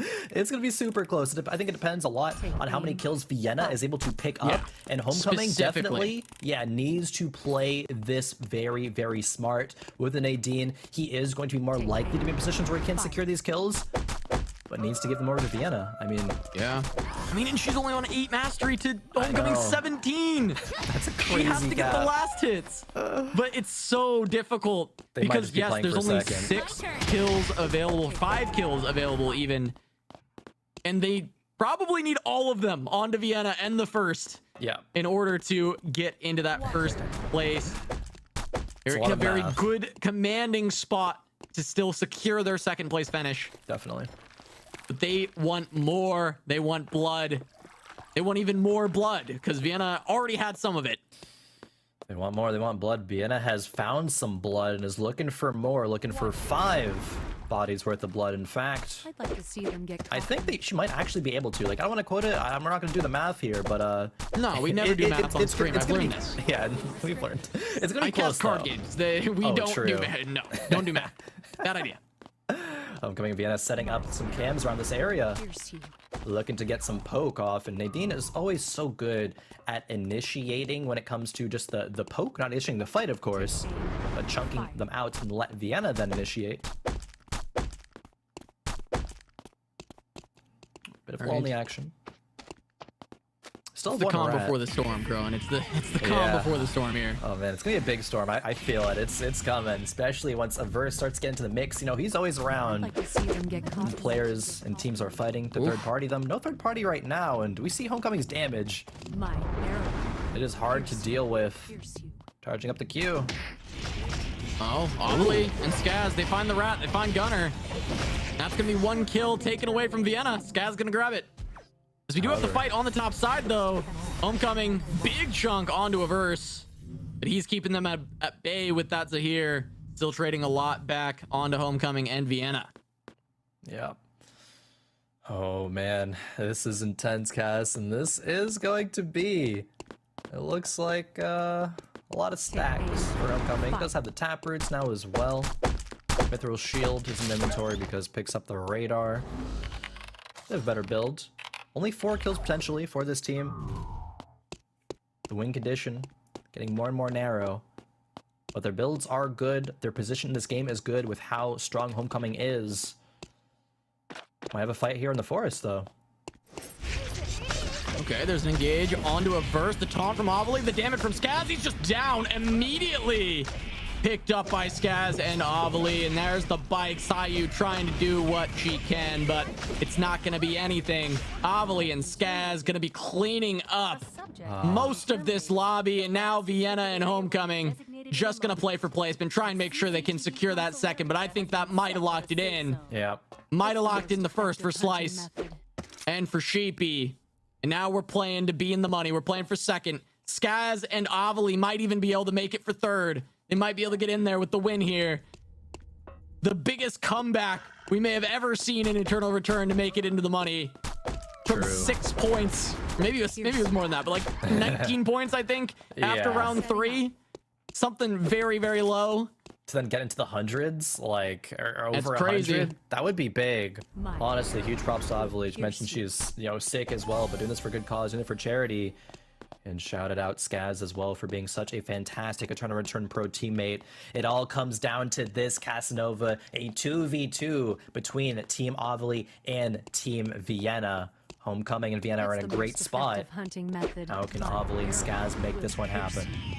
Yep, Homecoming and Vienna trying to secure that second place. Scaz and Ovilee trying to make it into the money, try and get that third. They're facing off. Big damage from Homecoming immediately onto Scaz, but we have to watch that charm. If Scaz can connect onto Homecoming, that's lights out. Some apprehension to engage. You know, Vienna was charging up the dash. Forced Ovilee to charge it up. Oh, Both of them remote canceling. mine. Okay. Getting expended. That is a big win for Vienna and Homecoming. Definitely. Getting all these traps out where they won't have any value. There's no reason that Vienna and Homecoming have to chase into there, so they just back up, take the zone control. 20 more seconds until this final square closes, Cass. Vienna dashes forward. Remote mine comes down, but Homecoming's just autoing them. He's got the telephoto.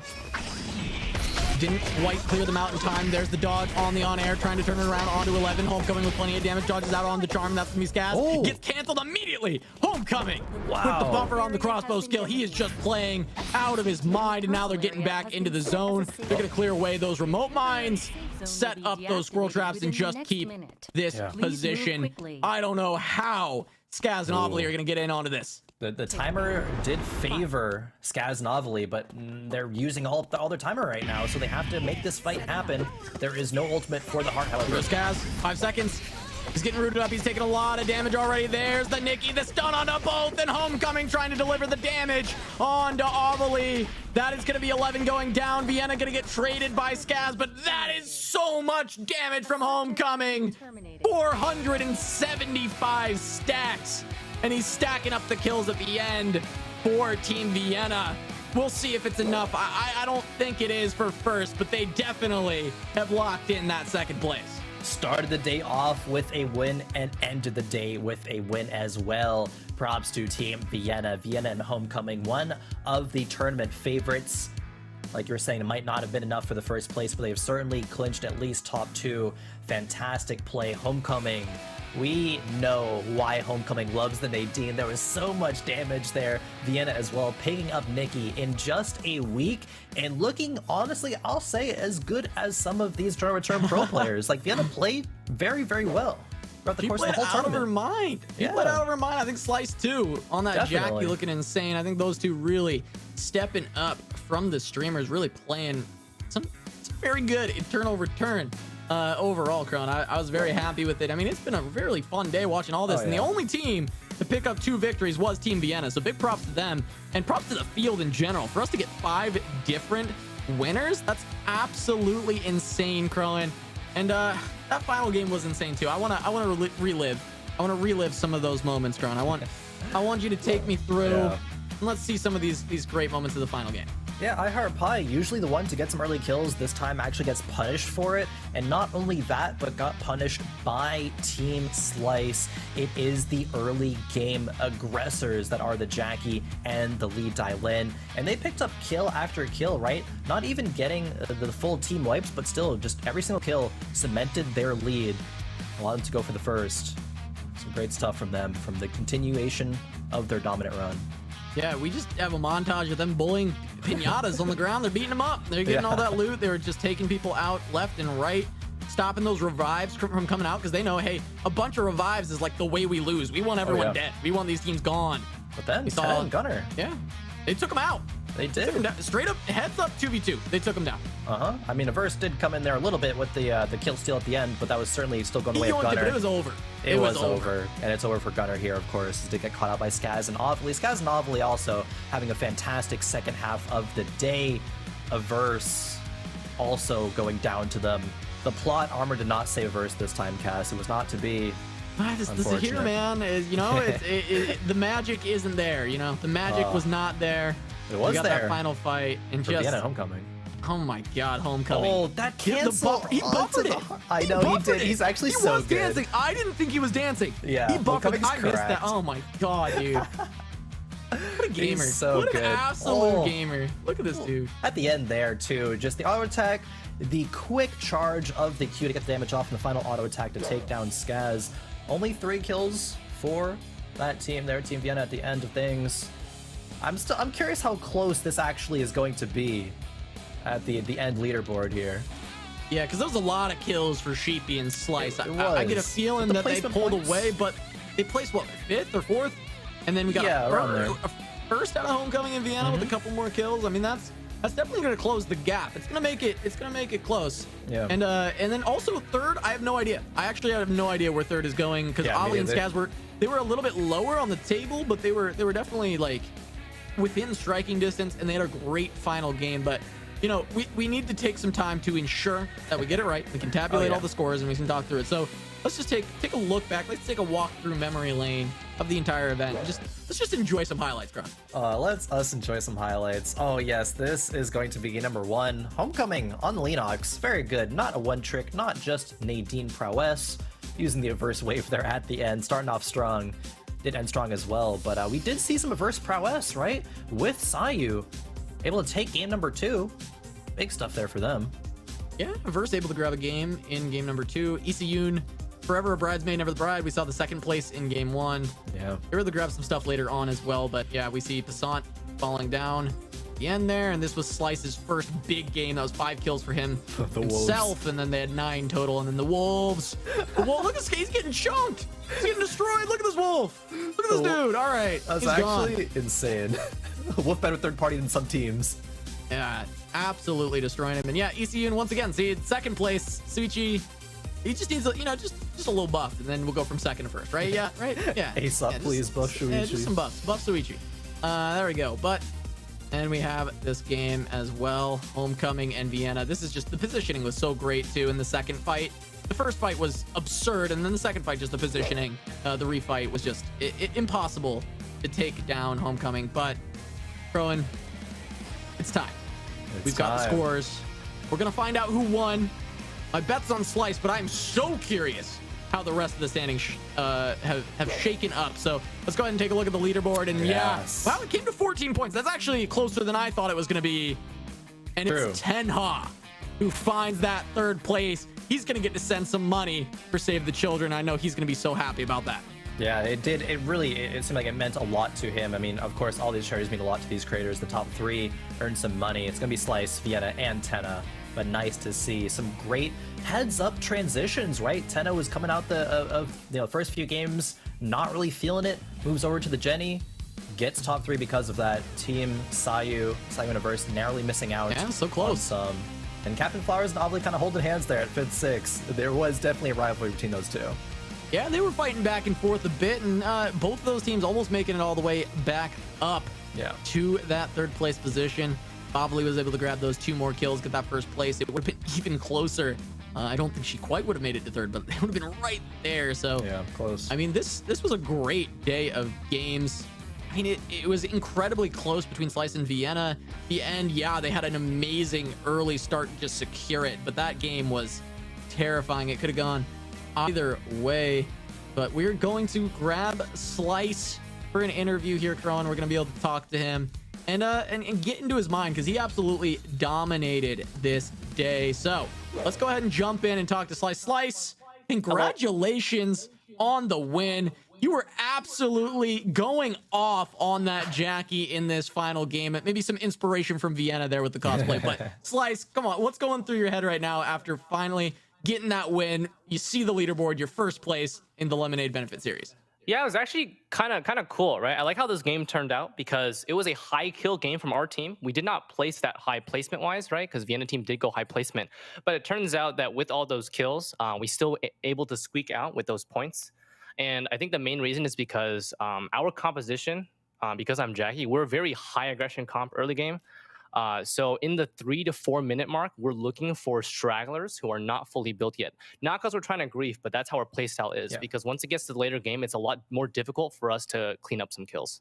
Oh, definitely. You know, I was thinking, like, what is going to be their strategy? Because it was a really intense, final game there. Team Vienna, I mean, she was intimidating in her own right, but also, the amount that they can do on, the field there in Lumia Island, but able to secure it with the aggression. I mean, I just want to, maybe just throw the floor to you for just your overall tournament, experiences. How have you liked this event? You're playing the Jackie as well. You stuck on her for all 6 games. Just how does it all feel right now? Yeah, so I love Jackie as a playstyle, and I'm really glad that I was able to be a part of this tournament. I think that all of the contestants played absolutely fantastically, right? We had pros playing out of their minds. We also had the streamers playing out of their minds. And I'm looking at some of these players, like, you know, as because we lost at 5th place for the last game, right?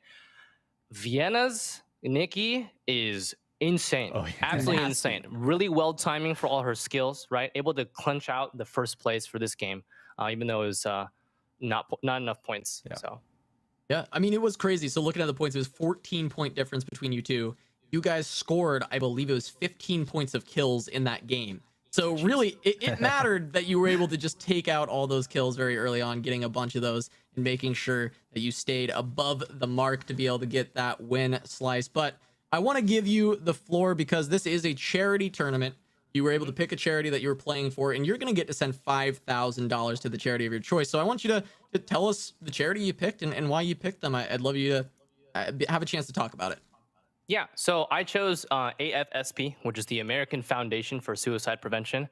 I think that this type of cause is really meaningful to me because mental health for gamers and just in general is one of it's kind of hard because it's not as equally talked about as physical, right? Physical health, because like physical health is fine, but mental health, people are a lot more scared to open up about certain things.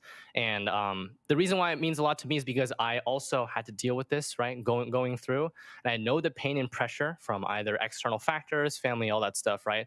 They don't necessarily give you the time of day for mental health. So that's where my winnings are going to go to. Yeah, definitely. That's an amazing cause. I'm sure it touches a lot of people out there, and sending $5,000 to the American Foundation for Suicide Prevention is going to be huge. So congrats once again on your victory and for your winnings for your charity of choice. Thank you very much. I thank you so much, Slice. It's a charity that's near and dear to my heart as well. So I very much appreciate you sharing. I loved having you here. It's awesome. Have a great day, man. Congratulations on winning. All right, take care. All right, Rowan. That is going to wrap up the day. But if we take a look at all the winners here, we got $5,000 going to AFSP, courtesy of Slice and Sheepy. We got $3,000 going to Best Friends Animal Society, courtesy of Vienna and Homecoming, and $2,000 going to Save the Children, courtesy of Tenha and Gunner. Amazing day of games from all of these players. I'm so incredibly happy that we got to do this again. Oh yeah. And I am so incredibly sad that I decided to be a fish because I am so hot. But it's still crazy for this one. You know what else is hot? And it sounds like hotcakes. It's a Returnal Return. It sounds like hotcakes because it's free. You can just go get it right now. You can get it for free. You can just go get it. You can just go take it off the shelves. And by the shelves, I mean Steam. You go to Steam right now, you download it for free, and while you're there, after you download it, this is the best time to play because it's preseason. Preseason's live right now. All you have to do is play and complete missions to earn points to get some awesome rewards. You can get those portraits. You can get some A-Coin. You can get some NP. You can get all kinds of cool stuff from the preseason. So go play some games. I'm hyped to play some games after all this. I wanted to play. I'm watching this and I'm like, damn, I want to be in on the action after seeing all this amazing gameplay from all of these players. But Crowan, before we send everyone away, I still feel ridiculous. You Crowan, are. I want you to give me some final thoughts. How was the day for you? Let's get through a few of them. First, you are ridiculous for your fish and chips. I mean, it's very topical. This is Eternal Return, and surely some people built some fish and chips at some point in that game. You you got it right there. But we had an amazing day of games. You saw a lot of very close action, right? It wasn't just like back and forth, like teams trading wins. It was everyone kind of getting a piece of the action there, as you get a piece of some of these fries. But no, I think as well, I want to close off. I mean, this being a charity event, and last time as well as this time, we see these players coming in, these captains being so passionate about the charities of their choice. And I mean, it means a lot to them. It means a lot to the other people as well who, like, you know, sympathize with whatever cause, you know, this charity is kind of looking out for. And a couple of them, you know, I think we both related to today. So I'm sure many did at home as well. Beautiful event, and what a way to do it than with you, Cass. It's been a blast, so just thank you for being on this journey with me. It has been a real one, Crowan. Love it as always. Always stoked to cast some Eternal Return with you, buddy. And you know what? We're gonna go enjoy some Eternal Return after this. We're gonna go jump in to the action, and you should too, because season 4 is on its way. So thank you all, chat. We love you. Thank you for watching. We'll see you on Lumia Island for season 4. Get in there.